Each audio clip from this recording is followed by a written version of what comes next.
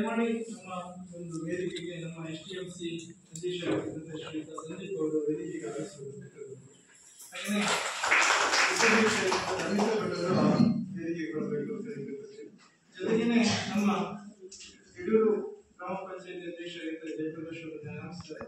ಹಾಗೆ ನಮ್ಮ ಸುಡುಗೋಡು ಗ್ರಾಮ ಪಂಚಾಯತ್ ಅಧ್ಯಕ್ಷರಾಗಿದ್ದ ಸುಧೀ ಶೇಷಾದ್ರಿ ಅವರು ವೇದಿಕೆಗೆ ಬರಬೇಕು ಅಂತ ಹೇಳಿದ್ದಾರೆ. ಹಿರಿಯ ನಾಗರಿಕರು ಅಂತ ನಮ್ಮ ಹಿರಿಯರು ಮಾರ್ಗದರ್ಶಕರಾಗಿರುವಂತಹ ಶ್ರೀಯುತ ಭಾಸ್ಕರ್ ಜಯಸ್ವಾಮಿ ವೇದಿಕೆಗೆ ಬರಬೇಕು.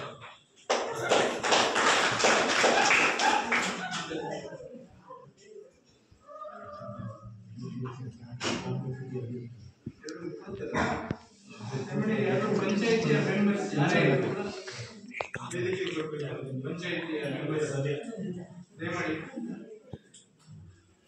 ಹಾಗೆಯೇ ನಮ್ಮ ಈ ಒಂದು ಕಾರ್ಯಕ್ರಮಕ್ಕೆ ಸಾಮಾಜಿಕ ಪರಿಶೋಧನೆ ತಾಲೂಕು ಕಾರ್ಯಕ್ರಮ ವ್ಯವಸ್ಥಾಪಕರಾಗಿರುವಂತಹ ಶ್ರೀಯುತ ನಾಗೇಶ್ ಅವರು ಆಗಮಿಸಿದ್ದಾರೆ. ಅವರು ಕೂಡ ವೇದಿಕೆಗೆ ಹಾಗೆಯೇ ನಮ್ಮ ಹಿರಿಯ ಶಿಕ್ಷಕರಾಗಿರ್ತಕ್ಕಂಥ ಹಾಗೆಯೇ ಪ್ರಭಾರಿ ಮುಖ್ಯೋಪಾಧ್ಯಾಯರಾಗಿರ್ತಕ್ಕಂಥ ಸರಿತಾ ಮೇಡಮ್ ಅವರು ವೇದಿಕೆಗೆ ಬರಬೇಕು ಅಂತ ಹೇಳ್ತಾರೆ.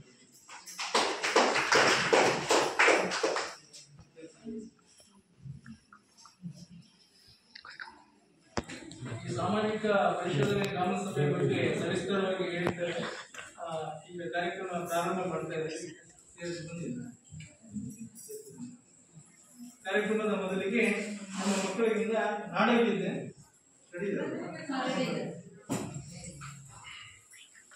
ಈ ಒಂದು ಕಾರ್ಯಕ್ರಮ ನಾಡಗೀತೆ ಹೇಳೋದ್ರ ಮೂಲಕ ಮಕ್ಕಳು ಪ್ರಾರಂಭ ಮಾಡ್ತಾರೆ. ಮಕ್ಕಳು ಕಳಿಸಿ.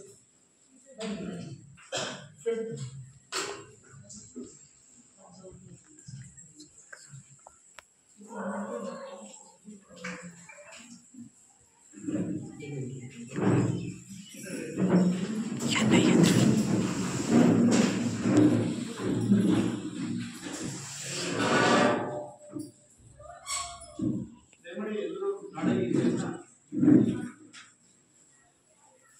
ಒಟ್ಟಾಗಿ ಹೇಳೋಣ.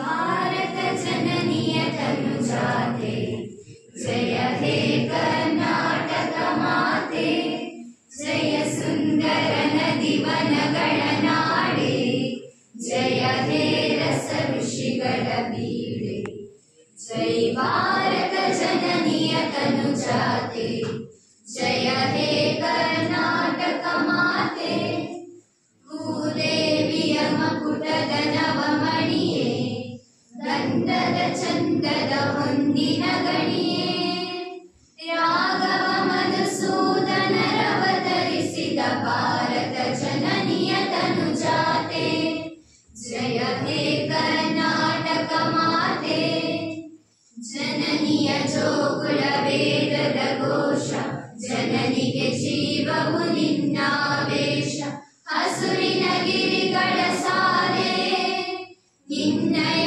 ಕೊರಳಿನ ಮಾಲೆ ಕಪಿಲ ಪತಂಜಲ ಗೌತಮ ಜಿನನುತ ಭಾರತ ಜನನಿಯ ತನುಜಾತೆ ಜಯ ಹೇ ಕರ್ನಾಟಕ ಮಾತೆ ಶಂಕರ ರಮಣುಜ ವಿದ್ಯಾರಣ್ಯ ಬಸವೇಶ್ವರ ಮಧ್ವರ ದಿವ್ಯಾರಣ್ಯ ರನ್ನ ಷಡಕ್ಷರಿ ಪೊನ್ನ ಪಂಪಲ ಕುಮಿಪತಿ ಜನ್ನ ಕುಮಾರ ವ್ಯಾಸರ ಮಂಗಳಧಾಮ ಕವಿ ಕೋಗಿಲೆಗಳ ಪುಣ್ಯಾರಾಮ ನಾನಕ ರಾಮಾನಂದ ಕಬೀರರ ಭಾರತ ಜನನಿಯ ತನುಜಾತೆ ಜಯ ಹೇ ಕರ್ನಾಟಕ ಮಾತೆ ತೈರಪ ಹೊಯ್ಸಳರಾಡಿದ ನಾಡೆ ಕಂಕಣ ಜಕಣರ ಮೆಚ್ಚಿನ ಬೀಡೆ ಕೃಷ್ಣ ಶರಾವತಿ ತುಂಗ ಕಾವೇರಿಯವರ ರಂಗ ಚೈತನ್ಯ ಪರಮಹಂಸ ವಿವೇಕರ ಭಾರತ ಜನನಿಯ ತನುಜಾತೆ ಜಯ ಹೇ ಕರ್ನಾಟಕ ಮಾತೆ ಸರ್ವ ಜನಾಂಗದ ಶಾಂತಿಯ ತೋಟ ರಸಿಕರ ಕಂಗಳ ಸೆಳೆಯುವ ನೋಟ ಇಂದು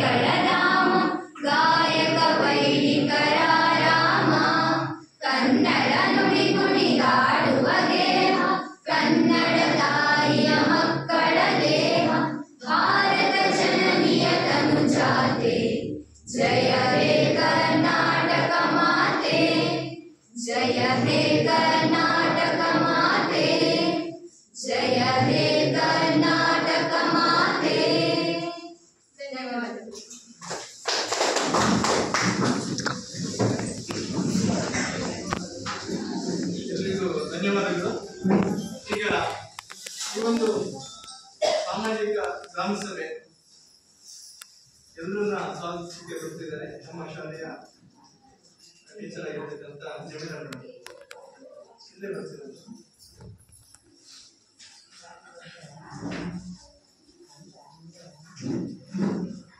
ಎಲ್ಲರಿಗೂ ನಮಸ್ಕಾರ. ಈ ದಿನ ನಮ್ಮ ಶಾಲೆಯಲ್ಲಿ ಸಾಮಾಜಿಕ ಪರಿಶೋಧನೆ ಗ್ರಾಮ ಸಭೆ ಅಜೆಂಡಾ ಕಾರ್ಯಕ್ರಮವನ್ನು ಹಮ್ಮಿಕೊಂಡಿದ್ದು, ಈ ಕಾರ್ಯಕ್ರಮದ ಅಧ್ಯಕ್ಷತೆಯನ್ನು ವಹಿಸಿರುವಂತಹ ನಮ್ಮ ಶಾಲಾ SDMC ಅಧ್ಯಕ್ಷರಾದ ಶ್ರೀಯುತ ಸಂದೀಪ್ ಸರ್ ಇವರಿಗೆ ನಮ್ಮ ನಿಮ್ಮೆಲ್ಲರ ಪರವಾಗಿ ಹೃತ್ಪೂರ್ವಕವಾದ ಸ್ವಾಗತವನ್ನು ಹಾಗೆಯೇ ಈ ಕಾರ್ಯಕ್ರಮಕ್ಕೆ ಆಗಮಿಸಿರುವಂತಹ ಸುಳುಗೋಡು ಪಂಚಾಯಿತಿ ಅಧ್ಯಕ್ಷರಾಗಿರುವ ಶ್ರೀಮತಿ ಶ್ರುತಿ ಶೇಷಾದ್ರಿಯವರು ಅವರು ಕೂಡ ಈ ಕಾರ್ಯಕ್ರಮಕ್ಕೆ ಆಗಮಿಸಿದ್ದಾರೆ. ಅವರಿಗೂ ಸಹ ನಮ್ಮ ನಿಮ್ಮೆಲ್ಲರ ಪರವಾಗಿ ಹೃದಯದ ಸ್ವಾಗತವನ್ನು ಬಯಸುತ್ತಾರೆ. ಹಾಗೆಯೇ ಈ ಕಾರ್ಯಕ್ರಮದ ರೂವಾರಿಯಾಗಿರುವಂತಹ ನಮ್ಮ ಶಾಲಾ ಹಿರಿಯ ಶಿಕ್ಷಕಿ ಸಂತಾ ಮೇಡಮ್ ಅವರು ಕೂಡ ಇದ್ದಾರೆ. ಅವರಿಗೂ ಕೂಡ ನಮ್ಮ ನಿಮ್ಮೆಲ್ಲರ ಪರವಾಗಿ ಹೃತ್ಪೂರ್ವಕವಾದ ಸ್ವಾಗತವನ್ನು ಬಯಸುತ್ತೇವೆ. ಹಾಗೆಯೇ ನಮ್ಮ ಕಾರ್ಯಕ್ರಮಕ್ಕೆ ಆಗಮಿಸಿರುವಂತಹ ದೇವೇಂದ್ರ ಗ್ರಾಮ ಸಂಪನ್ಮೂಲ ವ್ಯಕ್ತಿಗಳು, ಅವರಿಗೂ ಕೂಡ ಈ ಕಾರ್ಯಕ್ರಮಕ್ಕೆ ಹೃತ್ಪೂರ್ವಕವಾದ ಸ್ವಾಗತವನ್ನು ಬಯಸುತ್ತೇವೆ. ಹಾಗೆಯೇ ಶ್ರೀಯುತ ನಾಗೇಶ್ ಕೆವಿ, ಸಾಮಾಜಿಕ ಪರಿಶೋಧನೆ ತಾಲೂಕು ಕಾರ್ಯಕ್ರಮ ವ್ಯವಸ್ಥಾಪಕರು, ತಾಲೂಕು ಪಂಚಾಯಿತಿ, ಇವರು ಕೂಡ ಈ ಕಾರ್ಯಕ್ರಮಕ್ಕೆ ಆಗಮಿಸಿರುತ್ತಾರೆ. ಅವರಿಗೂ ಕೂಡ ನಮ್ಮ ನಿಮ್ಮೆಲ್ಲರ ಪರವಾಗಿ ಹೃತ್ಪೂರ್ವಕವಾದ ಸ್ವಾಗತವನ್ನು ಬಯಸುತ್ತೇವೆ. ಹಾಗೆ ನಮ್ಮ ಊರಿನ ಹಿರಿಯರು, ನಮ್ಮ ಮಾರ್ಗದರ್ಶಿಗಳು ಆಗಿರುವಂತಹ ಶ್ರೀಯುತ ಭಾಸ್ಕರ್ ಸರ್ ಅವರು ಆಗಮಿಸಿದ್ದಾರೆ. ಅವರಿಗೂ ಕೂಡ ನಮ್ಮ ನಿಮ್ಮೆಲ್ಲರ ಪರವಾಗಿ ಹೃತ್ಪೂರ್ವಕವಾದ ಸ್ವಾಗತವನ್ನು ಬಯಸುತ್ತೇವೆ. ಹಾಗೆ ನಮ್ಮ ಶಾಲಾ SDMCಯ ಉಪಾಧ್ಯಕ್ಷರಾಗಿರುವಂತಹ ಶ್ರೀಮತಿ ಅಮಿತಾ ಭಟ್ ಅವರು ಆಗಮಿಸಿರುತ್ತಾರೆ. ಅವರಿಗೂ ಕೂಡ ಎಲ್ಲರ ಪರವಾಗಿ ಹೃತ್ಪೂರ್ವಕವಾದ ಸ್ವಾಗತವನ್ನು. ಹಾಗೆಯೇ ನಮ್ಮ ಶಾಲಾ SDMCಯ ಪದನಿಮಿತ್ತ ಸದಸ್ಯರು ಕೂಡ ಆಗಮಿಸಿದ್ದಾರೆ. ಅವರೆಲ್ಲರಿಗೂ ಕೂಡ ಹೃತ್ಪೂರ್ವಕವಾದ ಸ್ವಾಗತವನ್ನು ಬಯಸುತ್ತೇನೆ. ಹಾಗೂ ಅಂಗನವಾಡಿ ಶಿಕ್ಷಕಿಯಾದಂತಹ ಶ್ರೀಮತಿ ಶಾರದಾ ಅವರು ಕೂಡ ಈ ಕಾರ್ಯಕ್ರಮಕ್ಕೆ ಆಗಮಿಸಿದ್ದಾರೆ. ಅವರಿಗೂ ಕೂಡ ಎಲ್ಲರ ಪರವಾಗಿ ಹೃತ್ಪೂರ್ವಕವಾದ ಸ್ವಾಗತವನ್ನು ಬಯಸುತ್ತೇನೆ. ಹಾಗೆಯೇ ನಮ್ಮ ಕೆಳಗೆ ಹೋಗ್ಬಿಟ್ಟು ಆಗಮಿಸಿರುವ ಎಲ್ಲಾ ಪೋಷಕ ವೃಂದದವರಿಗೂ ಹೃತ್ಪೂರ್ವಕವಾದ ಸ್ವಾಗತವನ್ನು ಬಯಸುತ್ತೇನೆ. ಹಾಗೆ ಈ ಕಾರ್ಯಕ್ರಮವನ್ನು ಸುಂದರವಾಗಿ ಅಳವಡಿಸಿರುವಂತಹ ನಮ್ಮ ಶಾಲಾ ಶಿಕ್ಷಕ ವೃಂದದವರಿದ್ದಾರೆ. ಅವರಿಗೂ ಕೂಡ ಎಲ್ಲರ ಪರವಾಗಿ ಹೃತ್ಪೂರ್ವಕವಾದ ಸ್ವಾಗತವನ್ನು ಬಯಸುತ್ತಾ ನನ್ನ ಸ್ವಾಗತ ಕಾರ್ಯಕ್ರಮವನ್ನು ಮುಗಿಸುತ್ತೇನೆ.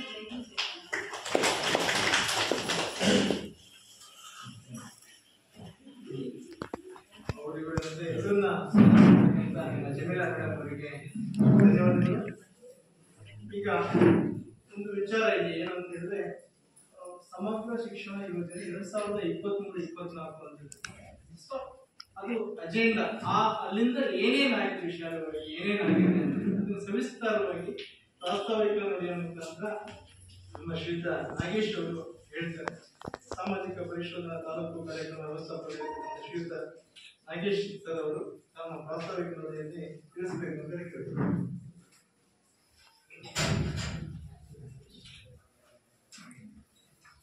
ಎಲ್ಲರಿಗೂ ನಮಸ್ಕಾರ. 2023-24 ಸಾಲಿನ ಸಮಗ್ರ ಶಿಕ್ಷಣ ಯೋಜನೆಗೆ ಸಂಬಂಧಪಟ್ಟಂತೆ ನಾವು ಸಾಮಾಜಿಕ ಪರಿಶೋಧನೆ ಗ್ರಾಮ ಸಭೆಯನ್ನು ಇಲ್ಲಿನ ನಡೆಸ್ತಾ ಇರ್ತಕ್ಕಂಥದ್ದು. ಈ ಒಂದು ಸಭೆಯ ಅಧ್ಯಕ್ಷತೆಯನ್ನು ವಹಿಸಿರ್ತಕ್ಕಂಥ ಈ ಊರಿನ ಹಿರಿಯರಾಗಿರ್ತಕ್ಕಂಥ ಭಾಸ್ಕರ್ ಇರ್ತಾರೆ, ಗ್ರಾಮ ಪಂಚಾಯತಿಯ ಅಧ್ಯಕ್ಷರೇ ಹಾಗೂ SDMCಯ ಅಧ್ಯಕ್ಷರೇ, ಶಾಲಾ ಕ್ಷೇತ್ರದ SDMC ಉಪಾಧ್ಯಕ್ಷರೇ ಹಾಗೂ ಎಲ್ಲ SDMCಯ ಸದಸ್ಯರೇ, ಎಲ್ಲ ಶಿಕ್ಷಕ ವೃಂದದವರೇ, ಎಲ್ಲ ಪೋಷಕರೇ, ಈ ಸಾಮಾಜಿಕ ಪರಿಶೋಧನೆ ಅಂತಕ್ಕಂಥದ್ದು ನಾವು ನೀವೆಲ್ಲರೂ ಕೂಡ ಗ್ರಾಮ ಪಂಚಾಯತಿಗಳಿಗೆ ಭೇಟಿ ನೀಡ್ತಾ ಇದ್ರೆ ಗೊತ್ತಿರುತ್ತೆ. ನಾವು 2010-11 ಕೂಡ ಈ ಮಹಾತ್ಮ ಗಾಂಧಿ ರಾಷ್ಟ್ರೀಯ ಉದ್ಯೋಗಾವಕಾಶ ಯೋಜನೆ, ಹಾಗೆ 15 ಹಣಕಾಸು ಯೋಜನೆ ಸಂಬಂಧಪಟ್ಟಂತೆ ಅಲ್ಲಿ ಸಾಮಾಜಿಕ ಪರಿಶೋಧನೆಯನ್ನು ನಡೆಸ್ತಾ ಇದ್ವಿ. ಆದರೆ ಈಗ ಕಳೆದ ಒಂದು 2-3 ವರ್ಷಗಳಿಂದ ಈ ಶಾಲೆಯಲ್ಲಿ ಆಗ್ತಕ್ಕಂಥ ಬಿಸಿಯೂಟದ ಕಾರ್ಯಕ್ರಮಗಳು ನಮಗೆ ಸಾಮಾಜಿಕ ಪರಿಶೋಧನೆ ಸರ್ಕಾರದ ಆದೇಶ ಇತ್ತು. ಹಾಗೆ ಕಳೆದ ಬಾರಿಯಿಂದ ನಮಗೆ ಈ ಸಮಗ್ರ ಯೋಜನೆಯನ್ನು ಕೂಡ ಸಾಮಾಜಿಕ ಪರಿಶೋಧನೆಗೆ ಒಳಪಡಿಸಬೇಕು. ಈ ರಾಜ್ಯದ ಎಲ್ಲ ಶಾಲೆಗಳು ಕೂಡ ಈ ಸಾಮಾಜಿಕ ಪರಿಶೋಧನೆ ನಡೆಸಬೇಕು. ವರದಿಯನ್ನು ಸಲ್ಲಿಸಬೇಕು ಸರ್ಕಾರದ ಆದೇಶ ಇದೆ. ಆ ನಿಟ್ಟಿನಲ್ಲಿ ಕಳೆದ ಬಾರಿ ನಾವು 20% ಶಾಲೆಗಳನ್ನ ಆಯ್ಕೆ ಮಾಡಿಕೊಂಡು ಸಮಗ್ರ ಪರಿಶೋಧನೆ ನಡೆಸಿಬಿಟ್ಟು ನಾವು ಈಗಾಗಲೇ ವರದಿಯನ್ನ ಕಳಿಸಿದ್ದೀವಿ. ಈ ಬಾರಿಗೆ ಕೂಡ 20% ಶಾಲೆಗಳನ್ನ ಈಗ ಆಯ್ಕೆ ಮಾಡ್ಕೊಂಡಿರ್ಬೇಕಾಗುತ್ತೆ. ಗ್ರಾಮ ಪಂಚಾಯಿತಿಯಲ್ಲಿ 2 ಶಾಲೆಗಳನ್ನ ಆಯ್ಕೆ ಮಾಡ್ಕೊಂಡಿದ್ದು ಈ ಒಂದು ಸಾಮಾಜಿಕ ಪರಿಶೋಧನೆಯನ್ನು ನಾವು ಈಗಾಗಲೇ ನಡೆಸ್ತಾ ಇರ್ತಕ್ಕಂಥದ್ದು. ಈ ಗ್ರಾಮ ಪಂಚಾಯಿತಿ ಸಂಬಂಧಪಟ್ಟಂತೆ ಈಗ 2ನೇ ಸ್ಕೂಲ್ ಅನ್ನು ಈಗ ಮಾಡ್ತಾ ಇರ್ತಕ್ಕಂಥದ್ದು. ಮೊದಲನೇದಾಗಿ ಕಳವಾಡಿ ಸ್ಕೂಲ್ ಅನ್ನ ಈ ಒಂದು ಸಾಮಾಜಿಕ ಪರಿಶೋಧನೆ ಕಳಿಸಿದ್ದೀವಿ.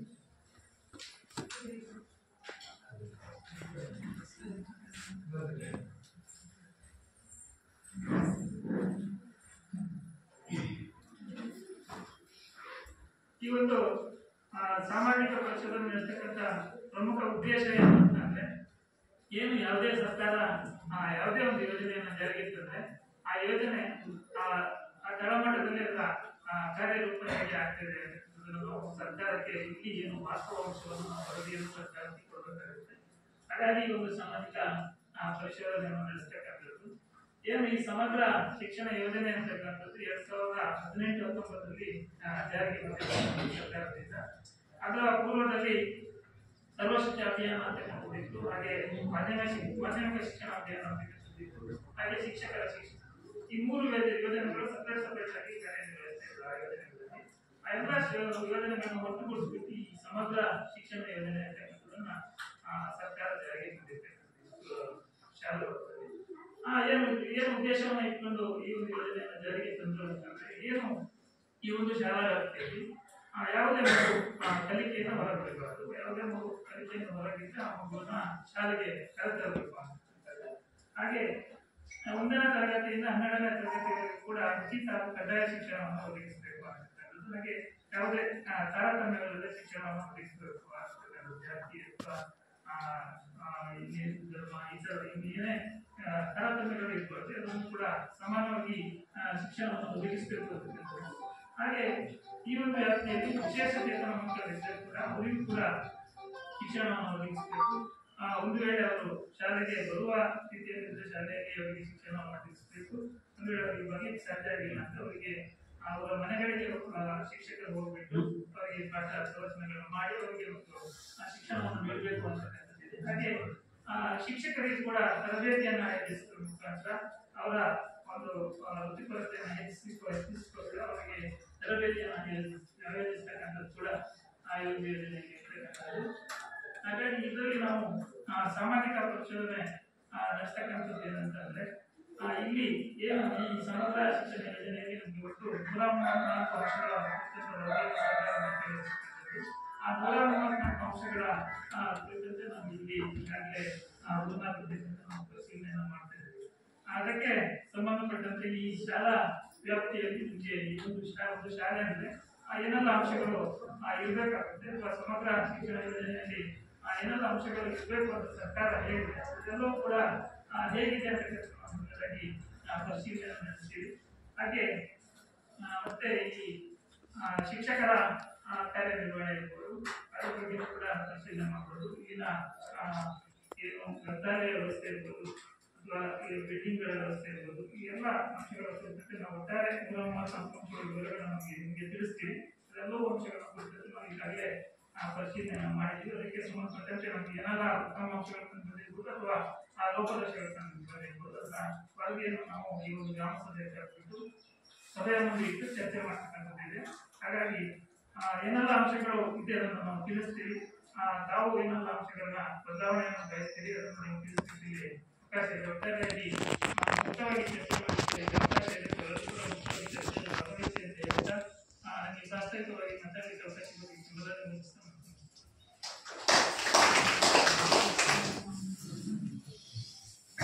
ಸಮಗ್ರ ಶಿಕ್ಷಣ ಯೋಜನೆ ಬಗ್ಗೆ ವಾಸ್ತವಿಕ ಮುಖಾಂತರ ಮಾಹಿತಿ ನೀಡತಕ್ಕಂಥ ಸದಸ್ಯರಿಗೆ ನಾಗೇಶ್ ಸರ್ ಅವರಿಗೆ ಧನ್ಯವಾದಗಳು.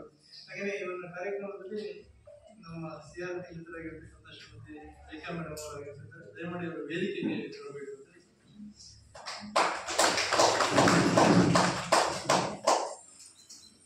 ಈಗ ಈ ಕಾರ್ಯಕ್ರಮ ಏನಿದೆ, ಏನೇನಾಗಿದೆ ಇದರ ಬಗ್ಗೆ ಒಂದು ವರದಿ ಮಂಡನೆ ಅಂತ ಇದೆ.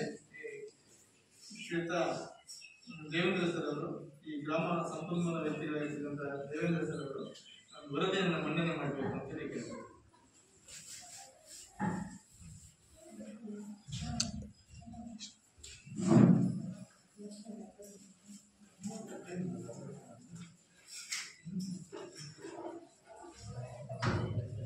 ಎಲ್ಲರಿಗೂ ನಮಸ್ಕಾರ. ಸಮಗ್ರ ಶಿಕ್ಷಣ ಯೋಜನೆ ಕರ್ನಾಟಕದ ಸರ್ಕಾರಿ ಶಾಲೆಗಳಲ್ಲಿ ಅನುಷ್ಠಾನದಲ್ಲಿರತಕ್ಕಂಥ ಶಿಕ್ಷಣ ಯೋಜನೆ. ಸಮಗ್ರ ಶಿಕ್ಷಣ ಅಂದರೆ ಏನು? ಸಮಗ್ರ ಶಿಕ್ಷಣ ಮಗುವಿಗೆ ತರಗತಿ ಕೊಠಡಿಗಳಲ್ಲಿ ಪಾಠ ಪ್ರವಚನಗಳೇ ಶಿಕ್ಷಣ ಅಲ್ಲ. ಪಾಠ ಪ್ರವಚನಗಳ ಜೊತೆಗೆ ಪಠ್ಯೇತರವಾಗಿರ್ತಕ್ಕಂಥ ಚಟುವಟಿಕೆಗಳು ಸಹ ಮಗುವಿನ ಕಲಿಕೆ ಇದೆ.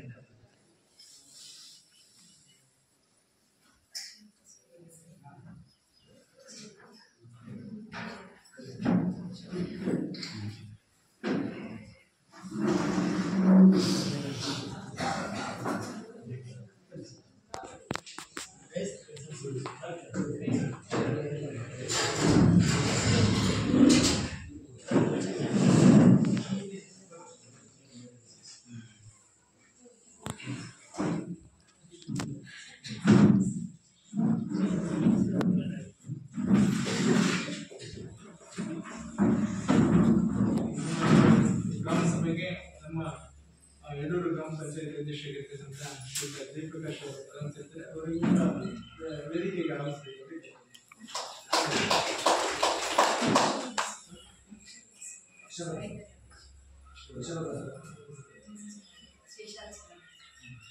ಹಾಗೆಯೇ ನಮ್ಮ ಅಕ್ಷರದಾಸ್ ಅವರ ಅಧಿಕಾರಿಗಳಿರ್ತಕ್ಕಂಥ ಶಶಾಚಾರ್ಯ ನಾಯ್ಕ ಅವರು ನಮ್ಮ ಕಾರ್ಯಕ್ರಮಕ್ಕೆ ಆಗಮಿಸಿದ್ದಾರೆ. ದಯಮಾಡಿ ವೇದಿಕೆಗೆ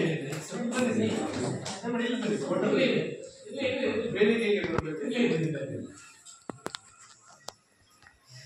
ವರದಿ ಮಂಡನೆ ಮುಂದುವರಿಯುತ್ತೆ. ವರದಿಯ ಮಂಡನೆ ಮುಂದುವರಿಸಬೇಕು.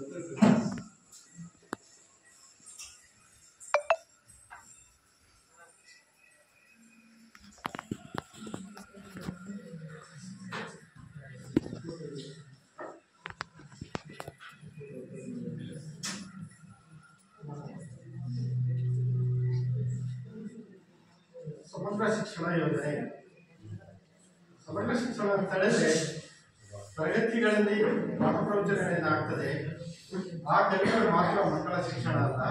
ಪಠ್ಯೇತರವಾಗಿರ್ತಕ್ಕಂಥ ಕಲಿಕೆಯೂ ಸಹ ಮಗುವಿನ ಶಿಕ್ಷಣ. ಸಮಗ್ರ ಶಿಕ್ಷಣ ದೊರೆಯಬೇಕು ಅಂತಕ್ಕಂಥದ್ದು ಸರ್ಕಾರದ ಮತ್ತು ಶಿಕ್ಷಣ ಇಲಾಖೆಯ ಒಂದು ಪ್ರಮುಖವಾಗಿರ್ತಕ್ಕಂಥ ಉದ್ದೇಶ. ಸಮಗ್ರ ಶಿಕ್ಷಣ ಪಠ್ಯೇತರವಾಗಿರ್ತಕ್ಕಂಥದ್ದು ಕ್ರೀಡಾ ಚಟುವಟಿಕೆಗಳಿರ್ಬೋದು, ಪ್ರತಿಭೆಗೆ ಸಂಬಂಧಪಟ್ಟಿರ್ತಕ್ಕಂಥ ಚಟುವಟಿಕೆಗಳಿರ್ಬೋದು, ಕೃಷಿ ಕೌಶಲ್ಯಕ್ಕೆ ಸಂಬಂಧಪಟ್ಟಿರ್ತಕ್ಕಂಥ ಚಟುವಟಿಕೆಗಳಿರ್ಬೋದು, ವಿಜ್ಞಾನ ಮತ್ತು ತಂತ್ರಜ್ಞಾನಕ್ಕೆ ಕಲಿಕೆಯಿಂದ ವೈಜ್ಞಾನಿಕ ಮನೋಭಾವನೆಯನ್ನು ಬೆಳೆಸ್ತಕ್ಕಂಥ ಕಲಿಕೆಗಳಿರ್ಬೋದು. ಆಮೇಲೆ ಇತ್ತೀಚಿನ ಡಿಜಿಟಲ್ ಮಾಧ್ಯಮಗಳ ಮೂಲಕ ಅನೇಕ ವೈಜ್ಞಾನಿಕವಾಗಿರ್ತಕ್ಕಂಥ ವಿಜ್ಞಾನ ಮತ್ತು ತಂತ್ರಾಂಶಗಳನ್ನು ಹೊಂದಿರತಕ್ಕಂಥ ಕಲಿಕೆಗಳಾಗಿವೆ. ಒಟ್ಟಾರೆಯಾಗಿ ಉತ್ತಮ ಗುಣಮಟ್ಟದ ಶಿಕ್ಷಣವನ್ನು ಮಗುವಿಗೆ ನೀಡಬೇಕು ಅಂತಕ್ಕಂಥ. ಹಾಗಾಗಿ ಈ ಸಮಗ್ರ ಶಿಕ್ಷಣ ಯೋಜನೆಯನ್ನು 2018ರಲ್ಲಿ ಈಚೆಗೆ ಕೇಂದ್ರ ಸರ್ಕಾರ ಎಲ್ಲ ಸರ್ಕಾರಿ ಶಾಲೆಗಳಲ್ಲಿ ಜಾರಿಗೆ ತಂದು ಅದರ ಪ್ರಕಾರ ಈ ಸಮಗ್ರ ಶಿಕ್ಷಣ ಯೋಜನೆ ಜಾರಿಗೆ ತಂದು ಎಲ್ಲ 2018ರಿಂದ ಜಾರಿಗೆ ಬಂದಿರತಕ್ಕಂಥ ಆ ಯೋಜನೆಯ ಪ್ರಕಾರ ಆ ಯೋಜನೆಯ ಮಾರ್ಗಸೂಚಿಯನ್ನು ಹೇಳ್ತದೆ. ಅದರ ಪ್ರಕಾರವೇ ಶಾಲೆಗಳು ಮಕ್ಕಳಿಗೆ ಗುಣಮಟ್ಟದ ಶಿಕ್ಷಣವನ್ನು ನೀಡಬೇಕಾಗ್ತದೆ. ಆ ಯೋಜನೆ 2018ರಲ್ಲಿ ಜಾರಿಗೆ ಬಂತು. ಆ ನಂತರ ಶಾಲಾ ಹಂತದಲ್ಲಿ ಅನುಷ್ಠಾನಗೊಂಡಿದೆ. ಅನುಷ್ಠಾನಗೊಂಡಿರ್ತಕ್ಕಂಥ ಯೋಜನೆ ಯಾವ ರೀತಿ ಕಾರ್ಯಗತ ಆಗಿದೆ ಅಂತಕ್ಕಂಥದ್ದು ಸರ್ಕಾರಕ್ಕೆ ಮತ್ತು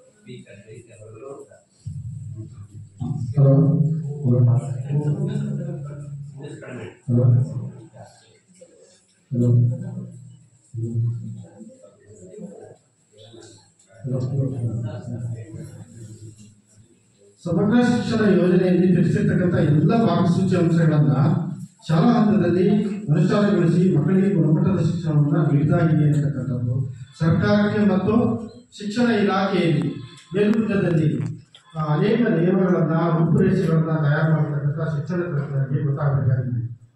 2018ರಿಂದ ಯೋಜನೆ ಜಾರಿಗೆ ಬಂದಾಗಿನಿಂದ. ಹಾಗಾಗಿ ಈಗ ಸರ್ಕಾರ ಆಗಲಿ ಮೇಲ್ಮಟ್ಟದಲ್ಲಿರ್ತಕ್ಕಂಥ ಶಿಕ್ಷಣ ತಜ್ಞರಾಗಲಿ ಬಂದು ಎಲ್ಲ ಶಾಲೆಗಳನ್ನು ಇಲ್ಲಿ ಪರಿಶೋಧನೆ ಮಾಡಿ ಹೇಗಾಗಿದೆ ಹೇಗೆ ಅನುಷ್ಠಾನ ಬಂದಿದೆ ಅಂತ ನೋಡಲಿಕ್ಕೆ ಆಗೋದಿಲ್ಲ. ಅದಕ್ಕಾಗಿ ಸರ್ಕಾರ ಹೋದ ವರ್ಷದಿಂದ ಈ ಸಾಮಾಜಿಕ ಪರಿಶೋಧನೆ ಅಂತಕ್ಕಂಥದ್ದು ಪ್ರಕ್ರಿಯೆಯನ್ನು ಜಾರಿಗೆ ತಂದು ಅದರ ಮೂಲಕ ಈ ಯೋಜನೆಯ ಅನುಷ್ಠಾನದಲ್ಲಿ ಏನೇನು ಅಂಶಗಳು ಕಾರ್ಯಚಟುವಟಿಕೆಗಳು ಅನುಷ್ಠಾನ ಆಗಿದೆ ಅಂತಕ್ಕಂಥದ್ದನ್ನು ಅಲ್ಲಿ ಹೋಗಿ ಖುದ್ದಾಗಿ ಪರಿಶೀಲನೆ ನಡೆಸಿ ಅದರ ಎಲ್ಲ ಅಂಶಗಳನ್ನು ತರಿಸಿಕೊಂಡು ಮುಂದೆ ಮಕ್ಕಳಿಗೆ ಗುಣಮಟ್ಟದ ಶಿಕ್ಷಣವನ್ನು ಕೊಡಲಿಕ್ಕೆ ಇನ್ನೇನು ಮಾರ್ಪಾಡುಗಳನ್ನು ಬದಲಾವಣೆಗಳನ್ನು ಮಾಡಬೇಕು ಅಂತಕ್ಕಂಥದ್ದನ್ನು ಸರ್ಕಾರ ಗೊತ್ತು ಮಾಡಲಿಕ್ಕೆ ಈ ಯೋಜನೆ ಈ ಒಂದು ಸಾಮಾಜಿಕ ಪರಿಶೋಧನೆ ಪರಿಕಲ್ಪನೆಯನ್ನು ಜಾರಿಗೆ ತಂದಿದೆ.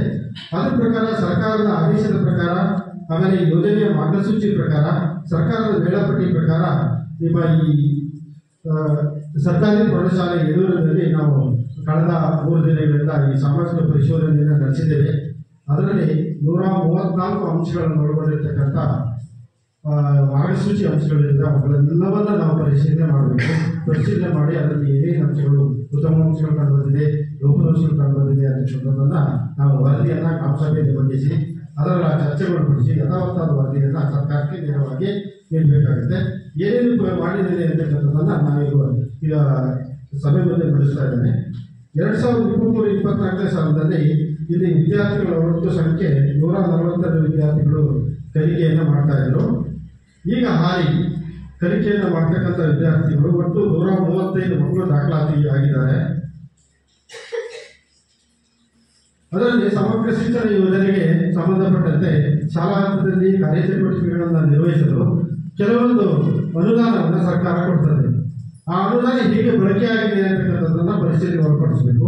ಎಷ್ಟು ಹಣ ಇಲ್ಲಿ ಅನುದಾನ ಕೊಟ್ಟಿದೆ ಅಂತಕ್ಕಂಥದ್ದು 2023-24ನೇ ಸಾಲಿನಲ್ಲಿ ಒಟ್ಟು ಶಾಲಾ ಅನುದಾನ 51,000 ರೂಪಾಯಿ ಬಂದಿದೆ. ಆಮೇಲೆ ಕುಡಿಯುವ ನೀರು ಮತ್ತು ಸ್ವಚ್ಛತೆಗೆ 30,281 ರೂಪಾಯಿ ಬಂದಿದೆ. ಸು ಮತ್ತು ಸಾಕ್ಷರ ಅನುದಾನ 43,565 ರೂಪಾಯಿ ಬಂದಿದೆ. ಆಮೇಲೆ ವಿಶೇಷಚೇತನ ಮಕ್ಕಳಿಗೆ ಬಿಡುಗಡೆಯಾದ ಅನುದಾನ 1,800 ರೂಪಾಯಿ ಬಂದಿದೆ. ಸಾರಿಗೆ ಭತ್ಯೆ 15,000 ರೂಪಾಯಿ ಬಂದಿದೆ ಮಕ್ಕಳಿಗೆ ನೀಡತಕ್ಕಂಥದ್ದು. ಒಟ್ಟು ಆ ಒಂದು ವರ್ಷದಲ್ಲಿ 1,44,636 ರೂಪಾಯಿ ಶಾಲಾ ಅನುದಾನ ಬಂದಿದೆ. ಇಲ್ಲಿ ಅದು ಹೇಗೆ ಬಳಕೆ ಮಾಡಿಕೊಂಡಿದ್ದಾರೆ, ಖರ್ಚು ವೆಚ್ಚ ನಿರ್ವಹಣೆ ಆಗಿದೆ, ದಾಖಲಾತಿಗಳ ನಿರ್ವಹಣೆ ಆಗಬೇಕು, ಅದನ್ನು ಪರಿಶೀಲನೆ ನಡೆಸಿದ್ದೇವೆ. ಶಾಲಾ ಅನುದಾನದ ವೆಚ್ಚ 51,000 ರೂಪಾಯಿ ಖರ್ಚಾಗಿದೆ. ಕುಡಿಯುವ ನೀರು ಮತ್ತು ಸ್ವಚ್ಛತೆಗೆ 30,281 ರೂಪಾಯಿ ಖರ್ಚಾಗಿದೆ. ಕ್ರೀಡಾ ಸಾಮಗ್ರಿ ಆಮೇಲೆ ಸು ಮತ್ತು ಸಾಕು ಸಂಬಂಧಪಟ್ಟಂತ 43,565 ರೂಪಾಯಿ ಖರ್ಚಾಗಿದೆ. ಆಮೇಲೆ ವಿಶೇಷಚೇತನ ಮಕ್ಕಳ ಅನುದಾನ 1,500 ರೂಪಾಯಿ ಖರ್ಚಾಗಿದೆ. ಸಾರಿಗೆ ವೆಚ್ಚ 15,000 ರೂಪಾಯಿ ಖರ್ಚಾಗಿದೆ. ಒಟ್ಟು 1,44,636 ರೂಪಾಯಿ ಖರ್ಚಾಗಿದೆ. ಯಾವುದೇ ಬಾಕಿ ಹಣ ಉಳಿದಿಲ್ಲ ಆ ಒಂದು ಆರ್ಥಿಕ ವರ್ಷದಲ್ಲಿ. ಅದ್ರ ಬಗ್ಗೆ ಈ ಅನುದಾನ ಖರ್ಚಾಗಿರೋದ್ರ ಬಗ್ಗೆ ಎಲ್ಲ ದಾಖಲಾತಿಗಳನ್ನ ಅಲ್ಲಿ ಖರ್ಚು ಮಾಡಿರ್ತಕ್ಕಂಥದ್ದು, ಖರೀದಿ ಮಾಡಿರ್ತಕ್ಕಂಥದ್ದು ಎಲ್ಲದನ್ನ ಅಲ್ಲಿ ನಿರ್ವಹಣೆ ಮಾಡಿದ್ದಾರೆ. ಅದನ್ನೆಲ್ಲ ಪರಿಶೀಲನೆ ಮಾಡಿದ್ದೇವೆ. ಹಾಗೆ ಯೋಜನೆ ಮಾರ್ಗಸೂಚಿ ಪ್ರಕಾರ ಯಾವ್ಯಾವ ಅಂಶಗಳನ್ನು ಪರಿಶೀಲನೆ ಒಳಪಡಿಸಬೇಕು ಅಂತ ಹೇಳಿದ್ರೆ, ಮಕ್ಕಳು ಪಠ್ಯಪುಸ್ತಕಗಳನ್ನು ಪಡೆದಿದ್ದಾರೆಯೇ? ಯಾಕೆಂದ್ರೆ ಸರ್ಕಾರ ಉಚಿತವಾಗಿ ಪಠ್ಯಪುಸ್ತಕವನ್ನು ಕೊಡ್ತದೆ ಸರ್ಕಾರಿ ಶಾಲೆ ಮಕ್ಕಳಿಗೆ. ಅದು ಸರಿಯಾದ ಸಮಯಕ್ಕೆ ಮಕ್ಕಳಿಗೆ ತಲುಪಿದೆಯೇ? ಎಲ್ಲ ಮಕ್ಕಳಿಗೂ ತಾರತಮ್ಯವಿಲ್ಲದೆ ಪಠ್ಯಪುಸ್ತಕ ತಲುಪಿದೆಯೇ ಅಂತಕ್ಕಂಥದ್ದನ್ನ ಪರಿಶೀಲನೆ ಮಾಡಬೇಕು. ಅದರ ದಾಖಲಾತಿ ನಿರ್ವಹಣೆ ಮಾಡಬೇಕಾಗ್ತದೆ. ಶಾಲೆ 2023-24ರಲ್ಲಿ ಎಲ್ಲ ಮಕ್ಕಳಿಗೆ ತಲುಪಿದೆ. 24-25 ತಲುಪಿದೆ. 25-26ರಲ್ಲಿ ಹಾಲಿ ಈಗ ಕೆಲವು ಮಕ್ಕಳಿಗೆ ಕೆಲವು ಪುಸ್ತಕಗಳು ದೊರೆತಿಲ್ಲ. ಏಕೆಂದರೆ ಶಿಕ್ಷಣ ಇಲಾಖೆ ನಿಯಮ ಮತ್ತು ಸರ್ಕಾರದ ನಿಯಮದ ಪ್ರಕಾರ ಶಾಲೆ ಪ್ರಾರಂಭ ಆಗಬೇಕಾದ್ರೆ ಮೊದಲೇ ಎಲ್ಲ ಪುಸ್ತಕಗಳು ಶಾಲೆಗೆ ತಲುಪಬೇಕು, ಮಕ್ಕಳಿಗೆ ತಲುಪಬೇಕು ಅಂತಕ್ಕಂಥದ್ದು ಒಂದು ನಿಯಮ ಅದು. ಅದರ ಪ್ರಕಾರ ಮಕ್ಕಳಿಗೆ ತಲುಪಬೇಕಾಗುತ್ತೆ. ಇಲ್ಲಿ ಒಂದು ಮಗುವಿಗೆ ಪುಸ್ತಕ ದೊರೆತು ಇನ್ನೊಂದು ಮಗುವಿಗೆ ಕೊಟ್ಟಿಲ್ಲ ಅಂತಂದ್ರೆ ಒಂದು ತಾರತಮ್ಯ ಆಗ್ತದೆ. ಯಾವುದೇ ಮಗು ಸಿಕ್ಕಿಲ್ಲ ಅಂತಂದ್ರೆ ಕಲಿಕೆಯಲ್ಲಿ ಹಿಂದೆ ಬಿಡ್ತದೆ ಆ ಮಗು. ಹಾಗಾಗಿ ಯಾವುದೇ ತಾರತಮ್ಯದ ಶಿಕ್ಷಣ ಬರೀಬೇಕು ಅಂತಕ್ಕಂಥದ್ದು ಯೋಜನೆಯ ಉದ್ದೇಶ. ಮಕ್ಕಳು ಸರ್ವೋತ್ತರವನ್ನು ಪಡೆದಿದ್ದಾರೆ. ಮಕ್ಕಳು 23-24 24-25ರಲ್ಲಿ ಸಮವಸ್ತ್ರವನ್ನು ಪಡೆದಿದ್ದಾರೆ. ಅದರ ಬಗ್ಗೆ ದಾಖಲಾತಿ ನಿರ್ವಹಣೆ ಆಗಿದೆ. ಮಕ್ಕಳು ವಿದ್ಯಾರ್ಥಿ ವೇತನವನ್ನು ಪಡೆದಿದ್ದಾರೆ. ಸರ್ಕಾರದಿಂದ ವಿದ್ಯಾರ್ಥಿ ವೇತನ ಕೊಡ್ತಕ್ಕಂಥ ಒಂದು ವ್ಯವಸ್ಥೆ ಇದೆ. ಈ ಶಾಲೆಗೆ 2023ರಲ್ಲಿ ಇತ್ತೀಚೆಗೆ ಯಾವುದೇ ಮಕ್ಕಳಿಗೆ ವಿದ್ಯಾರ್ಥಿ ವೇತನ ಬಂದಿಲ್ಲ ಅಂತಕ್ಕಂಥದ್ದು ಶಿಕ್ಷಕರು ಹೇಳಿದರು. ನಿಯಮಾನುಸಾರ ಅರ್ಹ ವಿದ್ಯಾರ್ಥಿಗಳಿಗೆ ಸಾರಿಗೆ ವ್ಯವಸ್ಥೆಯನ್ನು ನೀಡಲಾಗಿದೆ. ಈ ಯೋಜನೆ ಪ್ರಕಾರ ಒಂದು ಸರ್ಕಾರದ ಯೋಜನೆ ಇದೆ. ಬಹಳ ದೂರದಿಂದ, ಅದು ಪ್ರೌಢಶಾಲೆಗೆ 5 ಕಿಲೋಮೀಟರ್ ದೂರದಿಂದ ಕಚ್ಚಾದಾರಿಯಲ್ಲಿ ಹೊಳೆಹಳ್ಳಗಳನ್ನು ದಾಟಿ ಬರ್ತಕ್ಕಂಥ ಮಕ್ಕಳಿಗೆ ಸಾರಿಗೆ ವೆಚ್ಚ ವರ್ಷಕ್ಕೆ 6,000 ರೂಪಾಯಿ ಕೊಡ್ತಕ್ಕಂಥ ಒಂದು ಯೋಜನೆ ಇದೆ. ಅದರ ಪ್ರಕಾರ 23-24ರಲ್ಲಿ 3 ಮಕ್ಕಳಿಗೆ ಬಂದಿದೆ. ಆನಂತರ ಯಾವುದೇ ಮಗುವಿಗೆ ಬಂದಿಲ್ಲ. ಸಾಕಷ್ಟು ಶಿಕ್ಷಕರು ಕಿರಿಯ ಪ್ರಾಥಮಿಕ ಶಾಲೆಯಲ್ಲಿ ಇದ್ದಾರೆ.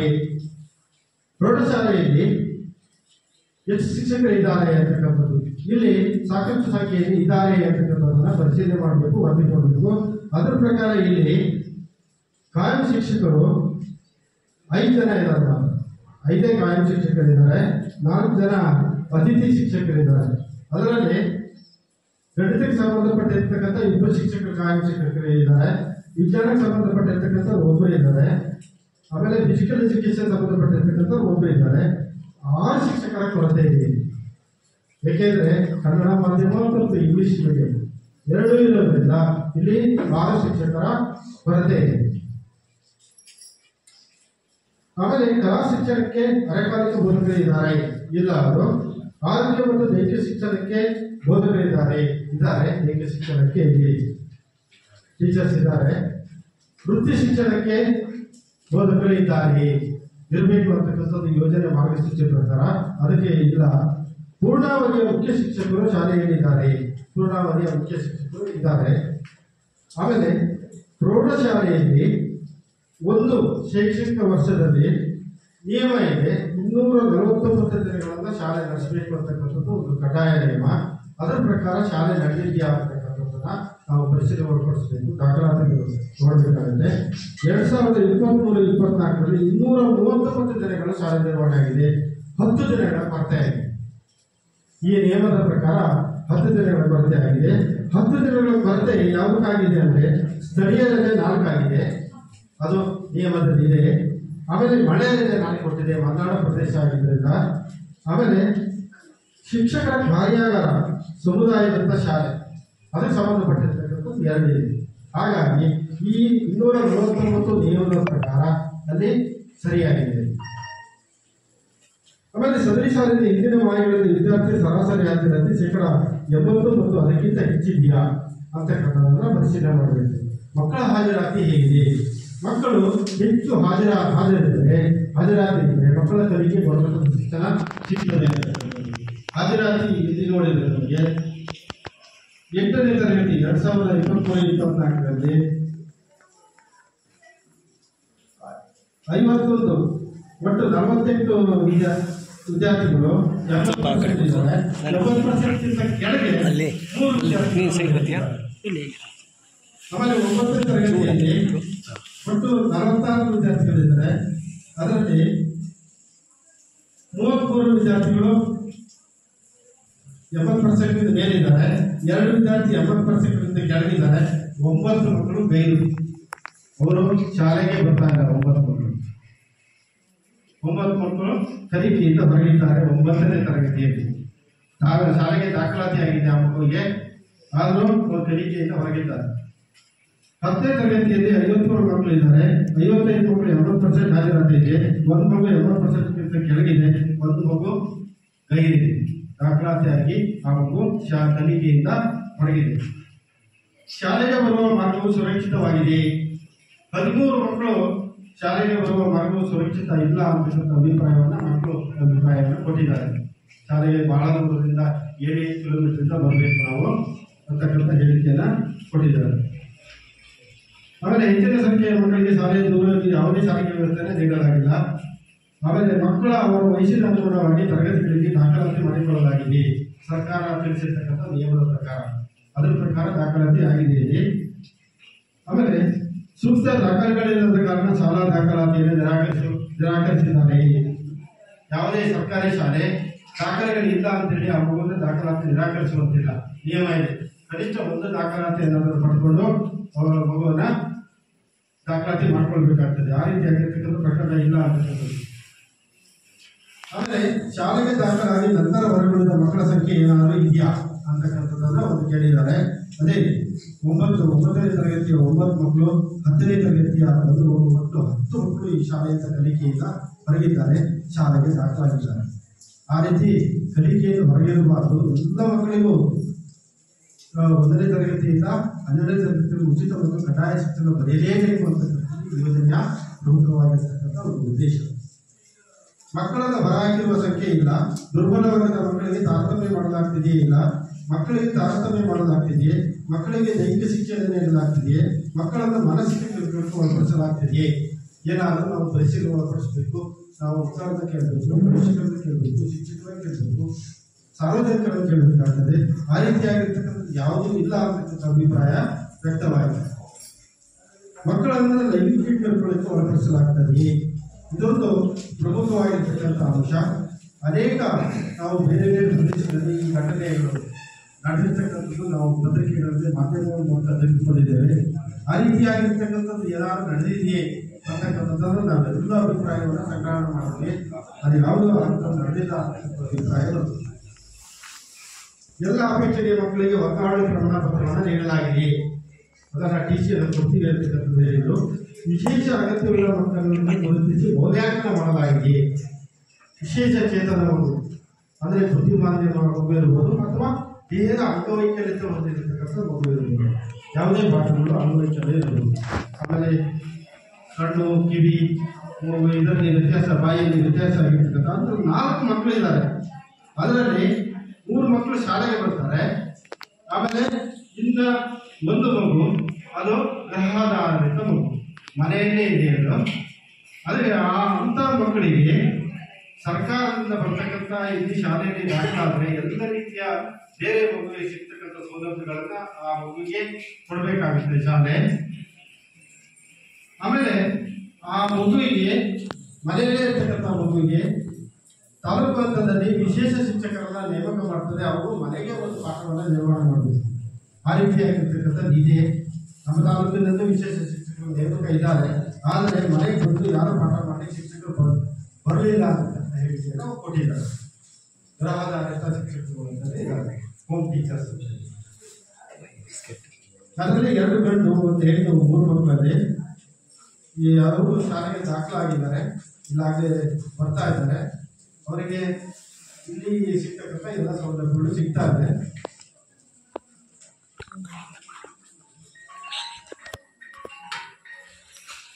ಆಮೇಲೆ ಎಲ್ಲ ಹವಾಮಾನದಿಂದ ಸುರಕ್ಷಿತವಾದ ಶಾಲಾ ಕಟ್ಟಡ ಇದೆಯೇ. ಆಮೇಲೆ ಮಕ್ಕಳಿಗೆ ಒಂದು ಗುಣಮಟ್ಟದ ಶಿಕ್ಷಣ ಸಿಗಬೇಕಾದ್ರೆ ಶಾಲಾ ಕಟ್ಟಡ ಉತ್ತಮವಾಗಿರಬೇಕು ಅಂತಕ್ಕಂಥದ್ದು. ಗುಣಮಟ್ಟದ ಶಾಲಾ ಕಟ್ಟಡ ಇರಬೇಕು, ಉತ್ತಮವಾಗಿರ್ತಕ್ಕಂಥ ತರಗತಿ ಕೊಠಡಿಗಳಿರಬೇಕು. ಅದೇ ರೀತಿ ತರಗತಿ ಕೊಠಡಿಗಳಲ್ಲಿ ಪಾಠೋಪಕರಣಗಳು, ಪೀಠೋಪಕರಣಗಳಿರಬೇಕು. ಅವುಗಳೆಲ್ಲ ಸುಸಜ್ಜಿತವಾಗಿ ಉತ್ತಮವಾಗಿದ್ದರೆ ಒಂದು ಗುಣಮಟ್ಟದ ಶಿಕ್ಷಣವನ್ನು ಕೊಡಲಿಕ್ಕೆ ಸಾಧ್ಯತೆ ಇದೆ ಅಂತಕ್ಕಂಥದ್ದು ಯೋಜನೆಯ ಪ್ರಮುಖ ಉದ್ದೇಶ. ಅದರ ಪ್ರಕಾರ ನಾವಿಲ್ಲಿ ನೋಡಿದಾಗ ಒಟ್ಟು 6 ಕೊಠಡಿಗಳಿದೆ, ತರಗತಿ ಕೊಠಡಿಗಳು.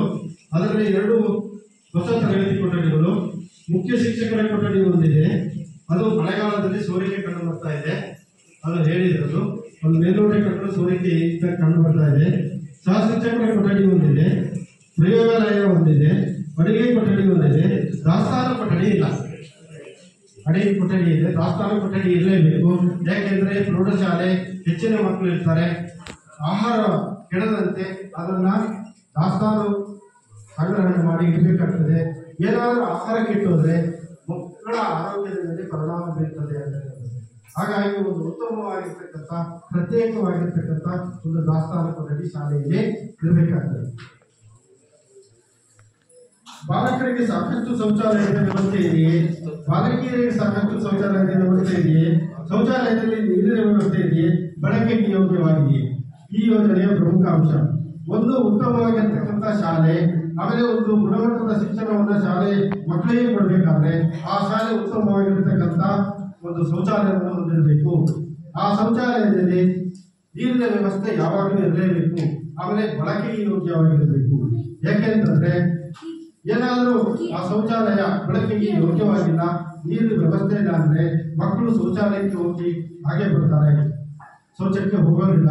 ತರಗತಿ ಕೊಠಡಿಗೆ ಬಂದಾಗ ಅವ್ರು ಏನಾಗ್ತಾರೆ, ಮಾನಸಿಕವಾಗಿ ಶೌಚವನ್ನು ಕಟ್ಕೊಂಡು ಕಲಿಕೆಯಲ್ಲಿ ಪಾಲ್ಗೊಳ್ಳೋದಿಲ್ಲ, ಅವರು ಕಲಿಕೆಯಲ್ಲಿ ಹಿಂದೆ ಬೀಳ್ತಾರೆ.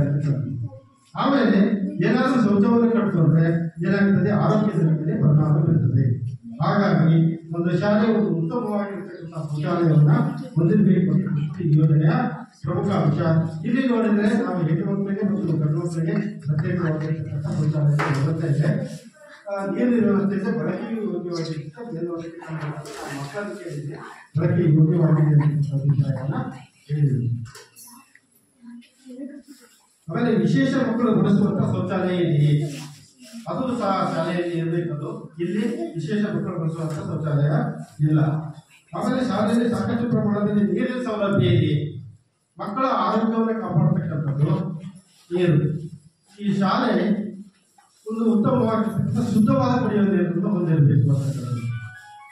ಯಾವುದಾದ್ರು ನೀರಿನ ಮೂಲ ಇದ್ದರೆ ಅದನ್ನ ಶುದ್ಧೀಕರಣ ಘಟಕದ ಮೂಲಕ ಶುದ್ಧೀಕರಿಸಿ ಮಕ್ಕಳಿಗೆ ಕೊಡಬೇಕು. ಇಲ್ಲದ್ರೆ ಕೃತಕವಾಗಿರ್ತಕ್ಕಂಥ ಉಪಕರಣಗಳನ್ನು ಉಪಯೋಗಿಸಿಕೊಂಡು ಶುದ್ಧೀಕರಿಸಿ ಮಕ್ಕಳಿಗೆ ನೀಡಬೇಕಾಗ್ತದೆ. ಆ ರೀತಿಯಾಗಿರ್ತಕ್ಕಂಥದ್ದು ಮಾಡ್ತೀವಿ ಅಂತಕ್ಕಂಥದ್ದು ಹೇಳಿದ್ರು. ಇಲ್ಲಿ ಶುದ್ಧೀಕರಿಸ್ತಕ್ಕಂಥ ಉಪಕರಣಗಳು, ಕೃತಕವಾಗಿರ್ತಕ್ಕಂಥ ಉಪಕರಣಗಳ ಮೂಲಕ ನೀರನ್ನು ನೀಡ್ತಾ ಇದ್ದಾರೆ. ಕುಡಿಯುವ ನೀರಿನ ಗುಣಮಟ್ಟ ಉತ್ತಮವಾಗಿದೆ. ಪ್ರತಿ 6 ತಿಂಗಳಿಗೆ ಸಂಬಂಧಪಟ್ಟಿರ್ತಕ್ಕಂಥ ತಾಲೂಕು ಹಂತದಲ್ಲಿ ಒಂದು ಇಲಾಖೆ ಇದೆ, ಅಲ್ಲಿ ಆ ನೀರನ್ನ ಟೆಸ್ಟ್ ಮಾಡಿ ಅದರ ದೃಢೀಕರಣವನ್ನು ಶಾಲೆಯಲ್ಲಿ ನೀಡಬೇಕಾಗುತ್ತೆ. ಶಾಲೆಗೆ ವಿದ್ಯುತ್ ಸಂಪರ್ಕವಿದೆಯೇ, ಇದು ಪ್ರಮುಖವಾಗಿರ್ತಕ್ಕಂಥದ್ದು. ಶಾಲೆ ಕೃತಕವಾಗಿರ್ತಕ್ಕಂಥ ಸ್ವಾಭಾವಿಕವಾಗಿರ್ತಕ್ಕಂಥ ಬೆಳಕಿನ ಜೊತೆಗೆ ಕೃತಕವಾಗಿರ್ತಕ್ಕಂಥ ಬೆಳಕು ಸಹ ತರಗತಿ ಕೊಠಡಿಗಳಲ್ಲಿ ಇರಬೇಕು. ಯಾಕೆಂದ್ರೆ ಮಕ್ಕಳಿಗೆ ಗುಣಮಟ್ಟದ ಕಲಿಕೆ ಆಗಬೇಕಾದ್ರೆ ಇರಬೇಕಾಗ್ತದೆ. ಅದಲ್ಲದೆ ವಿಜ್ಞಾನದ ಪ್ರಯೋಗಾಲಯದಲ್ಲಿ ಈ ವಿದ್ಯುತ್ತಿನ ಅವಶ್ಯಕತೆ ಇದೆ.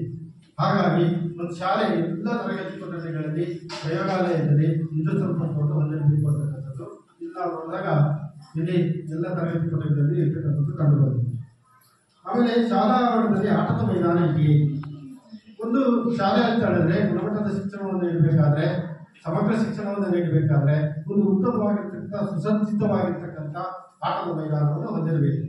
ಎಲ್ಲ ಕ್ರೀಡಾ ಸ್ಪರ್ಧೆಗಳಿಗೆ ಸಂಬಂಧಪಟ್ಟಿರ್ತಕ್ಕಂಥ ಆಟಗಳಿರುತ್ತೆ, ಅದನ್ನ ಮಕ್ಕಳು ಕಲಿಕೆಯನ್ನು ಮಾಡಬೇಕಾದ್ರೆ ಆಟದ ಮೈದಾನ ಇರಬೇಕು ಅಂತಕ್ಕಂಥದ್ದು. ಇಲ್ಲ ಆಟದ ಮೈದಾನ ಇದೆ, ಮಕ್ಕಳ ಅಭಿಪ್ರಾಯವನ್ನ ಕೇಳಿದ್ವಿ ನಾವು. ಇಲ್ಲಿ ನಾವು ರನ್ನಿಂಗ್ ರೇಸ್ ಮಾಡಲಿಕ್ಕೆ ಆಟದ ಮೈದಾನ ಉತ್ತಮವಾಗಿಲ್ಲ ಅಂತಕ್ಕಂಥ ಅಭಿಪ್ರಾಯವನ್ನ ಹೇಳಿದ್ವಿ. ಆಮೇಲೆ ಶಾಲಾ ಆವರಣದ ಸುತ್ತಲೂ ಕಾಂಪೌಂಡ್ ಗೋಡೆ ಇದೆಯೇ, ಇದು ಒಂದು ಮುಖ್ಯವಾಗಿರ್ತಕ್ಕಂಥ ಅಂಶ. ಯಾಕೆಂತಂದ್ರೆ ಮಕ್ಕಳು ಶಿಕ್ಷಕರ ಕಣ್ತಪ್ಪಿ ಏನಾದರೂ ಶಾಲಾ ಆವರಣದಿಂದ ಹೊರಗಡೆ ಹೋದ್ರೆ ಅನಾಹುತ ಆಗ್ತಕ್ಕಂಥದ್ದು. ರಸ್ತೆಗಳಿರ್ತದೆ, ಅಲ್ಲಿ ವಾಹನಗಳು ಬರುತ್ತದೆ, ಏನಾದ್ರು ಅನಾಹುತ ಆಗ್ತದೆ ಅಂತಕ್ಕಂಥದ್ದು. ಅದಲ್ಲದೆ ಶಾಲಾ ಸುತ್ತ ಏನಾದ್ರು ಕಾಡುಗಳು, ಹೊಳೆಹಳ್ಳಗಳು ಏನಾದ್ರು ಇದ್ರೆ ಅಲ್ಲಿ ಅನೇಕ ವಿಷಜಂತುಗಳು ತರಗತಿ ಕೊಠಡಿಗಳನ್ನು ಸೇರಿಕೊಂಡು ಮಕ್ಕಳಿಗೆ ತೊಂದರೆ ಆಗ್ತಕ್ಕಂಥ ಸಂದರ್ಭಗಳು ಇರ್ತದೆ. ಹಾಗಾಗಿ ಮಕ್ಕಳ ರಕ್ಷಣಾ ದೃಷ್ಟಿಯಿಂದ ಒಂದು ಶಾಲೆ ಅಲ್ಲಿ ರಕ್ಷಣಾ ಕಾಂಪೌಂಡ್ ಗೋಡೆಯನ್ನು ಹೊಂದಿರಬೇಕು ಅಂತಕ್ಕಂಥದ್ದು. ಈ ಶಾಲೆ ಸುತ್ತಲೂ ಸಹ ರಕ್ಷಣಾ ಕಾಂಪೌಂಡ್ ಗೋಡೆಯನ್ನು ಹೊಂದಿದೆ. ಶಾಲೆಯು ಗ್ರಂಥಾಲಯವನ್ನು ಹೊಂದಿದೆಯೇ. ಒಂದು ಶಾಲೆ ಅಂತ ಹೇಳಿದ್ರೆ ಗುಣಮಟ್ಟದ ಶಿಕ್ಷಣವನ್ನು ನೀಡಬೇಕಾದ್ರೆ ಒಂದು ಉತ್ತಮವಾಗಿರ್ತಕ್ಕಂಥ ಗ್ರಂಥಾಲಯವನ್ನು ಹೊಂದಿರಬೇಕು. ಆ ಗ್ರಂಥಾಲಯದಲ್ಲಿ ಎಲ್ಲ ವಿಷಯದ ಪುಸ್ತಕಗಳಿರಬೇಕು. ಭಾಷೆಯನ್ನು ಕಲಿಸ್ತಕ್ಕಂಥದ್ದು, ವ್ಯಾಕರಣವನ್ನು ಕಲಿಸ್ತಕ್ಕಂಥದ್ದು, ಗಣಿತದ ಲೆಕ್ಕಗಳನ್ನು ಕಲಿಸ್ತಕ್ಕಂಥದ್ದು, ವಿಜ್ಞಾನದ ಅನೇಕ ವಿಷಯಗಳನ್ನು ಕಲಿಸ್ತಕ್ಕಂಥದ್ದು, ಪರಿಸರಕ್ಕೆ ಸಂಬಂಧಪಟ್ಟಿರ್ತಕ್ಕಂಥ ಸಮಾಜ, ಚರಿತ್ರೆ, ಇತಿಹಾಸ, ಹೀಗೆ ಅನೇಕ ಸಾಮಾನ್ಯ ಜ್ಞಾನಗಳು, ಪ್ರಚಲಿತ ವಿದ್ಯಮಾನಗಳು ಎಲ್ಲವನ್ನು ಕಲಿಸ್ತಕ್ಕಂಥ ಒಂದು ಗ್ರಂಥಾಲಯ. ಅಲ್ಲಿ ಎಲ್ಲ ಪುಸ್ತಕಗಳಿರಬೇಕು. ಮಕ್ಕಳು ಅದನ್ನ ಓದಿ ಅನೇಕ ವಿಷಯಗಳನ್ನ ಅವ್ರು ಕಲಿಬೇಕು ಅಂತಕ್ಕಂಥದ್ದು. ಯಾಕೆಂತಂದ್ರೆ ಪಠ್ಯ ಪುಸ್ತಕದಲ್ಲಿ ಕೇವಲ 15-25% ಅಷ್ಟೇ ವಿಷಯ ಮಾತ್ರ ಇರೋದು ಮಕ್ಕಳಿಗೆ ಕಲಿಕೆಗೆ ಸಿಗ್ತಕ್ಕಂಥದ್ದು. ಉಳಿದೆಲ್ಲವೂ ಮಗು ಹೊರಗಡೆಯಿಂದ ಕಲಿಬೇಕಾಗ್ತದೆ. ಗ್ರಂಥಾಲಯಗಳು, ಮಾಧ್ಯಮಗಳನ್ನು, ಪತ್ರಿಕೆಗಳನ್ನು, ಅನೇಕ ಬೇರೆ ಬೇರೆ ಇದರಿಂದ ಪುಸ್ತಕಗಳನ್ನ ತೆಗೆದುಕೊಂಡು ಆ ಮಗು ಅಲ್ಲಿ ಕಲಿಕೆಯನ್ನು ಮಾಡಬೇಕಾಗ್ತದೆ. ಹಾಗಾಗಿ ಒಂದು ಶಾಲೆ ಉತ್ತಮವಾಗಿರ್ತಕ್ಕಂಥ ಶಾಲೆ ಅಂತಂದ್ರೆ ಉತ್ತಮವಾಗಿರ್ತಕ್ಕಂಥ ಎಲ್ಲ ವಿಷಯಗಳನ್ನು ಹೊಂದಿರ್ತಕ್ಕಂಥ ಗ್ರಂಥಾಲಯವನ್ನ ಹೊಂದಿರಬೇಕು ಅಂತಕ್ಕಂಥದ್ದು. ಇಲ್ಲಿ ಗ್ರಂಥಾಲಯ ಇದೆ, ಇಲ್ಲಿ ಮಕ್ಕಳು ಅದನ್ನ ಬಳಸ್ಕೊಳ್ತಾರೆ ಅಂತಕ್ಕಂಥ ಅಭಿಪ್ರಾಯವನ್ನ ಹೇಳಿದ್ರು. ಒಟ್ಟು 2084 ಪುಸ್ತಕಗಳಿದೆ ಅಂತ ಹೇಳಿದ್ರು. ದಾಖಲಾತಿ ನಾವು ನೋಡಿದ್ವಿ, ಆ ಪ್ರಕಾರ ಇದೆ ಅಲ್ಲಿ. ಆಮೇಲೆ ಗ್ರಂಥಾಲಯಕ್ಕೆ ಹೋದರೆ 15,000 ರೂಪಾಯಿ ಅನುದಾನ ಬಂದಿದೆ. ಆ ಅನುದಾನದಲ್ಲಿ ಹೊಸ ಪುಸ್ತಕಗಳನ್ನು ಖರೀದಿ ಮಾಡಿದ್ದಾರೆ. ಅವರನ್ನು ಸಹ ಮಕ್ಕಳಿಗೆ ಒದಗಿ ಕೊಡ್ತೀವಿ ಅಂತಕ್ಕಂಥ ಅಭಿಪ್ರಾಯವನ್ನು ಹೇಳಿದರು. ಗ್ರಂಥಾಲಯದ ಹಂಚಿಕೆ ವಹಿಯನ್ನು ನಿರ್ವಹಣೆ ಮಾಡಬೇಕು, ಅದನ್ನು ನಿರ್ವಹಣೆ ಮಾಡಿದ್ದಾರೆ. ಆಮೇಲೆ ಕ್ರೀಡಾ ಸಾಮಗ್ರಿಗಳು ಶಾಲೆಯಲ್ಲಿ ಬಂದಿದೆಯೇ ಅಂತಕ್ಕಂಥದ್ದನ್ನು ಕ್ರೀಡಾ ಸಾಮಗ್ರಿಗಳು ಇದೆ, ಇನ್ನೇನು ಕ್ರೀಡಾ ಸ್ಪರ್ಧೆಗಳಿದೆ ಅದಕ್ಕೆ ತಕ್ಕಂತೆ. ಆಮೇಲೆ ಡಿಜಿಟಲ್ ಮೂಲಸೌಕರ್ಯಗಳು ಲಭ್ಯವಿದೆ. ಇದು ಅತ್ಯಂತ ಪ್ರಮುಖವಾಗಿರ್ತಕ್ಕಂಥದ್ದು. ಇತ್ತೀಚಿನ ದಿನಗಳಲ್ಲಿ ಮಕ್ಕಳು ಗುಣಮಟ್ಟದ ತಂತ್ರಾಂಶವನ್ನು ಒಳಗೊಂಡಿರ್ತಕ್ಕಂಥ ಕಲಿಕೆಯನ್ನು ಮಾಡಬೇಕಾಗ್ತದೆ. ಹಾಗಾಗಿ ಶಾಲೆ ಡಿಜಿಟಲ್ ಮೂಲಸೌಕರ್ಯಗಳನ್ನು ಹೊಂದಬೇಕು. ಅಲ್ಲಿ ಮಕ್ಕಳಿಗೆ ಉತ್ತಮವಾಗಿರ್ತಕ್ಕಂಥ ಗುಣಮಟ್ಟದ ಶಿಕ್ಷಣವನ್ನು ನೀಡಲಿಕ್ಕೆ ಸಾಧ್ಯತೆ ಇದೆ. ಅಂದರೆ ಏನೇನು ಕಂಪ್ಯೂಟರ್ಗಳು, ಲ್ಯಾಪ್ಟಾಪ್ಗಳು, ಪ್ರೊಜೆಕ್ಟರ್ಗಳು, ಸ್ಮಾರ್ಟ್ ಬೋರ್ಡ್ಗಳು, ಸ್ಮಾರ್ಟ್ ಟಿವಿಗಳು, ಇವುಗಳ ಮೂಲಕ ಮಕ್ಕಳಿಗೆ ಬೇರೆ ಬೇರೆ ವಿಷಯಗಳ ಕಲಿಕೆಯನ್ನು ಮಾಡ್ತಕ್ಕಂಥ ಅವಕಾಶಗಳಿರ್ತದೆ. ಇಲ್ಲಿ ನೋಡಿದರೆ ಮಗು ನಾಳೆ ಉನ್ನತ ಒಂದು ಕಲಿಕೆಗೆ ಹೋದಾಗ ಈಗಲೇ ಕಂಪ್ಯೂಟರ್ ಪ್ರಾಥಮಿಕ ಜ್ಞಾನವನ್ನು ಪಡೆಯಬೇಕು. ಪ್ರಾಥಮಿಕ ಪ್ರೌಢಾಂತದಲ್ಲಿ ಪ್ರಾಥಮಿಕ ಜ್ಞಾನವನ್ನು ಪಡೆದಾಗ ಅದು ಉನ್ನತ ಹಂತದ ಕಲಿಕೆ ಹೋದಾಗ ಅದು ಹೆಚ್ಚಿನ ವಿಷಯವನ್ನು ಪಡ್ಕೊಂಡು ಅದು ಗುಣಮಟ್ಟದ ಒಂದು ಶಿಕ್ಷಣವನ್ನು ಪಡೆಯಲಿಕ್ಕೆ ಸಾಧ್ಯತೆ ಇದೆ. ಇಲ್ಲಿ ಕಂಪ್ಯೂಟರ್ 18 ಕಂಪ್ಯೂಟರ್ ಇದೆ. 18 ಕಂಪ್ಯೂಟರ್ ಕೆಲಸ ನಿರ್ವಹಿಸ್ತಿದೆ ಅಂತಕ್ಕಂಥದ್ದು ಹೇಳಿದ್ರು, ನಾವು ನೋಡಿದ್ದೇವೆ. ಆಮೇಲೆ ಲ್ಯಾಪ್ಟಾಪ್ 6 ಇದೆ, 6 ಸಹ ಕೆಲಸ ನಿರ್ವಹಿಸ್ತಾ ಇದೆ. ಪ್ರೊಜೆಕ್ಟರ್ 3 ಇದೆ, 3 ಪ್ರೊಜೆಕ್ಟರ್ ಇದೆ. ಅದರವರೆಗೂ ಪಾಠ ಪ್ರವಚನಗಳನ್ನು ನಿರ್ವಹಣೆ ಮಾಡ್ಬೋದು. ಶಿಕ್ಷಕರ ಹೊರೆ ಎಷ್ಟು ಕಡಿಮೆ ಆಗುತ್ತೆ. ಅದು ಒಂದು ಪ್ರೊಜೆಕ್ಟರ್ ಕಾರ್ಯನಿರ್ವಹಿಸ್ತಾ ಇಲ್ಲ. ಆಮೇಲೆ ಸ್ಮಾರ್ಟ್ ಬೋರ್ಡ್ ಒಂದಿದೆ, ಅದು ಕಾರ್ಯನಿರ್ವಹಿಸ್ತಾ ಇದೆ. ಸ್ಮಾರ್ಟ್ ಟಿವಿ 5 ಇದೆ, 5 ತರಗತಿಗಳಲ್ಲಿ 5 ತರಗತಿಗಳಲ್ಲೂ ಸ್ಮಾರ್ಟ್ ಟಿವಿ ಅದು ಕಾರ್ಯವನ್ನು ನಿರ್ವಹಿಸ್ತಾ ಇದೆ.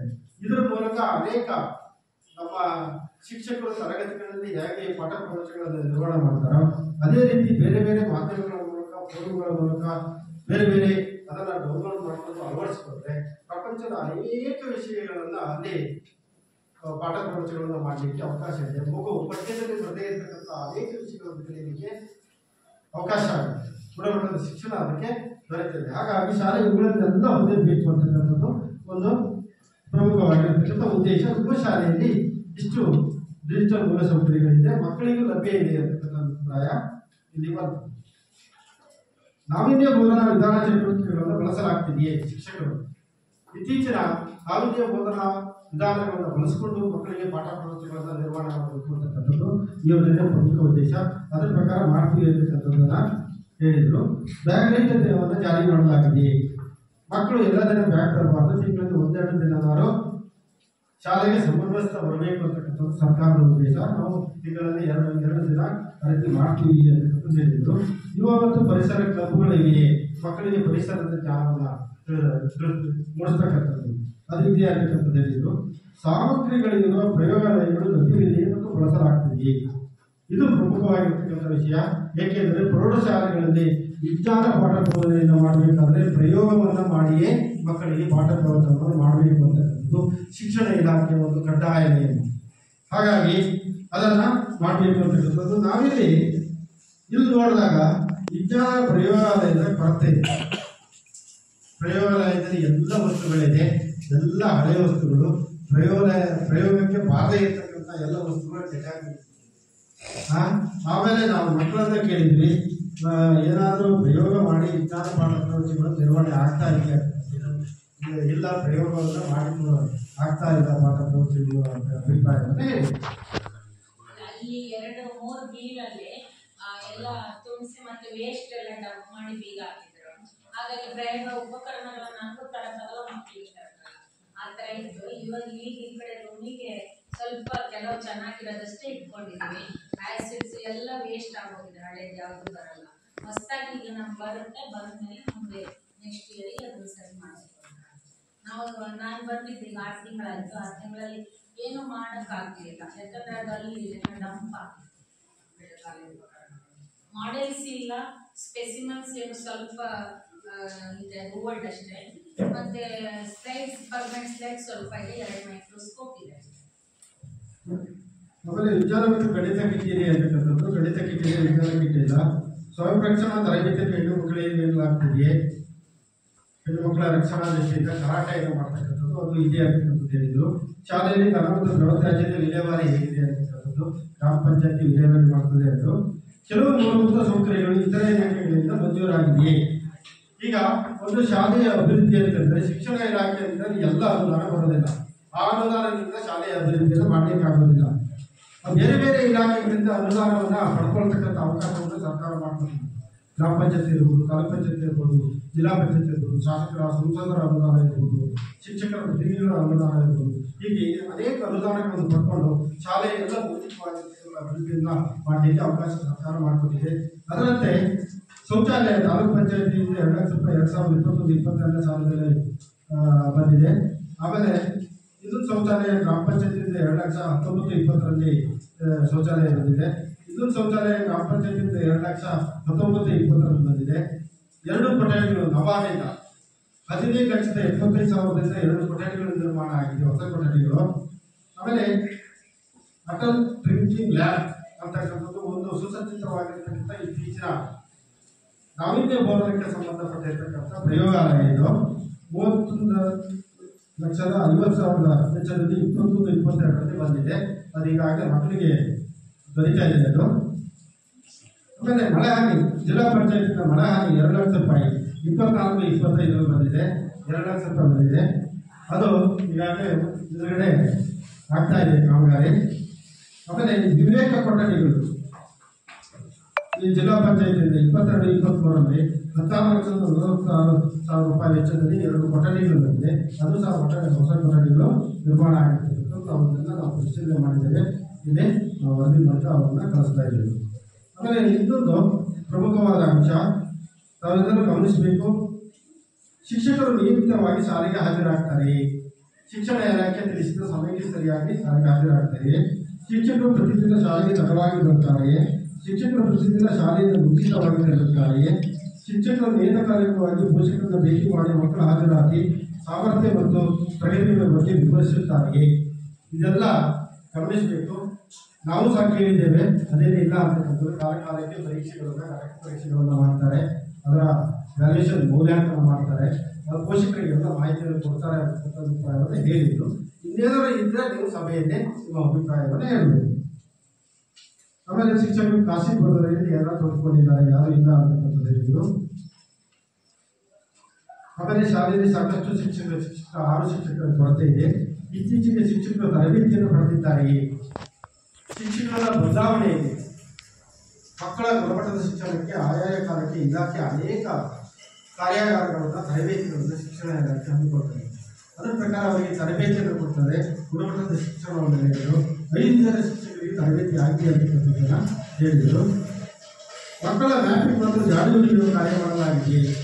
ಮಕ್ಕಳ ಪ್ರಾರಂಭದಲ್ಲಿ ಈ ತಿಂಗಳಲ್ಲಿ ಯಾವ ಮಗು ಶಾಲೆಯಿಂದ ಹೊರಗಿದೆ, ದಾಖಲಾಗಿ ಯಾವ ಮಗು ಶಾಲೆಗೆ ಬಂದಿಲ್ಲ ಅಂತಕ್ಕಂಥದ್ದನ್ನು ಶಾಲೆ ಎಲ್ಲ ಮ್ಯಾಪಿಂಗು ಮತ್ತು ಜಾಡು ಹಿಡಿಯುವ ಕಾರ್ಯವನ್ನು ಮಾಡಬೇಕಾಗ್ತದೆ.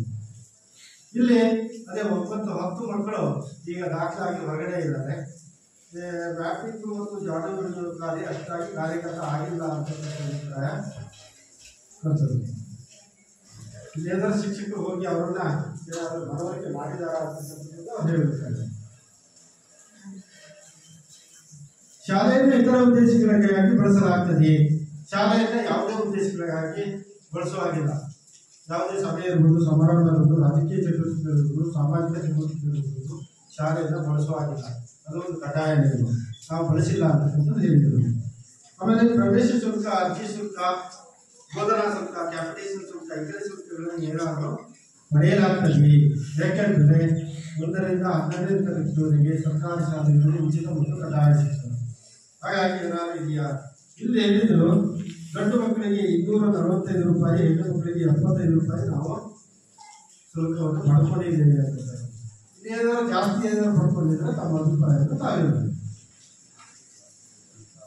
ಶಾಲಾಭಿವೃದ್ಧಿ ಮತ್ತು ಮೇಲುಸ್ತುವಾರಿ ಸಮಿತಿಯಿಂದ ರಚಿಸಲಾಗಿದೆ. ಇದು ಅತ್ಯಂತ ಪ್ರಮುಖವಾಗಿರ್ತಕ್ಕಂಥದ್ದು. ಶಾಲೆಯ ಅಭಿವೃದ್ಧಿಯಲ್ಲಿ ಶಿಕ್ಷಕರ ಪಾತ್ರ ಎಷ್ಟು, ಅಷ್ಟೇ ಪಾತ್ರ ಈ SDMC ಸಮಿತಿಗೆ ಇರ್ತದೆ. ಎಲ್ಲ ಶೈಕ್ಷಣಿಕ ಅಭಿವೃದ್ಧಿ ಇರ್ಬೋದು, ಶಾಲೆಯ ಭೌತಿಕ ಅಭಿವೃದ್ಧಿ ಇರ್ಬೋದು, ಒಂದು ಕ್ರಿಯೇಟಿವ್ ಆಗಿರ್ತಕ್ಕಂಥ SDMC ಸಮಿತಿ ಇದ್ರೆ ಆ ಶಾಲೆ ಉತ್ತಮವಾಗಿರ್ತಕ್ಕಂಥ ಗುಣಮಟ್ಟದ ಶಿಕ್ಷಣವನ್ನು ನೀಡಲಿಕ್ಕೆ ಸಾಧ್ಯತೆ ಇದೆ. ಹಾಗಾಗಿ ಒಂದು ಒಳ್ಳೆಯ ಒಂದು ಉಸ್ತುವಾರಿ ಸಮಿತಿ ಇರಬೇಕು ಅಂತಕ್ಕಂಥದ್ದು ಇದೆ ಅಂತಕ್ಕಂಥ ಅಭಿಪ್ರಾಯವನ್ನು ಕೇಳಿದೆ. ಆಮೇಲೆ ಕ್ಷೇತ್ರ ಶಿಕ್ಷಣಾಧಿಕಾರಿಗಳು ಶಾಲೆಗೆ ಎಷ್ಟು ಸಾರಿ ಭೇಟಿ ನೀಡಿದ್ದಾರೆ ಇದು ಒಂದು ನಿಯಮ ಇದೆ. ಕನಿಷ್ಠ ಪ್ರೌಢಶಾಲೆಗಳಾದರೆ ಕನಿಷ್ಠ 2 ಬಾರಿ ಆದರೂ ಭೇಟಿ ನೀಡಬೇಕು ಅಂತಕ್ಕಂಥದ್ದು ವರ್ಷದಲ್ಲಿ. ಹಾಗೆ ನೋಡಿದರೆ ಇಲ್ಲಿ ಮತ್ತೆ BRC ಇವರು ಸಹ BO ಅವರು 1 ಬಾರಿ 23-24ರಲ್ಲಿ, BRC ಅವರು 1 ಬಾರಿ, ಆಮೇಲೆ 24-25ರಲ್ಲಿ BO ಅವರು 2 ಬಾರಿ, BRC ಅವರು ಭೇಟಿ ನೀಡಿದ್ದಾರೆ. ಆಮೇಲೆ ಕ್ಲಸ್ಟರ್ ಸಂಪನ್ಮೂಲ ವ್ಯಕ್ತಿಗಳು ಕಳೆದ 12 ದಿನಗಳಲ್ಲಿ ಶಾಲೆಗೆ 8 ಸಾರಿ ಭೇಟಿ ನೀಡಿದ್ದಾರೆ. ಇವರು ಪ್ರಾಥಮಿಕ ಹಂತದಲ್ಲಿ ಪ್ರಾಥಮಿಕ ಶಾಲೆಗಳಲ್ಲಿ ಇವರು ಕಡ್ಡಾಯವಾಗಿ 12 ಬಾರಿ ಭೇಟಿ ನೀಡಬೇಕು ಅಂತಕ್ಕಂಥ ನಿಯಮ ಇದೆ. ಪ್ರೌಢಶಾಲೆಯಲ್ಲಿ ಇವರು ಭೇಟಿ ನೀಡಿರ್ತಕ್ಕಂಥ ಯಾವುದೇ ರೀತಿ ದಾಖಲಾತಿ ನಿರ್ವಹಣೆ ಆಗಿಲ್ಲ ನೋಡಿದ್ರೆ.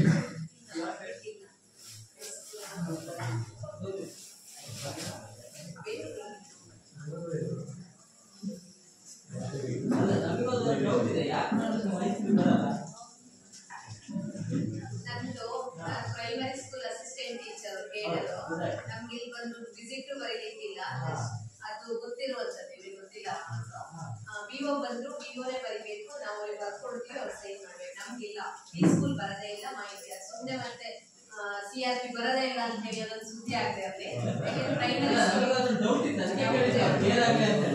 ಸ್ಕೂಲ್ ಕೇಡರ್ ನಾವು ಬಂದು ಹೈಸ್ಕೂಲ್ ಟೀಚರ್ಸಿಗೆ ಏನ್ ಮಾಡಕ್ಕಾಗಲ್ಲ. ಮಾಹಿತಿಗಳನ್ನ ನಾನು ಕಾಂಟ್ಯಾಕ್ಟೇ ಇರ್ತೀನಿ ಆಶಾ ಮೇಡಮ್ ಜೊತೆ HM ಅಂತ ಪರ್ಸನಲ್ ಯಾವ್ದಾದ್ರು ತಕ್ಷಣಕ್ಕೆ ಬೇಕಾದ್ರೆ ಯಾವ್ದಾದ್ರು ಅಸಿಸ್ಟೆಂಟ್ ಟೀಚರಿಗೆ ಫೋನ್ ಮಾಡ್ಕೊಂಡು ಇಲ್ಲಿಯ ಕಾಂಟ್ಯಾಕ್ಟ್ ಮಾಡ್ಕೊಂಡೇ ಇರ್ತೀನಿ. ಆಫೀಸಿಗೆ ಮಾಹಿತಿ ಅಷ್ಟೇ ಕೊಡೋದು, ನಮ್ಗೆ ಬರಲ್ಲ ಇವ್ರಿಗೆ. ಇವ್ರಿಗೆ ಏನಿದ್ರು BRC ನಂತರದ ಈಗ AD ಬಂದರೆ ADಗೆ ಬೇರೆ ಇತ್ತು, ಬಟ್ ಅವ್ರಿಗೆ ಇವತ್ತು ಗ್ರಾಮ ಸಭೆಗೆ ಬಂದಿರೋದ್ರಿಂದ ಅವ್ರ ಆಚೆ ಅಷ್ಟೇ ಆಮೇಲೆ ಕ್ರೀಡಾ ಸಾಮಗ್ರಿಗಳ ಶಾಲೆಯ ಅನುದಾನವನ್ನು ಪಡೆದಿದೆ ಅಂತಕ್ಕಂಥದ್ದು 24-25ರಲ್ಲಿ 50,000 ರೂಪಾಯಿ ಅನುದಾನವನ್ನು ಪಡೆದಿದೆ. ಅದಕ್ಕೆ ಕೆಲವು ಕ್ರೀಡಾ ಸಾಮಗ್ರಿಗಳನ್ನು ಖರೀದಿ ಮಾಡಿದ್ದೀವಿ ಅಂತ ಹೇಳಿದ್ರು. ಆಮೇಲೆ ಏನು ಕ್ರೀಡಾ ಮಾರ್ಗಸೂಚಿಯಲ್ಲಿ ಹೇಳ್ತಿದೆ ಅದ್ರ ಪ್ರಕಾರ ಗೈಡ್ಲೈನ್, ಅದ್ರ ಪ್ರಕಾರವೇ ನಾವು ಖರೀದಿ ಮಾಡಿದ್ದೀವಿ ಅಂತ ಹೇಳಿದ್ರು. ಆಮೇಲೆ ಗ್ರಂಥಾಲಯಕ್ಕೆ 15,000 ರೂಪಾಯಿ ಬಂದಿದೆ, ಅದನ್ನು ಸಹ ಏನು ಗೈಡ್ಲೈನ್ ಹೇಳಿದೆ ಅದರ ಪ್ರಕಾರ ನಾವು ಖರೀದಿ ಮಾಡಿದ್ದೀವಿ ಅಂತ ಹೇಳಿದ್ರು. ಪುಸ್ತಕಗಳಿದ್ದು. ಆಮೇಲೆ ಹೆಣ್ಣು ಮಕ್ಕಳಿಗೆ ಕರಾಟೆ ತರಬೇತಿ ಸಂಬಂಧಪಟ್ಟಂತೆ 2023-24ರಲ್ಲಿ 3,000 ರೂಪಾಯಿ, 24-25ರಲ್ಲಿ 9,000 ರೂಪಾಯಿ ಬಂದಿದೆ ಅನುದಾನ, ಅದನ್ನು ನಾವು ಬಳಕೆ ಮಾಡಿದ್ದೀವಿ ಅಂತಕ್ಕಂಥ ಅಭಿಪ್ರಾಯವನ್ನು ಹೇಳಿದರು. ಆಮೇಲೆ ಶಾಲಾ ಸುರಕ್ಷತಾ ಸಮಿತಿಯಿಂದ ರಚನೆ ಮಾಡಿದ್ದಾರೆ. ಶಾಲೆಯಲ್ಲಿ ಯಾವುದೇ ಮಕ್ಕಳಿಗೆ ಏನಾದರೂ ತೊಂದರೆ ಆದಾಗ ಒಂದು ಸುರಕ್ಷತಾ ಸಮಿತಿ ಇರಬೇಕು. ಮಕ್ಕಳ ಕ್ರಿಯಾಶೀಲರಾಗಿರ್ತಕ್ಕಂಥ ಕೆಲವೊಂದು ಪೋಷಕರು ಮತ್ತು ಶಿಕ್ಷಕರು ಏನಾದರೂ ಮಕ್ಕಳಿಗೆ ತೊಂದರೆ ಆದಾಗ ಅವರು ಆ ಮಕ್ಕಳಿಗೆ ಎಲ್ಲ ರೀತಿಯಾಗಿರ್ತಕ್ಕಂಥ ಸಹಕಾರವನ್ನು ನೀಡತಕ್ಕಂಥ ಒಂದು ಸಮಿತಿ ಇರಬೇಕು ಅಂತಕ್ಕಂಥದ್ದು. ಈ ಸಮಿತಿಯ ಒಂದು ಫಲಕ ಮುಖ್ಯ ಶಿಕ್ಷಕರ ಕೊಠಡಿಯಲ್ಲಿ ಇರಬೇಕು ಅಂತಕ್ಕಂಥದ್ದು ಸಮಿತಿಯಿಂದ ರಚಿಸಲಾಗಿದೆ ಅಂತಕ್ಕಂಥದ್ದು ಪುಸ್ತಕದಲ್ಲಿ ಸಮಿತಿಯಿಂದ ರಚನೆ ಮಾಡಿದ್ದಾರೆ. ಅದರ ಫಲಕ ಮುಖ್ಯ ಶಿಕ್ಷಕರ ಕೊಠಡಿಯಲ್ಲಿ ಇಲ್ಲ. ಆಮೇಲೆ ಒಂದು ಸಲಹಾ ಪೆಟ್ಟಿಗೆ ಇರಬೇಕು ಅಂತಕ್ಕಂಥದ್ದು. ಏನಾದರೂ ದೂರುಗಳಿದ್ದರೆ ದೂರು ಪೆಟ್ಟಿಗೆಯನ್ನು ನಿರ್ಮಾಣ ಮಾಡಬೇಕು, ಅದನ್ನು ನಿರ್ವಹಣೆ ಮಾಡಿದ್ದಾರೆ. ಇದೊಂದು ಶಾಲಾ ಸುರಕ್ಷಾ ಪ್ರತಿಜ್ಞೆಯನ್ನು ಮಾಡ್ತಾ ಇದ್ದಾರೆ, ಅದನ್ನು ಮಾಡ್ತಾ ಇದ್ದಾರೆ. ಆಮೇಲೆ ವಿದ್ಯುತ್ ತಂತಿಗಳನ್ನು ಮತ್ತು ಕೇಬಲ್ಗಳನ್ನು ಸರಿಯಾದ ಅರ್ಥದಲ್ಲಿ ಇನ್ಸುಲೇಟ್ ಮಾಡಲಾಗಿದೆ ಮತ್ತು ಮಕ್ಕಳು ತಲುಪುವ ಅಂತರದಲ್ಲಿ ಇರುತ್ತದೆ ಅಂತಕ್ಕಂಥದ್ದು ಅದು ಯಾವುದೂ ಇಲ್ಲ ಆಗಿದೆ. ಆಮೇಲೆ ಪ್ರಥಮ ಚಿಕಿತ್ಸಾ ಪೆಟ್ಟಿಗೆಯನ್ನು ನಿರ್ವಹಣೆ ಮಾಡಿದ್ದಾರೆ. ಯಾಕಂದರೆ ಮಕ್ಕಳಿಗೆ ಏನಾದರೂ ಆಟ ಪಾಠದಲ್ಲಿ ಇದ್ದಾಗ ಏನಾದರೂ ತೊಂದರೆಗಳಾದಾಗ ಗಾಯಗಳಾದಾಗ ಪ್ರಥಮ ಚಿಕಿತ್ಸಾ ಪೆಟ್ಟಿಗೆ ಇರಬೇಕು. ಅದರಲ್ಲಿ ಕನಿಷ್ಠ ಔಷಧಿಗಳು ಶಾಲೆಯಲ್ಲೇ ಇರಬೇಕು ಅಂತಕ್ಕಂಥದ್ದು. ಪ್ರಥಮ ಚಿಕಿತ್ಸೆಯನ್ನು ಮಾಡಿ ಆಮೇಲೆ ಮಗುವಿಗೆ ಬೇರೆ ಚಿಕಿತ್ಸೆಯನ್ನು ಕೊಡ್ತಕ್ಕಂಥ ಒಂದು ವ್ಯವಸ್ಥೆ ಅದನ್ನು ಪ್ರಥಮ ಚಿಕಿತ್ಸಾ ಪೆಟ್ಟಿಗೆಯನ್ನು ಹೊಂದಿದ್ದಾರೆ. ಶಾಲೆಯಲ್ಲಿ ಜಾತಿ ಲಿಂಗ ಭಾಷೆಗಳಿಗೆ ಸಂಬಂಧಪಟ್ಟ ತಾರತಮ್ಯ ಹೆಚ್ಚಿನ ಮೇಲ್ವಿಚಾರಣೆ ನಡೆಸಲಾಗ್ತದೆಯೇ, ಆ ಮೇಲ್ವಿಚಾರಣೆ ನಡೀತಾ ಇದೆ ಅಂತ ಹೇಳಿದರು. ಆಮೇಲೆ ತುರ್ತು ದೂರವಾಣಿ ಸಂಖ್ಯೆಗಳನ್ನು ಪ್ರದರ್ಶಿಸಲಾಗಿದೆ. ಏನಾದರೂ ಶಾಲೆಯಲ್ಲಿ ತೊಂದರೆಗಳಾದರೆ ಬೇರೆ ಬೇರೆ ಸಮಾರಂಭಗಳಲ್ಲಿ ಏನಾದರೂ ಕೇಳಬೇಕಾದ್ರೆ ಅದರಲ್ಲಿ ಮಕ್ಕಳ ದೂರವಾಣಿ ಇರ್ಬೋದು, ಮಹಿಳಾ ದೂರವಾಣಿ, ಪೊಲೀಸ್ ದೂರವಾಣಿ, ಅಗ್ನಿಶಾಮಕ ದೂರವಾಣಿ, ಆರೋಗ್ಯ ದೂರವಾಣಿಗಳು ಮತ್ತು ಶಿಕ್ಷಣ ಇಲಾಖೆ ಉನ್ನತ ಅಧಿಕಾರಿಗಳ ದೂರವಾಣಿಗಳನ್ನ ಇಲ್ಲಿ ಮುಖ್ಯ ಶಿಕ್ಷಕರ ಕೊಠಡಿಯಲ್ಲಿ ಮಾಡಬೇಕಾಗ್ತದೆ. ಒಂದು ಫಲಕದಲ್ಲಿ ಇರಬೇಕು, ಅದನ್ನು ಹಾಕಿದಾರಲ್ಲಿ. ಆಮೇಲೆ ವಿಶೇಷ ಅಗತ್ಯಗಳ ಮಕ್ಕಳೊಂದಿಗೆ ಸಮನ್ವಯಗೊಳಿಸಲು ಮಕ್ಕಳಿಗೆ ಮತ್ತು ಶಿಕ್ಷಕರ ಸಂವೇದನಾಶೀಲತೆಗಾಗಿ ಜಾಗೃತಿ ಕಾರ್ಯಕ್ರಮಗಳನ್ನು ಹಮ್ಮಿಕೊಂಡಿದ್ದಾರೆ ಅಂತಕ್ಕಂಥದ್ದು. ವಿಶೇಷ ಅಗತ್ಯಗಳ ಮಕ್ಕಳಿಗೆ ಆ ರೀತಿ ನಾವು ಮಾಡ್ತೀವಿ ಅಂತಕ್ಕಂಥದ್ದನ್ನೇ ಹೇಳಿದ್ರು. ಕನಿಷ್ಠ ಒಬ್ಬ ಶಿಕ್ಷಕರು ವೃತ್ತಿಪರ ಮಾರ್ಗದರ್ಶನ ಮತ್ತು ಸಮಾಲೋಚನೆ ಕೌಶಲ್ಯಗಳ ತರಬೇತಿಯನ್ನು ಪಡೆದಿರ್ತಾರೆ. ವೃತ್ತಿಪರ ಮಾರ್ಗದರ್ಶನ, ವೃತ್ತಿ ಕೌಶಲ್ಯಕ್ಕೆ ಸಂಬಂಧಪಟ್ಟಿರ್ತಕ್ಕಂಥ ಮತ್ತು ಸಮಾಲೋಚನೆ ಕೌಶಲ್ಯ. ಮಗು ಏನಾದರೂ ಮೆಂಟಲ್ ಡಿಸ್ಟರ್ಬ್ ಆದರೆ ಏನಾದರೂ ಇದಾದರೆ ಅದಕ್ಕೆ ಸಮಾಲೋಚನೆ ಮಾಡಿ ಸಹಜ ಸ್ಥಿತಿಗೆ ತರ್ತಕ್ಕಂಥದ್ದು ಆ ಮಗುವನ್ನು. ಆ ರೀತಿ ತರಬೇತಿಯನ್ನು ಇಲಾಖೆ ಕೊಡ್ತದೆ ಈಗ ಒಬ್ಬೊಬ್ಬರ ಶಿಕ್ಷಕರಿಗೆ. ಆ ರೀತಿಯನ್ನು ನಾವು ಒಬ್ಬರು ಶಿಕ್ಷಕರು ಪಡ್ಕೊಂಡಿದ್ದೇವೆ ಅಂತ ಅಭಿಪ್ರಾಯನ ಹೇಳಿದರು. ಶಾಲೆಯಲ್ಲಿ ಉತ್ತಮ ರೂಢಿಗಳಿದ್ದರೆ ನಮೂದಿಸುವುದು ಅಂತ ಇದೆ. ರಸಪುಸ್ತ ಚಟುವಟಿಕೆಗಳು, ಸಾಮಾನ್ಯ ಜ್ಞಾನಕ್ಕೆ ಸಂಬಂಧಪಟ್ಟಂತೆ ಯೋಗ, ಧ್ಯಾನ, ಕರಾಟೆ, ಚಟುವಟಿಕೆಯನ್ನು ಓದ್ತಕ್ಕಂಥದ್ದು, ಪಂಚಾಂಗ ಪಠಣ ಮಾಡ್ತಕ್ಕಂಥದ್ದು, ಪ್ರತಿಜ್ಞಾ ಸ್ವೀಕಾರ, ಗಣಿತ ಕಲಿಕಾ ಚಟುವಟಿಕೆಗಳು, ವಿಜ್ಞಾನ ಪ್ರಾಯೋಗಿಕ ಚಟುವಟಿಕೆಗಳು, ಪರಿಸರ ಜ್ಞಾನ ಚಟುವಟಿಕೆಗಳನ್ನು ಮಕ್ಕಳಿಗೆ ನೀಡಲಾಗ್ತಿದೆ ಅಂತಕ್ಕಂಥ ಅಭಿಪ್ರಾಯವನ್ನು ಹೇಳಿದರು. ಒಟ್ಟು 134 ಅಂಶಗಳು ಈ ಮಾರ್ಗಸೂಚಿ ನಿರ್ಣಯಿಸುತ್ತದೆ ಸಮಗ್ರ ಶಿಕ್ಷಣ ಯೋಜನೆ. ಅದಕ್ಕೆ ಸಂಬಂಧಪಟ್ಟಿರ್ತಕ್ಕಂಥ ಪ್ರಕಾರ ನಾವು ಸರ್ಕಾರದ ಆದೇಶದಂತೆ ಈ ಎಲ್ಲ ಅಂಶಗಳನ್ನು ಸಾಮಾಜಿಕ ಪರಿಶೋಧನೆ ಹೊರಡಿಸಿದ್ದೇವೆ. ಎಲ್ಲ ಅಂಶಗಳನ್ನು ಸಭೆಯ ಬಗ್ಗೆ ಮಂಡಿಸಿದ್ದೇನೆ. ಅದರಲ್ಲಿ ನಾವು ಮಕ್ಕಳ ಅಭಿಪ್ರಾಯವನ್ನು ಕೇಳಿದ್ದೀವಿ. ತರಗತಿ ಪ್ರಶ್ನೆಗಳಲ್ಲಿ ಕೆಲವೊಂದು ಅಭಿಪ್ರಾಯಗಳನ್ನು ಅವರು ಹೇಳಿದ್ದಾರೆ. ನಮಗೆ ಇಂಗ್ಲೀಷ್ ಟೀಚರ್ ಇಲ್ಲ, ಸೈನ್ಸ್ ಲ್ಯಾಬ್ ಇಲ್ಲ, ಮೈಕ್ರೋಸ್ಕೋಪ್ ಇಲ್ಲ, ಗಂಡು ಮಕ್ಕಳ ಟಾಯ್ಲೆಟ್ ಬಾಗಿಲು ಮುಂದೆ ಹೋಗಿದೆ, ಊಟದಲ್ಲಿ ಕಲ್ಲು ಇರ್ತದೆ, ಸಾಂಬಾರು ಸರಿಯಾಗಿ ರುಚಿದಲ್ಲ, ಉಪ್ಪು ಕಡಿಮೆ ಇರ್ತದೆ, ಪ್ರಯೋಗಾಲಯದ ಅಗತ್ಯತೆ ಇದೆ, ಆಟದ ಮೈದಾನ ಚಿಕ್ಕದಿದೆ, ಶಿಕ್ಷಕರ ಕೊರತೆ ಇದೆ, ದೂರದಿಂದ ಮಕ್ಕಳಿಗೆ ಬಸ್ ವ್ಯವಸ್ಥೆ ಇಲ್ಲ, ವಿಜ್ಞಾನ ಮಾದರಿಗಳ ಕೊರತೆ ಇದೆ, ಶಾಲೆಯ ಗಂಡು ಮಕ್ಕಳ ಹಾಸ್ಟೆಲ್ನಲ್ಲಿ ಸಮಸ್ಯೆ ಇದೆ, ಸ್ವಚ್ಛತೆ ಇಲ್ಲ ಅಲ್ಲಿ ಅಂತಕ್ಕಂಥ ಗಂಡು ಮಕ್ಕಳ ಹಾಸ್ಟೆಲ್ನಲ್ಲಿ ವಿಶೇಷವಾಗಿ. ಹೆಣ್ಣು ಮಕ್ಕಳ ಹಾಸ್ಟೆಲ್ನಲ್ಲಿ ಆ ರೀತಿ ಇಲ್ಲ ಅಂತಕ್ಕಂಥ ಅಭಿಪ್ರಾಯನ ಅವರು ಹೇಳಿದ್ದಾರೆ. ಗಂಡು ಮಕ್ಕಳ ಹಾಸ್ಟೆಲ್ನಲ್ಲಿ ಎಲ್ಲ ಗಂಡು ಮಕ್ಕಳು ಹೇಳಿದ್ರು ತುಂಬಾ ಸಮಸ್ಯೆ ಇದೆ ಅಂತ ಹೇಳಿದ್ದಾರೆ. ಈಗ ಹಾಸ್ಟೆಲ್ ಬೇಕು ಜಾಗ ರೆಡಿ ಇದೆ ಹಾಸ್ಟೆಲ್ಗೆ. ಈಗ ಹಾಸ್ಟೆಲ್ ಬೇಕಂತಲೇ ಸರ್ಕಾರ ವರದಿ ಬರಬೇಕು. ಈಗ ಬಾಯ್ಸ್ ಹಾಸ್ಟೆಲ್ ಬೇಕು ಅಂತಲೇ ಅದನ್ನು ವರದಿ ಬರ್ಕೊಳ್ತಾರೆ.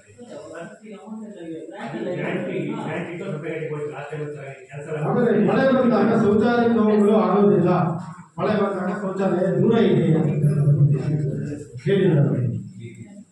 ಮುಂದಿನ ಮಕ್ಕಳ ಅಭಿಪ್ರಾಯಕ್ಕೆ ಹೆಚ್ಚಿನ ಕೊಡಬೇಕಾಗ್ತದೆ. ಒಂದು ಮಗು ಶಾಲೆಯ ಉತ್ತಮ ಅಂಶಗಳು ಮತ್ತು ಲೋಪದೋಷಗಳನ್ನ ಪಟ್ಟಿ ಮಾಡಿ ಅಂತ ಹೇಳಿದಾಗ ಬಹಳ ಉತ್ತಮ ರೀತಿಯಿಂದ ಪರಿವರ್ತಿಸಿದೆ. ಎಲ್ಲರೂ ನಾವು ಸಹ ಪರಿಶೀಲನೆ ಮಾಡಲಿಕ್ಕಾಗದೆ ಅದನ್ನು ಪರೀಕ್ಷೆ ಮಾಡೋಕ್ಕಾಗದೆ ಇರ್ತಕ್ಕಂಥ ಅಭಿಪ್ರಾಯಗಳನ್ನ ಆ ಮಗು ಪಟ್ಟಿದೆ. ರನ್ನಿಂಗ್ ಮಾಡೋದು ಮೈದಾನ ಇಲ್ಲ, ಸಾರಿನಲ್ಲಿ ಉಪ್ಪಿರೋದಿಲ್ಲ, ಸೈನ್ಸ್ ಲ್ಯಾಬ್ ಇಲ್ಲ, ಸೈಕಲ್ ಬೇಕಾಗಿದೆ, ನಾನು ಮನೆಯಿಂದ 5 ಕಿಲೋಮೀಟರ್ ದೂರದ ಶಾಲೆಗೆ ಬರ್ತೇನೆ, ನಾನು ಬರುವುದು ಕಾಡುದಾರಿಯಲ್ಲಿ, ಹಾಗಾಗಿ ನನಗೆ ರಸ್ತೆ ವ್ಯವಸ್ಥೆ ದಾರಿ ಇಲ್ಲ, ತರಗತಿ ಸ್ವಚ್ಛ ಮಾಡಲು ಕ್ಲೀನರ್ ಬೇಕು, ನಾವು ಮಕ್ಕಳು ಮಾಡಲು ಆಗುವುದಿಲ್ಲ, ಕ್ರೀಡಾ ಸಾಮಗ್ರಿಗಳಾದ ಫುಟ್ಬಾಲು, ಕಬಡ್ಡಿ, ಆಮೇಲೆ ಬೇಕು ನಮ್ಮಲ್ಲಿಲ್ಲ, ಸಪರೇಟ್ ಲೈಬ್ರರಿ ಬೇಕು, ಕ್ರಿಕೆಟ್ ಆಡಲು ಸಾಮಗ್ರಿಗಳಾದ ಬ್ಯಾಟ್ ಬಾಲ್, ವಿಕೆಟ್ ಬೇಕು, ಕಂಪ್ಯೂಟರ್ನಲ್ಲಿ ಕಂಪ್ಯೂಟರ್ಗಳು ಹಾಳಾಗಿವೆ, ಇನ್ನೂ ಹೆಚ್ಚು ಕಂಪ್ಯೂಟರ್ ಬೇಕಾಗಿದೆ, ಶಾಲೆಗೆ ಸಮವಸ್ತ್ರ ಕೊಡಲ್ಲ, ಮಕ್ಕಳಿಗೆ ಪಠ್ಯ ಪುಸ್ತಕ ಬರುವುದಿಲ್ಲ ಸಮಯಕ್ಕೆ ಸರಿಯಾಗಿ,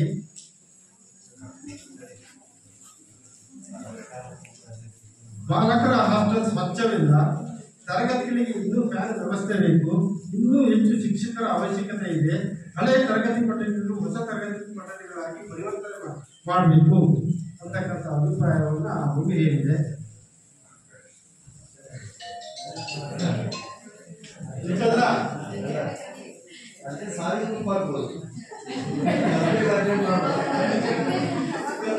ಇಷ್ಟೆಲ್ಲ ಅಂಶಗಳನ್ನ ಏನು ಯೋಜನೆ ಮಾರ್ಗಸೂಚಿ ಪ್ರಕಾರ ಸಭೆ ಮುಂದೆ ಮಂಡಿಸ್ತೇವೆ. ಈಗ ಇದ್ರ ಬಗ್ಗೆ ಸಭೆಯಲ್ಲಿ ಚರ್ಚೆ ಮಾಡಿ ನಮ್ಮ ಅಭಿಪ್ರಾಯ ತಿಳಿಸ್ತೇವೆ. ನಾವು ವರದಿಗಳ ಮೂಲಕ ಸರ್ಕಾರಕ್ಕೆ ನೇರವಾಗಿ ವರದಿಯನ್ನು ನೀಡುತ್ತೇವೆ.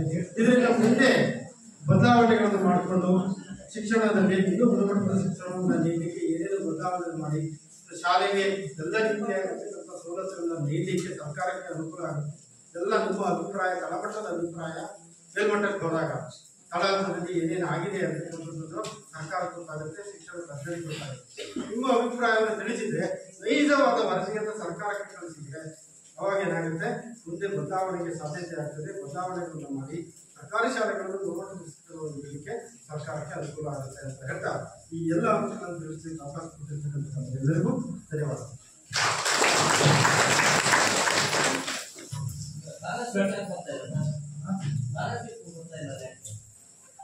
ಚರ್ಚೆ ಮಾಡೋದಕ್ಕೆ ಮಂಡನೆ ಮಾಡಿ ಶ್ರೀಯುತ ದೇವೇಂದ್ರ ಸರ್ ನಮ್ಮ ವರದಿಯಲ್ಲಿ ಸವಿಸ್ತಾರವಾಗಿ ವರದಿಯನ್ನು ಮಂಡನೆ ಮಾಡುತ್ತಾರೆ. ಶ್ರೀಯುತರಿಗೆ ಧನ್ಯವಾದಗಳನ್ನು ಬಯಸ್ತೇನೆ. ಏನು ವಿಚಾರ ಅಂತ ಹೇಳಿದ್ರೆ ರಿಯಾಲಿಟಿ ಅಂತ ಆದ್ರಿಂದ ಅವರು ಈ ಶಾಲೆಯನ್ನು ಆ ಕಡೆ ಈ ಕಡೆ ಹೋಗಿ ಎಲ್ಲ ಕಡೆ ಪ್ರಜಾರಾಡಿದ್ದಾರೆ.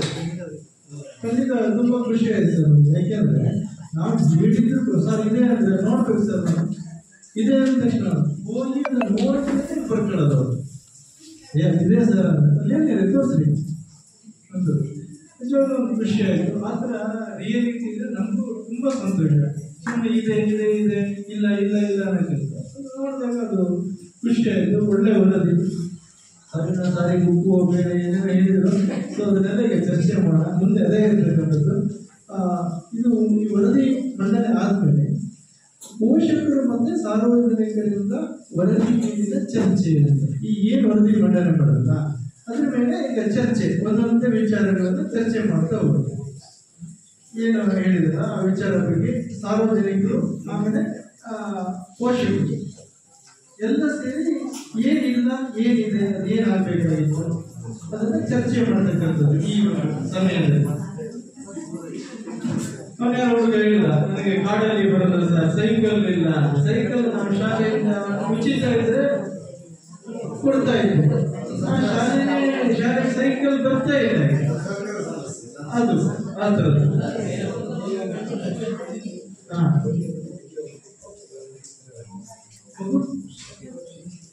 ಲಿಸ್ಟ್ ಅದನ್ನು ಎಲ್ಲ ಗಮನ ಮಂಡನೆ ಮಾಡಿದಾರಲ್ಲ ಅದನ್ನು ಹೇಳಿದೆ. ಹಾಸ್ಟೆಲಲ್ಲಿ ಶುಚಿತ್ವ ಹಾಗೆ ಹೇಗೆ ಅದನ್ನು ನಾವೆಲ್ಲ ಸೇರಿ ಅದನ್ನು ಸರಿ ಮಾಡೋದು ಯಾವ ಥರ ಅದರ ಬಗ್ಗೆ ಚರ್ಚೆ ಮಾಡೋದು.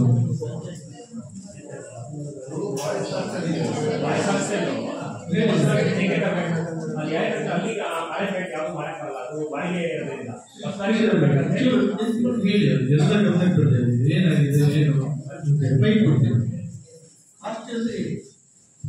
ಈಗ ಬಾಯ್ಸ್ ಹಾಸ್ಟೆಲ್ ಬೇಕಂತ ಹೇಳಿ ಈಗ ಸಂಬಂಧಪಟ್ಟ ಇಲಾಖೆಗೆ ಲೆಟರ್ ಮಾಡಿದ್ದೀವಿ. ಈಗ ಅಪ್ಲೈ ಮಾಡ್ತೀವಿ. ಅದು ಏನಾಗಿದೆ ಅಂತ ಹೇಳಿದ್ರೆ ಅಲ್ಲಿ ಇಂಪ್ರೂವ್ಮೆಂಟ್ ಮಾಡೋಕ್ಕಾಗಲ್ಲ, ಬಾಡಿಗೆ ಬಿಲ್ಡಿಂಗ್ ಆಗಿರೋದ್ರಿಂದ. ಅದು ಮಾಡಿದ್ರೆ ನಾಳೆ ಖಾಲಿ ಮಾಡಿದ್ರು ಮಾಡ್ಬೋದು, ನಾಳೆ ಮಾಡಿದ್ರು ಮಾಡ್ಬೋದು, ಹೇಳಕ್ ಬರಲ್ಲ ಅದು ಯಾವಾಗ ಅಂತ ಹೇಳಿ. ಅದಕ್ಕೋಸ್ಕರ ಬೇರೆ ಮನೆಗೂ ಮಾಡಿದ್ವಿ, ಬೇರೆ ಹಾಸ್ಟೆಲ್ ಬಿಲ್ಡಿಂಗ್ ಕೊಡಿ. ಈಗ ಆಲ್ರೆಡಿ ಜಾಗ ಸಂಕ್ಷನ್ ಇದೆ ಅದು ಮಾಡಲಿಕ್ಕೆ. ಈ ವರ್ಷ ರನ್ನಿಂಗ್ ಇರುತ್ತೆ. ಪ್ರತಿಯೊಬ್ಬರು ಮಕ್ಕಳು ಈ ಸರಿ ಅಡ್ಮಿಷನ್ ಆಗ್ಬೇಕು ಅಷ್ಟೇ. ಅಡ್ಮಿಷನ್ ಆಗ್ತಾರೆ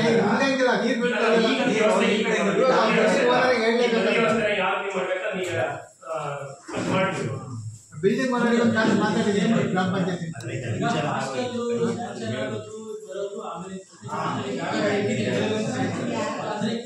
ಸರಿ ಮಾಡಿದ್ರು. ಅದನ್ನ ಸರಿ ಇದೆ ಆ ಪ್ರೋಸೆಸ್ ಒಂದು ಸೈಡ್ ಆದ್ರೆ ಇನ್ನೊಂದು ಸೈಡ್ ಏನಪ್ಪಾ ಅಂದ್ರೆ ಈಗಾಗಲೇ ನೀವೇ ನಿಮ್ಮ ಸೈಡ್ ಹಾಸ್ಟೆಲ್ ಸೇರಿಸಿದ್ರಿ.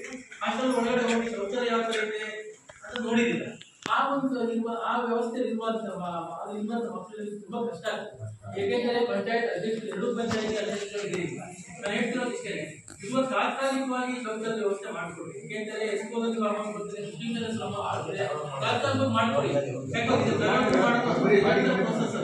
ಹಾಗಂತ ಹೇಳ್ಕೊಂಡು ನಾವೀಗ ಈಗಾಗಲೇ ನಮ್ಗೆ ಹಾಸ್ಟೆಲ್ಗಳಲ್ಲಿ ಕೊನೆಯ ಹಂತದಲ್ಲಿದೆ. ಯಾಕೆಂದ್ರೆ ಬಯೋಮೆಟ್ರಿಕ್ ಇರೋದ್ರಿಂದ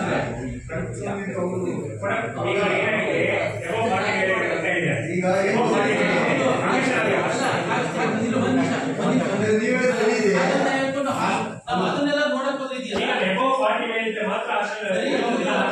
ಅದನ್ನೆಲ್ಲ ನೋಡಕ್ ಹಾಸ್ಟೆಲ್ ಕಳ್ಕೊತಿಲ್ಲ. ಫಸ್ಟ್ ಅಡ್ಮಿಷನ್ ಆಗಬೇಕು. ವ್ಯವಸ್ಥೆ ಇದ್ರೆ ಅಡ್ಮಿಷನ್ ಆಗಿದೆ.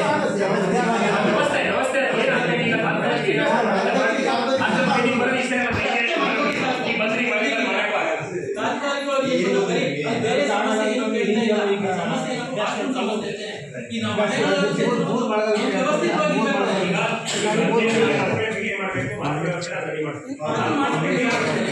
ಇಲ್ಲಿ ಬಂದಂತ ಪೇರೆಂಟ್ಸ್ ಗಳಿರ್ಬೋದು, ಮಕ್ಕಳು ಸಹಿತ ಆಚರಣೆಗಳಲ್ಲಿ ಏನ್ ಮಂಡನೆ ಮಾಡಿದ್ದಾರೆ ಅಂತ ಹೇಳಿದ್ರೆ ಅಲ್ಲಿ ಹಾಸ್ಟೆಲ್ ಬಾತ್ರೂಮ್ ಸರಿ ಇಲ್ಲ ಅಂತ. ಹಾಸ್ಟೆಲ್ ಸರಿ ಇಲ್ಲ ಅಂತ ಅವ್ರು ಎಲ್ಲೂ ಸಹಿತ ಉಲ್ಲೇಖ ಮಾಡಿಲ್ಲ.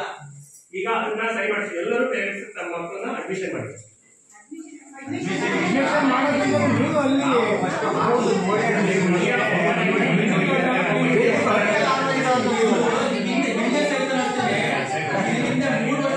ಅದೇ ಸಮಸ್ಯೆ.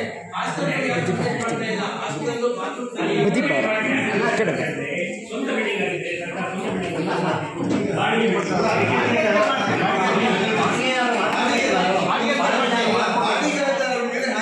ಹೌದು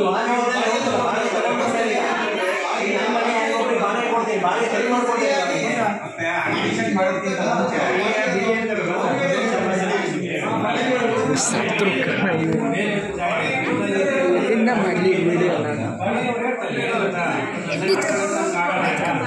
ಎಷ್ಟೊತ್ತು ಅಂತ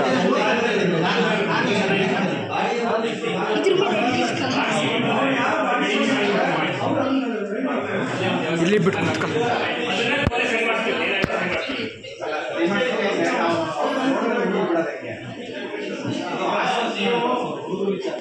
ಈಗ ಅಡ್ಮಿಷನ್ ಮಾಡ್ಕೊಂಡು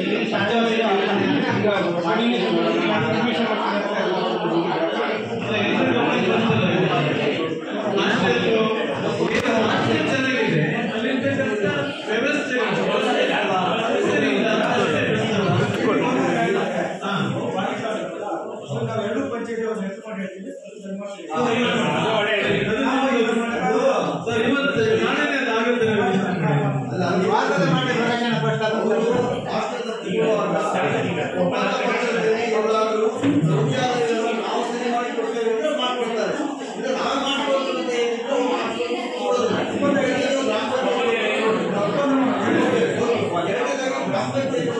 ಸುಶೀಲ್ ಫೋಟೋ ಅನ್ಸುತ್ತೆ ಫೋಟೋ ಹೋಗು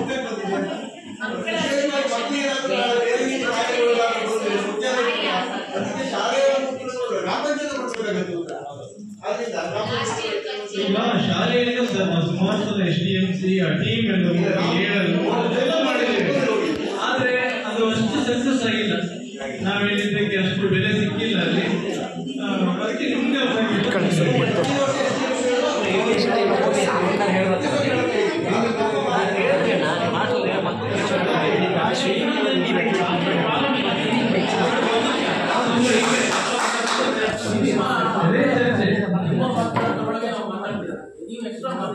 ನೀವು ಮಾತಾಡಿ ನೀವು ಕೇಳ್ತಲ್ಲ ನಮ್ಗೆ ಎಲ್ಲರೂ ಮಾತಾಡ್ತಾರೆ ನೀವೇ ಮಾತಾಡ್ತೀರಿ ಹಂಗೆ ಕೇಳ್ತಾರೆ ನೀವು ಸುಮ್ಮನೆ ಇರಿ ಅವ್ರು ಈ ಭಾಗದಲ್ಲಿ ಏನಾಗಿದೆ ಅಂತಂದ್ರೆ ವ್ಯವಸ್ಥಿತವಾದಂತ ಒಂದು ಶಾಲೆ ಇಲ್ಲ. ಆ ಒಂದು ವ್ಯವಸ್ಥಿತವಾದಂತ ಶಾಲೆ ಇರ್ಬೋದು ಅಥವಾ ನಮ್ಮ ಶಾಲೆಯಲ್ಲಿ ಸಿಗುವಂತ ಪರಿಸರ ಇರ್ಬೋದು, ಈ ಸಂದರ್ಭ. ಆದ್ರೆ ಹಾಸ್ಟೆಲ್ ಬಹಳ ವರ್ಷಗಳಿಂದ ಒಂದು ಪ್ರಯತ್ನ ಮಾಡಿ ಈ ಭಾಗಕ್ಕೆ ಹಾಸ್ಟೆಲ್ ವ್ಯವಸ್ಥೆ ಮಾಡಿದೆ.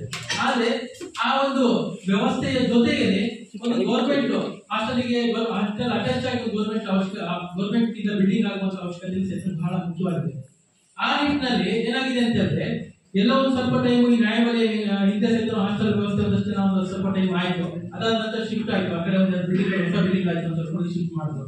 ಶಿಫ್ಟ್ ಆದ್ಮೇಲೆ ಸಹಿತ ಅಷ್ಟೇ ಅಲ್ಲಿ ಸ್ವಲ್ಪ ಟೈಮ್ ಚೆನ್ನಾಗಿ ನಡೆದಿತ್ತು ಅಂತ ಅನಿಸ್ತಾ ಇದೆ. ಅದಾದ ನಂತರದಲ್ಲಿ ಇವಾಗ ಏನಾಗಿದೆ ಅಂತ ಹೇಳಿದ್ರೆ ಹಾಸ್ಟೆಲ್ ಬಗ್ಗೆ ಯಾರು ಮಾತಾಡೋದಿಲ್ಲ. ಹಾಸ್ಟೆಲ್ ಚೆನ್ನಾಗಿದೆ, ಊಟ ಒಂದು ಚೆನ್ನಾಗಿ ಕೊಡ್ತಾರೆ, ಮಕ್ಕಳಿಗೆ ಚೆನ್ನಾಗಿ ಹಾಕ್ತಾರೆ ಅಂತ ಅದು ಮಾಹಿತಿ ಇದೆ. ಆದ್ರೆ ಇಲ್ಲಿ ಹಾಸ್ಟೆಲ್ ವಾಶ್ರೂಮ್ಗಳು ಸರಿ ಇಲ್ಲ ಅಂತ ಒಂದು ಪಾಯಿಂಟ್ ಇದೆ. ಇನ್ನೊಂದು ಪಾಯಿಂಟ್ ಏನಪ್ಪಾ ಅಂತಂದ್ರೆ ಈ ವಾರ್ಡನ್ ಅಂತ ನಾವು ಕೇಳಿದಾಗ ಏನಂತಾರೆ, ವಾರ್ಡನ್ ಅಂತ ಹೇಳಿದಾಗ ಅವ್ರು ಹೇಳ್ತಾರೆ ನೀವು 6 ಗಂಟೆ ಮೇಲೆ ನಿಮ್ಮ ಮಕ್ಕಳನ್ನು ಯಾಕೆ ಹೊರಗಡೆ ಬಿಡ್ತೀರಾ ಅಂತ ಕೇಳ್ತಾರೆ. ಅದಕ್ಕೆ ಅವ್ರು ಹೇಳೋದು ಏನಂತ ಹೇಳಿದ್ರೆ ಕಾಂಪೌಂಡ್ ಇಲ್ಲ ಅಂತ. ಕಾಂಪೌಂಡ್ ಮಾಡಿದ ತಕ್ಷಣ ಮಕ್ಕಳು ಹೊರಗಡೆ ಇರ್ತಾರ ನಮ್ಮ ಪ್ರಶ್ನೆ ಇಲ್ಲ. ಹಾಗಾದ್ರೆ ಒಂದು ನಿಮಿಷ, ಹಾಗಾದ್ರೆ ಕಾಂಪೌಂಡ್ ಆದ್ಮೇಲೆ ಹಾಗಾದ್ರೆ ಮಕ್ಕಳಿಗೆ ವಾರ್ಡನ್ ಅವಶ್ಯಕತೆ ಇರೋದಿಲ್ಲ, ಕಾಂಪೌಂಡ್ ಒಳಗಡೆ ಇರ್ತಾರೆ. ಈಗ ಹಾಸ್ಟೆಲ್ ವಾರ್ಡನ್ ಕೆಲಸ ಏನಾಗುತ್ತೆ ಇದು ಪ್ರಶ್ನೆ. ಮೊನ್ನೆ ಬಂದು ಕೇಳಿದ್ರೆ ಹೇಳ್ತಾರೆ ಸರ್ ಅದು ನಿಮ್ದು ಕಾಂಪೌಂಡ್ ಇಲ್ಲ, ಹಾಗಾಗಿ ಹೋಗಿ ಮಕ್ಕಳು ಹೊರಗಡೆ ಹೋಗ್ತಾರೆ ಅಂತ. ಹಾಗಾದ್ರೆ ಸ್ಟಿಕ್ ಅನ್ನುವ ಪದಕ್ಕೆ ಅರ್ಥವೇ ಇಲ್ವಾ ಅಂತ ನಮ್ಮ ಪ್ರಶ್ನೆ. ಅದಕ್ಕೆ ದಯವಿಟ್ಟು 2 ಪಂಚಾಯತಿ ಅಧ್ಯಕ್ಷರುಗಳು ಸಹಿತ ಅಷ್ಟೇ ನೀವು ಹಾಸ್ಟೆಲ್ ವಾರ್ಡನ್ ಕಟ್ಟುವಾದಂತ ಒಂದು ಲೆಟರ್ ಕೊಟ್ಟು ಅವ್ರಿಗೆ ಏನಂತ ಅವರಿಗೆ ವಾರ್ಡನ್ ಅವ್ರದ್ದು ಏನಾಗಿದೆ ಅಂದರೆ ನನಗನ್ಸಿದ ಪ್ರಕಾರ 3 ಹಾಸ್ಟೆಲ್ಗಳಿಗೆ ವಾರ್ಡನ್ ಇದ್ದಾರೆ. 4 ಕಡೆ ಇನ್ಚಾರ್ಜ್ ಇದ್ದಾರೆ. 4 ಕಡೆ ಇನ್ಚಾರ್ಜ್ ಇರೋದ್ರಿಂದ ಅವ್ರಿಗೆ ಏನಾಗಿದೆ ವಾರಕ್ಕೆ 700 ಅಂಚಿನ ಶಾಲೆ 700 ಅಂಚಿನ ಹಾಸ್ಟೆಲ್ ಇಲ್ಲಿ ಬರ್ಲಿಕ್ಕೂ ಆಗೋದಿಲ್ಲ ಅಂತ ನನ್ನ ಅಭಿಪ್ರಾಯ. ಅದಕ್ಕೋಸ್ಕರ ಇದು ಬೇಡ.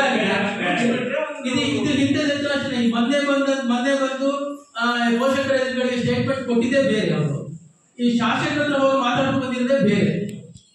ನಾವು ಅದರ ಮಧ್ಯಾಹ್ನ ಹೇಗೆ ಇಲ್ಲಿ ಏನಾಗಿತ್ತು ಅಂತ ಮೊನ್ನೆ ಬಂದಾಗ ಏನಾಗಿತ್ತು ಅಂದ್ರೆ 8 ಪೇರೆಂಟ್ಸ್ ಎಲ್ಲ ಹೊಸಬ್ರು, ಒಂದು 2-3 ಜನ ಹಳಬರು 9th ಮತ್ತೆ 10th ಮಕ್ಕಳು ಅಲ್ಲಿ ಅವ್ರು ಬಂದಿದ್ರು. ನಾವು ಈ ಹಾಸ್ಟೆಲ್ ವಿಚಾರವನ್ನು ಮಾತಾಡಿದ್ರೆ ಅದೆಲ್ಲ ಒಂದ್ ಕಡೆಗೆ ತಪ್ಪಾಗ್ತದೆ.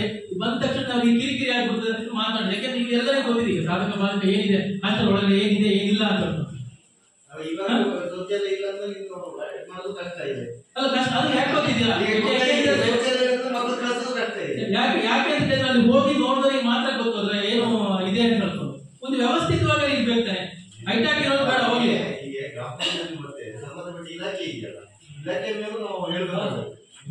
ಅಲ್ಲ ನಾವು ಯಾಕೆ ಅಂತ ಕೇಳಿದ್ರೆ ಈಗ ಅಲ್ಲ ಈಗ ಯಾಕೆ ಗೊತ್ತಿದೆ ನಾವು ಫಸ್ಟ್ ಈಗ ಇಲಾಖೆಗೆ ಸಂಬಂಧ ಕೊಡೋದಕ್ಕೆ ಇಲಾಖೆಗೆ ಸಂಬಂಧ ಕೊಡೋದಕ್ಕೆ ಮುಂಚಿತವಾಗಿ ನಾವು ಎರಡು ಪಂಚಾಯತಿ ಗಮನ ತರೋಣ ಫಸ್ಟ್ ಈಗ. ಯಾಕಂದ್ರೆ ಲಾಸ್ಟ್ ಟೈಮ್ ಸೈತನ ಮಕ್ಕಳಿಗೆ ಕಚ್ಚಿ ತುರ್ಕೆ ಇದೆಲ್ಲ ಸ್ಟಾರ್ಟ್ ಆಯ್ತು. ಅದು ಯಾರು ಹೊಣೆ ಅದು ಯಾರು ಕೇಳೋಣ? ಇವ್ರು 2 ವರ್ಷ 3 ವರ್ಷ ಸಹಿತ ನಾನು ಸಿಂಟಾಗಿ ಕ್ಲೀನ್ ಮಾಡ್ತೇನೆ ಅಂತ ಏನಾಗ್ತದೆ ನೋಡೋಣ. ಇವರೇ ಹೋಗಿದ್ದಾರೆ ಮೇಡಮ್, ನಮ್ಮ ಶಕುಂತಲಾ ಮೇಡಮ್ ಅವರು ಇವರು ಹೋದ್ರು ಅಂತ ನಮ್ಮ ಹೊಸದಾಗಿ ಬಂದಂತ ಸಂದೀಪ್ ಪಾಟೀಲ್ ಸರ್ ಅವ್ರ ಸಹಿತ ಡಾಕ್ಟರ್ ಹೋಗಿದ್ರು. ನೋಡಿದ್ರೆ ಇಷ್ಟಿಷ್ಟು ದಬ್ಬ ಹೋಗಿದ್ದು ಇದು ನಿಂತಿದೆ ಅಂತ ಹೇಳೋದ್ರಲ್ಲಿ ಆಶ್ರಮ ಕಟ್ಬಿಟ್ಟಿದ್ಯಾ ಅಂತ ಇವ್ರು ಏನ್ ಮಾಡ್ತಾರೆ ಅಂದ್ರೆ ಅದಕ್ಕೇನೊಂದು ಸರ್ಕಾರದಿಂದ ಏನು ಹಣ ಬರೋದಿಲ್ವಾ ಅಂದ್ರೆ ಈಗ ಇಯರ್ಲಿ ಏನಪ್ಪಾ ನಮ್ಮ ಶಾಲೆಗಳು ಸಿಂಟ್ಯಾಕ್ಸ್ ಕ್ಲೀನ್ ಮಾಡ್ತೀವಿ, ಜೂನ್ ಮಂತಕ್ಕೆ ಕ್ಲೀನ್ ಮಾಡ್ತೀವಿ, ಶಾಲೆ ಸುತ್ತಮುತ್ತ ಕ್ಲೀನ್ ಮಾಡ್ಕೊತೀವಿ, ಎಲ್ಲ ವ್ಯವಸ್ಥೆ ಮಾಡ್ಕೊತೀವಿ. ಹಾಗೆ ಹಾಸ್ಟೆಲ್ ಏನು ಬರೋದಿಲ್ವಾ ಅವ್ರಿಗೆ ಅಂದ್ರೆ ಇಲ್ಲ ಪೇರೆಂಟ್ಸಿಗೆ ಹೇಳ್ಬೇಕಾನೆ ಈ ತರ ಇದೆ ಬನ್ನಿ ಸಿಂಟ್ಯಾಕ್ಸ್ ಕ್ಲೀನ್ ಮಾಡೋಣ ಬರೋದಿಲ್ಲ ಅಂದ್ರೆ ದಯವಿಟ್ಟು ಪಂಚಾಯತಿಯ ಅಧ್ಯಕ್ಷರುಗಳಿಗೆ ಗಮನ ತರ್ತಾ ಇದ್ದೀನಿ. ದಯವಿಟ್ಟು ಅದನ್ನ ನೀವು ತುರ್ತಾಗಿ ಆ ವ್ಯವಸ್ಥೆ ಮಾಡ್ಬೋದು. ಇಲ್ಲಾಂದ್ರೆ ದಯವಿಟ್ಟು ಈ ಭಾಗದ ಏನು ಬಡ ವಿದ್ಯಾರ್ಥಿಗಳಿಗೆ ಸಹಿತ ಹಾಸ್ಟೆಲ್ ವಂಚಿತರಾಗೋದು ಗ್ಯಾರಂಟಿ. ಯಾಕೆಂದ್ರೆ ಕಳೆದ ಸರಿ ಸಹಿತ 10ನೇ ಕ್ಲಾಸ್ ಮಕ್ಕಳನ್ನ ಇಟ್ಕೊಂಡು ನಾವು ಈ ಸರಿ ಒಂದು ಏನಾದ್ರು ಮಾಡಿ ಬಯೋಮೆಟ್ರಿಕ್ ಕೊಡಿದ್ದು ಅವ್ರು ಆಗಲ್ಲ ಅಂದ್ರೆ ಪ್ರಪಂಚ ಆಗದೇ ಇಲ್ಲ ಅಂತ ಹೇಳಿದ್ರೆ ಒಂದೇ ವಾಕ್ಯ ಆಗಲ್ಲ ಅಷ್ಟೇನೆ. ಆತರ ನಾವು ಪದೇ ತಪ್ಪನ್ನು ಮಾಡ್ಬೋದು. ಕಳೆದ ಸರಿ ನಾವು ಅದನ್ನ ಬಯೋಮೆಟ್ರಿಕ್ ನಾವು ಕೊಟ್ಟು ಹಾಸ್ಟೆಲ್ ಉಳಿಸಿದೀವಿ. ಈ ಸರಿ ಸಹಿತ ಬಂದಂತ ವಿದ್ಯಾರ್ಥಿಗಳು ಕುದುರಿಂದ ಬಂದಿದೆ ಅವ್ರು ಸಹಿತ 3-4 ಜನ ವಿದ್ಯಾರ್ಥಿಗಳು ಸಹಿತ ಹಾಸ್ಟೆಲ್ ಸರಿ ಇಲ್ಲ ನಾವು ಹೋಗ್ತೀವಿ ಅಂತ ಏನ್ ಮಾಡೋಣ? ಎಲ್ಲ ವ್ಯವಸ್ಥೆ ಸರಿ ಇದೆ, ಹಾಸ್ಟೆಲ್ ವ್ಯವಸ್ಥೆ ಸರಿ ಇಲ್ಲ ಅಂತ ಹೆಂಗ್ ಮಾಡೋಣ? ಆದ್ರೆ ಗರ್ಲ್ಸ್ ಹಾಸ್ಟೆಲ್ ಬಗ್ಗೆ ನಾವು ಮಾತನಾಡೋದ್ರೆ ಚೆನ್ನಾಗಿದೆ. ಅದ್ರ ಬಗ್ಗೆ ಇದಕ್ಕೆ ಹೇಳ್ಬೇಕು. ಯಾಕೆಂದ್ರೆ ಇವರು 134 ಅಂಶಗಳನ್ನ ಹೇಳಿದ್ರು, ಅದ್ರ ಸಹಿತ ಒಂದು 2-3 ಅಂಶಗಳು ಇದೆ. ಅದು ಸರಿಪಡಿಸ್ಕೊಂಡು ಹೋಗೋಣ ಅಂತಕ್ಕೆ ನಾವು ಹೇಳ್ತೀವಿ. ಆದ್ರೆ 130ರಲ್ಲಿ 134 ನಾವು ಮಾತ್ರ ಸರಿ ಇದೆ, 100 ಸರಿ ಇಲ್ಲ ಅಂದ್ರೆ ಹೆಂಗ್ ಇದು ಮಾಡ್ಕೊಂಡು ಹೋಗ್ತಾರೆ ಅವರು?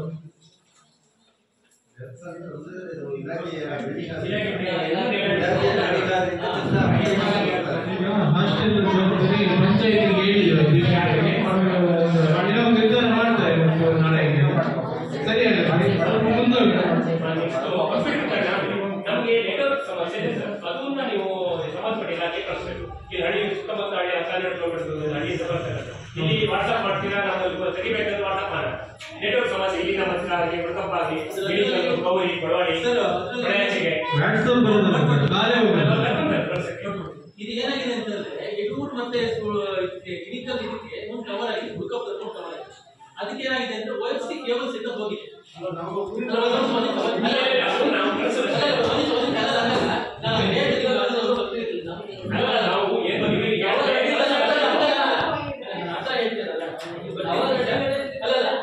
ಅದು ಆಗಿದೆ, ಅದು ಕಾಮಗಾರಿ ಅರ್ಧಂಬರ್ಧ ಆಗಿದೆ. ಅರ್ಧಂಬರ್ಧ ಏನೋ ಇದು ಅಂತ ಗೊತ್ತಾಗಿದೆ, ಏನೋ ಪಾಲಿಶ್ ಅಂತ ಆಗಿದೆ.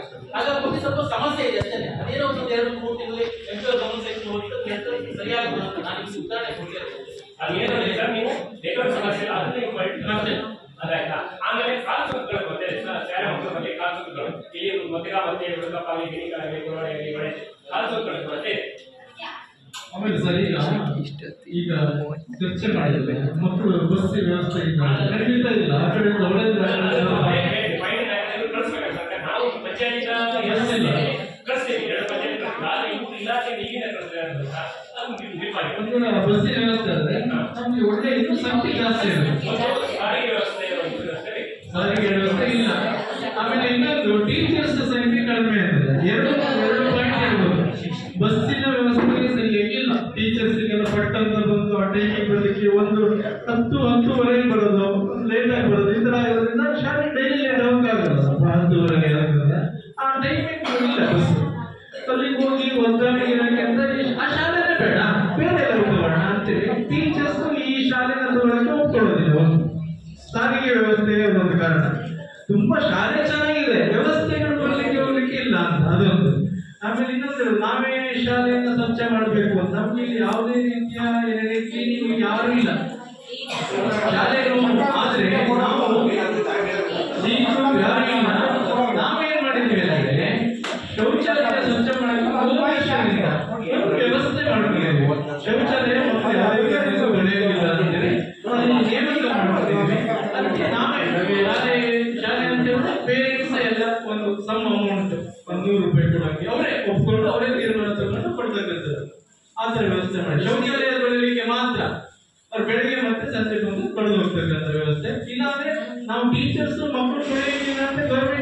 ಮಾಡಿದೆ ಈ ಸ್ಕೀಮ್ಸ್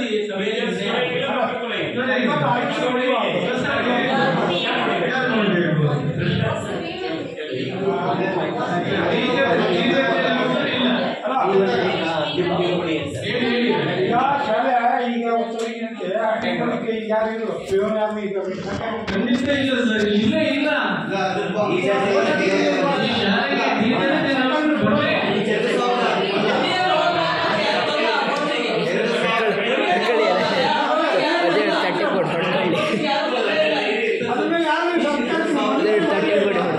ಸಾಕಷ್ಟು ಬಾರಿ ಬಂದಿರತಕ್ಕಂಥ ಎಲ್ಲ ಶಾಸಕರಿಗೂ ಆಮೇಲೆ ಶಿಕ್ಷಣ ನಾವು ಈಗಲಂತೆ ನಾವು ಹೋಗಿ ಮಾಜಿ ಶಿಕ್ಷಣ ಸಚಿವರನ್ನು ಕೂಡ ಕೇಳ್ಕೊಂಡಿದ್ದೀವಿ. ಬಟ್ ಇದುವರೆಗೆ ನಮ್ಮ ಶಾಲೆಗೆ ಇದು ಬರ್ತಾ ಇರೋದು ಕೂಡ ಈ ತರ ಸಮಸ್ಯೆ ಇದೆ. ಶಾಲೆ ಶಿಕ್ಷಕರ ಕೊರತೆ ಇದೆ.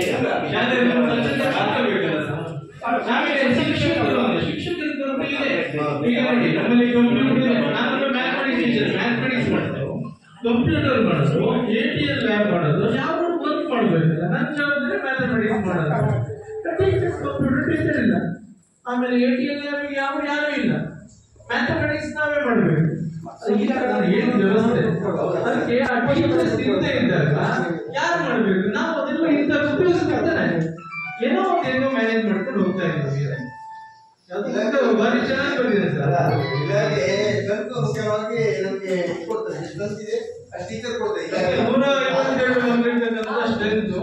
ನಾವೀಗ ಅದನ್ನೆಲ್ಲ ನಾವೇಂದ್ರೆ ನಮ್ದು ಕೆಲಸ ಅಲ್ಲದೆ ಇದ್ರು ಅದು ನಮ್ಮ ಶಾಲೆ, ನಮ್ಮೂರಿನ ಶಾಲೆ ಅಂತ ಅವನ್ನೆಲ್ಲ ನಿಭಾಯಿಸ್ಕೊಂಡು ಹೋಗ್ತಾ ಇದೀವಿ. ಅದನ್ನ ಎತ್ತಿ ಆಗಿಲ್ಲ ಅಂತ ಎಲ್ಲಿ ತೋರಿಸ್ತಾ ಇಲ್ಲ ನಾವು. ಅಂದ್ರೆ ಈ ಪ್ರಸ್ತಾಪ ಬಂದಾಗ ವರದಿಯಲ್ಲಿ ಅದಕ್ಕೆ ಬಂದಾಗ ಚರ್ಚೆ ಮಾಡ್ತಾ ಇದ್ದೀವಿ. ಅದು ಇಂಪಾರ್ಟೆಂಟ್. ತುಂಬಾ ಇಂಪಾರ್ಟೆಂಟ್. ನಾವು ಇಷ್ಟೊಂದು ಆತರ ವ್ಯವಸ್ಥೆ ಇದ್ರೂ ಕೂಡ ನಮ್ಮ ಸ್ಟೇಟ್ ಲೆವೆಲ್ ಅಲ್ಲಿ ರ್ಯಾಂಕ್ ಬಂದಿರ್ತಕ್ಕಂಥದ್ದು ಇತಿಹಾಸ ನೋಡಿದ್ರೆ ಆತರ ಎಲ್ಲ ಮಾಡ್ತಾ ಇದೀವಿ ನಾವು. ಅದು ಏನು ಇಲ್ಲ ಅಂತ ತೋರಿಸ್ಕೊಂಡೇ ಇಲ್ಲ ನಾವು. ಅದು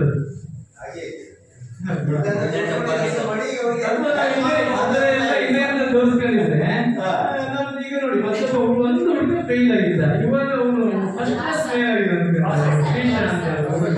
ಫೇಲ್ ಆಗಿದ್ದಾರೆ. 2ನೇ ಎಕ್ಸಾಮ್ ಬಂದು ಮ್ಯಾಥಮೆಟಿಕ್ಸ್ ಅಲ್ಲಿ 62, ಸೈನ್ಸ್ ಅಲ್ಲಿ 59 ಮಾರ್ಕ್ಸ್ ತಗೊಂಡು ಒಳ್ಳೆ ಇದರಲ್ಲಿ ಪಾಸ್ ಆಗಿದ್ದಾನೆ. ನಾನು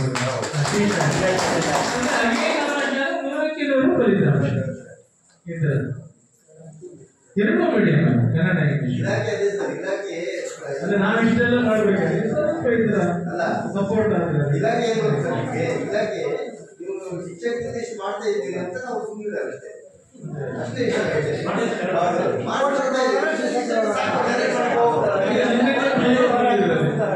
ಈ ಶಾಲೆ ಬರೋದು ಭಾರಿ ಖುಷಿ ಕಂಡ್ರಿ. ವ್ಯವಸ್ಥೆಗಳೆಲ್ಲ ಹೆಂಗಿದೆ ಅಂತೇಳಿ ಕನ್ಫ್ಯೂಸ್ ಮಾಡಿ ಸುಮಾರು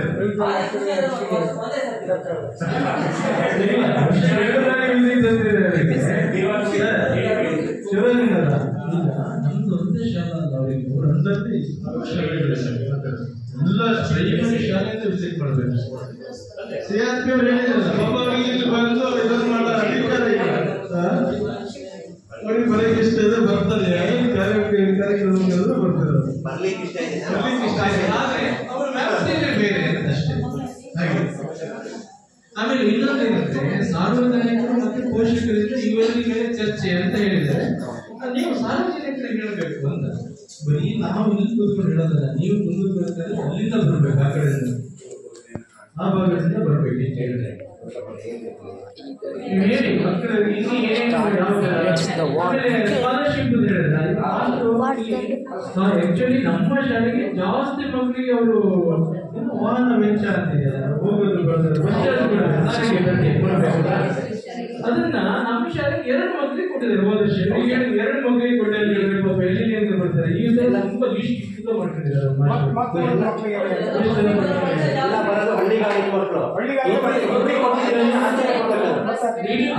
ಹೋದಾಗ ಅವರಿಗೆ ಯಡಿಯೂರು ಶಾಲೆಗೆ 2 ಮಕ್ಕಳಿಗೆ ಕಳಿಸಿದ್ದಾರೆ ಸಾರಿಗೆ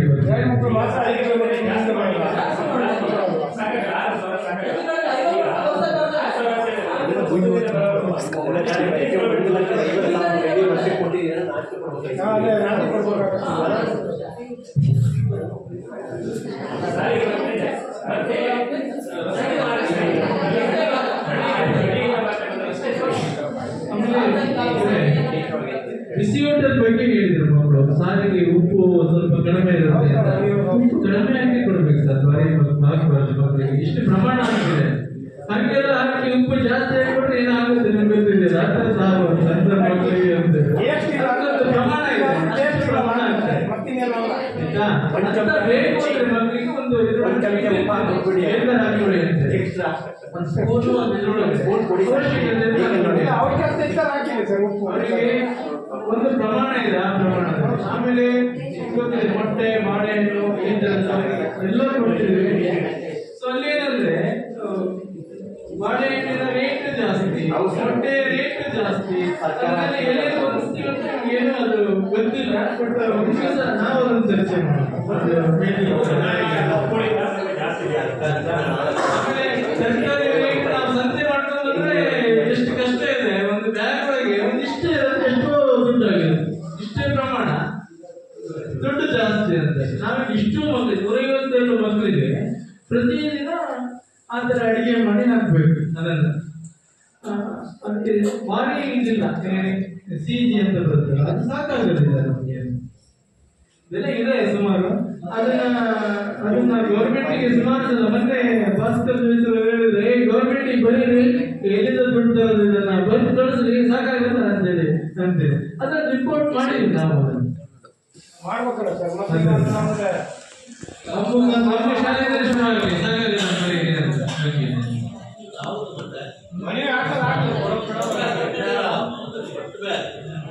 ಪ್ರಾಮಾಣಿಕವಾಗಲೇ ಇರಬೇಕು.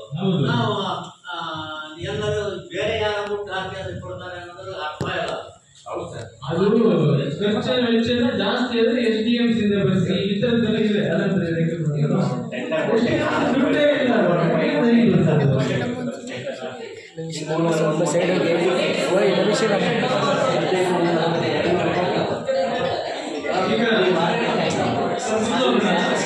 ಈಗ ನಮ್ಮ CRP ಮಿತ್ರರಿಂದ ಅಭಿಪ್ರಾಯ ಆಗ್ತದೆ ಈ ವರದಿ ಬಗ್ಗೆ.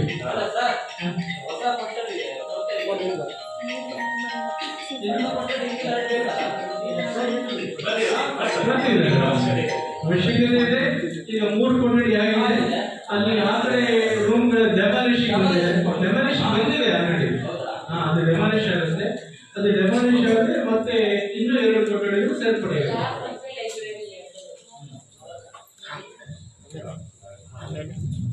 ಈಗ ನನಗೆ ಬೇಕಾಗಿದ್ದು ಸುಮಾರಿದೆ, ಅವಾಗ ನಾವು ಸ್ಪೆಷಲ್ ಆಕ್ಟ್ ಮಾಡೋರಿಗೆ ಇಲ್ಲ ಬರ್ತೀವಿ. ನೆಕ್ಸ್ಟ್ ನನಗೆ ಯಾವಾಗ ಆಗಿಲ್ಲ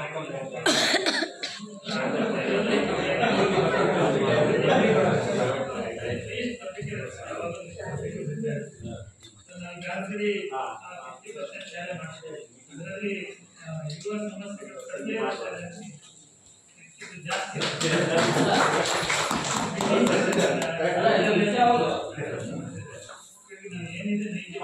ಏನಿದೆ ಎಲ್ಲರೂ ಹೊರತಾಗಿ ಏನಾದ್ರು ಇದ್ರೆ ನಾವು ಕಳಿಸ್ಬೋದು. ನಾವು ಸಲಹೆ ತಗೊಳ್ತೀವಿ, ಅದನ್ನ ನಾವು ಇದು ಮಾಡಿ ಬೆಳೆಸ್ತೀವಿ. ಆದರೆ 50% ರಿಪೋರ್ಟ್ ನಾವು ಸೆಂಡ್ ಮಾಡಿದ್ದೀವಿ. ಅದಕ್ಕೆ ನಮ್ಮ ಹೆಚ್ಚು ಕಡಿಮೆ ಶೌಚಾಲಯ ಇಲ್ಲ ಅಂತ ಹೊಸದಾಗಿ ಶೌಚಾಲಯ ಮಾಡ್ತಾ ಮಾಡಕ್ಕೆ ಪ್ಲಾನ್ ಆಗ್ತದೆ. ಈಗ ಉಳಿದಂತೆ ಬಿಲ್ಡಿಂಗ್ ಕೆಲವು ಡೆಮಾಲಿಷ್ ಕೇಳಿದ್ರೆ ಅದನ್ನೆಲ್ಲ ಕೊಟ್ಟಿದ್ದೀವಿ. ಇದಕ್ಕೆ ಸಂಬಂಧಪಟ್ಟಂತೆ ನಮಗೆ 134 ಅಂಶದ ಒಳಗಡೆ ನಮ್ಗೆ ನಮ್ಮ ರಿಪೋರ್ಟ್ ಹೋಗ್ತಾನೆ ಜಾಸ್ತಿ ಅದಕ್ಕೆ ಎಕ್ಸ್ಟ್ರಾ ಕೇಳಿದ್ರು ನಾವು ಎಕ್ಸ್ಟ್ರಾ ಕೊಟ್ಟಿರ್ತೀವಿ. ಅದನ್ನು ನೋಡೋದು ಸ್ವಲ್ಪ ಕಡಿಮೆ ಅದರೊಳಗೆ ನಾವು ಕೊಡ್ತೀವಿ.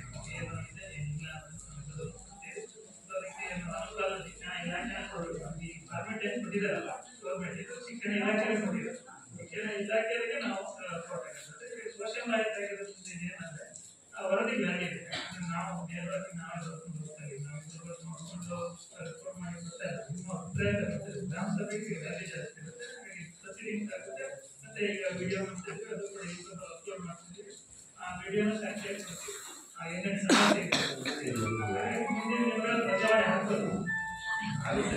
ಕೆಲವೊಂದು ಸಣ್ಣ ಪುಟ್ಟ ಸಮಸ್ಯೆಗಳಿಗೆ ಈಗ 2 ಗ್ರಾಮ ಪಂಚಾಯತ್ ಇನ್ನು ಉಳಿದ ಕೆಲವೊಂದು ಸಮಸ್ಯೆಗಳನ್ನ ದಾರಿಗಳು ರಸ್ತೆಯಲ್ಲಿ ಆಗ್ತದೆ. ಈಗ ಬೇರೆ ಬೇರೆ ಶಾಲೆಗಳಿಗೆ ಹೋಗಿ ಡಿಜಿಟಲ್ ಮಾಧ್ಯಮ ಎಲ್ಲ ಇದೇ ಇದೆ, ಚೆನ್ನಾಗಿದೆ. ಇರೋದನ್ನೆಲ್ಲ ಬರ್ತಿದ್ದೀವಿ. ಇನ್ನೊಂದು ಜೊತೆ ಏನಾದರೂ ಬೇರೆ ಈಗ ನಾವು ಸೂಕ್ಷ್ಮ ವಿಷಯಗಳು ಆ ಥರದ ಏನಾದರೂ ಸಮಸ್ಯೆ ಇದೆ, ಬೇರೆ ಬೇರೆ ಈಗ ಕೇಳ್ಬೋದು. ಅದನ್ನ ಬಿಟ್ಟರೆ ನಾವು ಮುಖ್ಯವಾಗಿ ರಿಪೋರ್ಟ್ ಮಾಡಲಿಕ್ಕೆ ಅವಕಾಶ ಇದೆ. ಬಹಿರಂಗವಾಗಿ ತಗೊಳ್ಳಲ್ಲ, ಮುಖ್ಯವಾಗಿ ನಾವು ರಿಪೋರ್ಟ್ ಮಾಡಲಿಕ್ಕಿದೆ. ಬೇಕಾದ್ರೆ ನಿಮ್ಮ ನಾವು ರಿಪೋರ್ಟ್ ಫೈನಲ್ ಮಾಡೋದ್ರೊಳಗೆ ಸರ್ಕಾರದ ಹೊರತಾಗಿ ಈ ಭಾಗಕ್ಕೆ ಈ ಶಾಲೆಗೆ ಸಾರ್ವಜನಿಕರಿಂದ ಬೇಕಾದಷ್ಟು ಇದೆ. ಅದನ್ನು ನಮ್ಮ ವರದಿಯಲ್ಲಿ ಕಾಣಿಸಿ ಯಾಕಂದ್ರೆ ಒಂದು 5 ಲಕ್ಷ ರೂಪಾಯಿ ಹಾಕಿ ಇದನ್ನೇ ಮಾಡ್ತಾರೆ. ಇನ್ನೊಂದು ಕಡೆ ಅದು ಸರ್ಕಾರದ ಗಮನಕ್ಕೆ ಬರಲಿ. ಅದು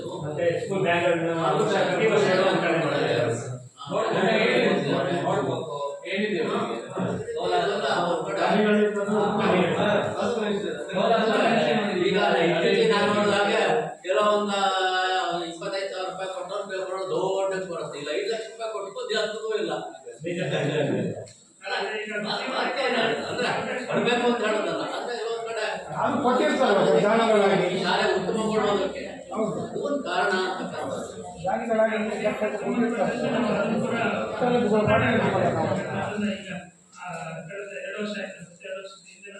ಎಲ್ಲ ಕೆಲವು ಟೈಮ್ ಅಕ್ಕಿನೇ ಸ್ವಲ್ಪ ಕಳಪೆ ಬರ್ತದೆ. ಮತ್ತೆ ಗೋಡನ್ ಬೇಕು ನೋಡಿ, ಅವಶ್ಯಕತೆ ಗೋಡನ್ 4-5 ರೂಪಾಯಿ ನಾವು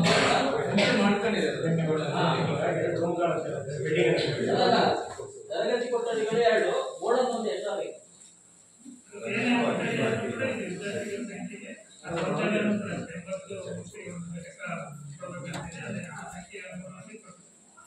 ಡಿಸ್ಟ್ರಿಬ್ಯೂಟರ್ ಏನು ಸಮಸ್ಯೆ ಹೇಳ್ತಿದ್ರು ಅದನ್ನೆಲ್ಲ ಕೂಡ ಈಗ ಕಳೆದಲ್ಲಿ ಆಗಿದೆ.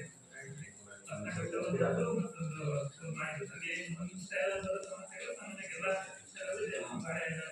ಬಟ್ಟೆ ಬೇಕು ಇದೆಲ್ಲ ಕೂಡ ಬರ್ತಾರೆ.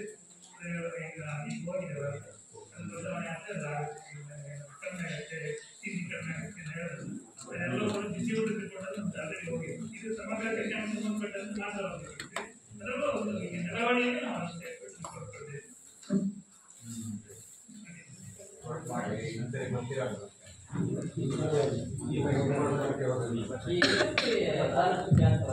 ಎಲ್ರಿಗೂ ನಮಸ್ಕಾರ. ಸಾಮಾಜಿಕ ಲೆಕ್ಕ ಪರಿಶೋಧನೆಯ ಕಾರ್ಯಕ್ರಮದ ಅಧ್ಯಕ್ಷತೆ ವಹಿಸಿಕೊಂಡವರಿಗೆ ನಮಸ್ಕಾರಗಳು. ಹಾಗೆ ವೇದಿಕೆಯಲ್ಲಿರುವ ಎಲ್ಲ ಗಣ್ಯರೇ, ವೇದಿಕೆ ವಿಭಾಗದಲ್ಲಿರುವಂತಹ ಎಲ್ಲ ಸರ್ಕಾರಿ ಪ್ರೌಢಶಾಲೆಯ ಪೋಷಕರೇ ಹಾಗೆ ಪೋಷಕ ಪ್ರತಿನಿಧಿಗಳ ಸಾಮಾಜಿಕ ಲೆಕ್ಕ ಪರಿಶೋಧನೆಯ ಗ್ರಾಮ ಸಭೆಯಲ್ಲಿ ಇದು ಎಲ್ಲ ಪಂಚಾಯತ್ ವ್ಯಾಪ್ತಿಯ ಎಲ್ಲಾ ಶಾಲೆಗಳಲ್ಲೂ ಮಾಡ್ತಾ ಇದ್ದಾರೆ. ಅದರಲ್ಲೂ ದೇವೇಂದ್ರಪ್ಪ ಸರ್ ಬಂದ್ರು ಅಂತ ಹೇಳಿದ್ರೆ ನಾನು ಎಲ್ಲಾ ಕಡೆ ಹೇಳಿದ ಹಾಗೆ ಯಾವೊಂದು ವಿಚಾರಗಳನ್ನು ಅವ್ರು ಬಿಡೋದೇ ಇಲ್ಲ. ಪ್ರತಿಯೊಂದನ್ನು ಸೂಕ್ಷ್ಮವಾಗಿ ಅವಲೋಕಿಸಿ ಅದನ್ನ 136 ಅಂಶಗಳ ಮಾಹಿತಿಯನ್ನು ಕಲೆ ಹಾಕ್ತಾರೆ. ಜೊತೆಗೆ ನಮ್ಗೆ ನನಗೀಗ 2 ಕ್ಲಸ್ಟರ್ ಆದ್ರಿಂದ ಎಲ್ಲಾ ಸೋಷಿಯಲ್ ಆಡಿಟ್ ಗ್ರಾಮ ಸಭೆಗಳಿಗೆ ಭಾಗವಹಿಸಿದೆ. ಮನೆ ಕೊಳವಾಡಿ ಕೊಡದೆ ಹೋಗ್ಲಿಕ್ಕಾಗಿಲ್ಲ. ನಾಗೇಶ್ ಸರ್ ಇರೋದ್ರಿಂದ ಪ್ರಾಯಶಃ ಅವರಿಗೆ ಗ್ರಾಮ ಪಂಚಾಯಿತಿ ಇರೋದ್ರಿಂದ ಸಂಪೂರ್ಣವಾಗಿ ಅದರ ಮಾಹಿತಿ ಇರುತ್ತೆ. ಅವರೇ ನಿಮ್ಗೆ ಇಲ್ಲಿ ಪ್ರಾಸ್ತಾವಿಕದಲ್ಲೂ ಮಾಹಿತಿಯನ್ನು ಕೊಟ್ಟಿದ್ದಾರೆ, ಈಗಲೂ ಸಹ ಮಾಹಿತಿಯನ್ನು ಹಂಚಿಕೊಂಡಿದ್ದಾರೆ. ಹಾಗಾಗಿ ಏನ್ ಗಮನ ಸೆಳೆಯಬೇಕು ಸರ್ಕಾರಕ್ಕೆ ಅದರ ಅವರು ಕೊಟ್ಟೇ ಕೊಡ್ತಾರೆ ವರದಿಯಲ್ಲಿ. SSP ಸ್ಕಾಲರ್ಶಿಪ್ ಅಂತ ಅವಾಗ ಸ್ಕಾಲರ್ಶಿಪ್ ಬರ್ತಾ ಇಲ್ಲ ಅಂತ ಹೇಳಿದ್ರೆ, ಸ್ಕಾಲರ್ಶಿಪ್ ಬರಬೇಕು ಅಂತ ಹೇಳಿದ್ರೆ ಒಂದು SSP ಇವರಿಗೆ ನಮ್ಮ ಮೈನಾರಿಟಿ ಮಕ್ಕಳು ಬಂದ್ರೆ SSP ಮತ್ತೆ NSP 2 ಬರುತ್ತೆ.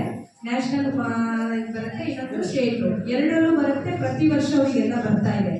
ನಮ್ಮ ಸ್ಟೇಟ್ ಗವರ್ಮೆಂಟ್ ಇಂದ SSP ಅಂತ ಏನಿದೆಯೋ ನಾವು 1ನೇ ತರಗತಿಯಿಂದ SSLC ವರೆಗೆ ಹಾಕ್ತೀವೋ, ಪ್ರೀ ಮೆಟ್ರಿಕ್ ಏನ್ ಹಾಕ್ತೀವೋ ಅದೇನಾಗಿದೆ ಅಂತ ಹೇಳಿದ್ರೆ SC ST ಹೊರತುಪಡಿಸಿ ಕಳೆದ 2 ವರ್ಷದಿಂದ ಯಾವೊಂದು ಮಕ್ಕಳಿಗೂ ಅದರ್ ಕ್ಯಾಸ್ಟ್ ಬಂದಿಲ್ಲ. ಸರ್ಕಾರದಲ್ಲಿ ಹಣವಿರುವ ಯಾವುದೋ ಗೊತ್ತಿಲ್ಲ. SC ST ಪ್ರತಿ ಮಗುವಿಗೆ ಬಂದಿದೆ. ಅಪ್ಲೈ ಮಾಡಿರೋದು ನೀವು ಆನ್ಲೈನ್ ಅಲ್ಲಿ ಅಪ್ಲೈ ಮಾಡಿದ್ರೆ ಮಾತ್ರ ಬರುತ್ತೆ. ನೀವೆಲ್ಲ ಒಂದು ತಗೊಂಡೋಗಿ ಟೀಚರ್ ಹತ್ರ ಕೊಟ್ರೆ ಬರಲ್ಲ. ಆನ್ಲೈನ್ ಅಲ್ಲಿ ಅಪ್ಲಿಕೇಶನ್ ಹಾಕಿ ಅದನ್ನ ಈ ಭಾಗದ ನಾನೇ ತಗೊಂಡು ಹೋಗ್ಕೊಡ್ತಾ ಇದ್ದೆ ನಮ್ಮ ಸೋಷಿಯಲ್ ವೆಲ್ಫೇರ್ ಆಫೀಸಿಗೆ ಹೊಸನಗರಕ್ಕೆ ಹೋಗಿ ಕೊಟ್ಟು ಅದನ್ನ ಮಂಜೂರು ಮಾಡಿಸ್ಕೊಂಡು ನಂತರ ಆನ್ಲೈನ್ ಅಲ್ಲಿ ಹಾಕಿದ್ರು ಸಹ ಅವರಿಗೆ ಅಲ್ಲಿ ಒಂದು ಪ್ರೂಫ್ ಬೇಕಾಗುತ್ತೆ. ಹಾಗಾಗಿ SC ST ಎಲ್ಲಾ ಮಕ್ಕಳು ಹಾಕೋರಿಗೆ ಅಷ್ಟು ಬಂದಿದೆ. ಇಲ್ಲಿ ನಮ್ದು ಹೈಸ್ಕೂಲ್ ವಿಭಾಗ ಏನಾಗುತ್ತೆ ಅಂತ ಹೇಳಿದ್ರೆ, ಒಂದ್ ವೇಳೆ ನಿಮ್ಮ ಮಗು ಹಾಸ್ಟೆಲ್ಗೆ ಸೇರಿದೆ, ಅದು ಹಾಸ್ಟೆಲಿಗೆ ಒಂದೇ ದಿನ ಇರಲಿ 2 ದಿನ ಇರಲಿ, ಆಮೇಲೆ ಪ್ರತಿದಿನ ನಿಮ್ಮ ಮಗು ಮನೆಯಿಂದ ಬರ್ಲಿ, ಮಗು ಹಾಸ್ಟೆಲಿಗೆ ಅಡ್ಮಿಷನ್ ಆದ್ರೆ ಯಾವ ಕಾರಣಕ್ಕೂ ಆ ಮಗುವಿಗೆ ಸ್ಕಾಲರ್ಶಿಪ್ ಬರಲ್ಲ. ಯಾಕಂತ ಹೇಳಿದ್ರೆ ಹಾಸ್ಟೆಲ್ ಅಡ್ಮಿಷನ್ ಸಹ SSB ಪೋರ್ಟಲ್ ಅಲ್ಲಿ ಇರುತ್ತೆ. ಅಲ್ಲಿ ನೀವು ಅಪ್ಲಿಕೇಶನ್ ಹಾಕುವಾಗ ನಿಮ್ಮ ಮಗು ಹಾಸ್ಟೆಲ್ ಅಂತ ಕೇಳುತ್ತೆ, ಅಲ್ಲಿ ಎಸ್ ಅಂತ ಕೊಟ್ಬಿಟ್ರೆ ಆ ಮಗುವಿಗೆ ಬೇಕಾಗುವ ಸೌಲಭ್ಯಗಳನ್ನ ಸರ್ಕಾರ ಹಾಸ್ಟೆಲ್ ಭರಿಸ್ತಾ ಇದೆ ಅಂತ ಆದ್ರೆ ನಿಮಗೆ ಸ್ಕಾಲರ್ಶಿಪ್ ಯಾಕೆ ಕೊಡ್ಬೇಕು ಅನ್ನೋ ಉದ್ದೇಶಕ್ಕೆ ಆ ಮಗು ಅಲ್ಲಿ ಹೀಗಾಗಿ ನಿಮ್ಗೆ, ಯಾಕೆ ನಾನು ಆನ್ಲೈನ್ ಅಲ್ಲಿ ಹಾಕ್ತಾ ಇರೋದ್ರಿಂದ ನನ್ಗೆ ಅದು ಕರೆಕ್ಟ್ ಐಡಿಯಾ ಇದೆ. ಇನ್ನೂ ಒಂದು ನೀವೇನ್ ಮಾಡ್ತೀರಿ ಅಂತ ಹೇಳಿದ್ರೆ, ಸಾಕಷ್ಟು ಜನ ಕಟ್ಟಡ ಕಾರ್ಮಿಕರು ಹೀಗೆಲ್ಲ ಬೇರೆ ಬೇರೆ ಸ್ಕಾಲರ್ಶಿಪ್ ಹಾಕ್ತೀರಿ. ಸ್ಕಾಲರ್ಶಿಪ್ಗೆ ಅಲ್ಲೆಲ್ಲ ಅಪ್ಲೈ ಮಾಡಿದಾಗ ಅದೇ ಮಗುವಿನ ಸ್ಯಾಟ್ಸ್ ನಂಬರ್ ಅನ್ನ ಕೊಟ್ಟಿರ್ತೀರಿ. ಒಂದು 9 ನಂಬರಿನ ಒಂದು ಸ್ಯಾಟ್ಸ್ ನಂಬರ್ ಇರುತ್ತೆ. ನೀವು ಇರೋಬರೋ ಪೇಪರ್ ಅಲ್ಲಿ ಬಂದಿದ್ದೆಲ್ಲ ತಗೊಂಡೋಗಿ ಅಲ್ಲಿ ಹೋಗಿ ಸೈಬರ್ ಸೆಂಟರ್ ಅಲ್ಲಿ ಹೇಳ್ತಾರೆ, ಹಾಕ್ತೀರಿ. ಆವಾಗ ಇದು ಆಧಾರ್ ನಿಮ್ಗೆ ಗೊತ್ತಿದೆ, ಒಂದು ಆಧಾರ್ ಒಂದು. ಆ ಗುರುತಿನ ಆಧಾರದ ಮೇಲೆ ಒಂದು ಸಾರಿ ನಿಮ್ಮ ಮಗುವಿಗೆ ಯಾವುದೋ ಒಂದು ಸಂಸ್ಥೆಯಿಂದವೋ ಯಾವುದೋ ಒಂದು ಇದರಿಂದ ಒಂದು ಸಾರಿ ಸ್ಕಾಲರ್ಶಿಪ್ ಬಂದಿದೆ ಅಂದ್ರೆ ಮತ್ಯಾವುದೂ ಬರೋದಿಲ್ಲ. ಹಾಗಾಗಿ ಕಟ್ಟಡ ಕಾರ್ಮಿಕರ ಮಕ್ಕಳೆಲ್ಲ ಯೋಚನೆ ಮಾಡ್ತೀವಿ, ನೀವು ಅಲ್ಲಿ ಹಾಕಿದ್ದೀರಿ ಅಂತ ಹೇಳಿದ್ರೆ ನಮ್ಮ ಸರ್ಕಾರದಿಂದ ಬರುವುದು 700 ರೂಪಾಯಿನೋ 1000 ರೂಪಾಯಿ ಸ್ಕಾಲರ್ಶಿಪ್ ಬರುವುದಿಲ್ಲ, ಯಾವ್ದಾದ್ರು ಒಂದಕ್ಕೆ ಮಾತ್ರ. ಎಲ್ಲವೂ ಲಿಂಕ್ ಆಗಿರುತ್ತೆ, ಯೋಚನೆ ಮಾಡ್ಕೊಳ್ಳಿ, ಇದು ನಿಮಗೆ ಮಾಹಿತಿ ಇರಬೇಕು. ಹಾಗಾಗಿ ಆ ನಿಟ್ಟಿನಲ್ಲಿ ನಿಮ್ಗೆ ಸ್ಕಾಲರ್ಶಿಪ್ ಬರಲ್ಲ. ಬಟ್ SC ST ಮಕ್ಕಳಿಗೆ ನಾನು ಕಳೆದ 3 ವರ್ಷದಿಂದ CRP ಆಗಿ ನೋಡಿದ ಹಾಗೆ ಆಲ್ಮೋಸ್ಟ್ 99% ಮಕ್ಕಳಿಗೆ ಅಪ್ಲೈ ಮಾಡಿದವ್ರಿಗೆ ಬಂದಿದೆ. ನಮ್ಮ ಯಡೂರು ಭಾಗದಲ್ಲಿ ಪ್ರಾಬ್ಲಮ್ ಏನಂತ ಹೇಳಿದ್ರೆ, SC ST ಇದ್ದಾರೆ, ಅವ್ರ ಹತ್ರ ಸರ್ಟಿಫಿಕೇಟ್ ಇಲ್ಲ.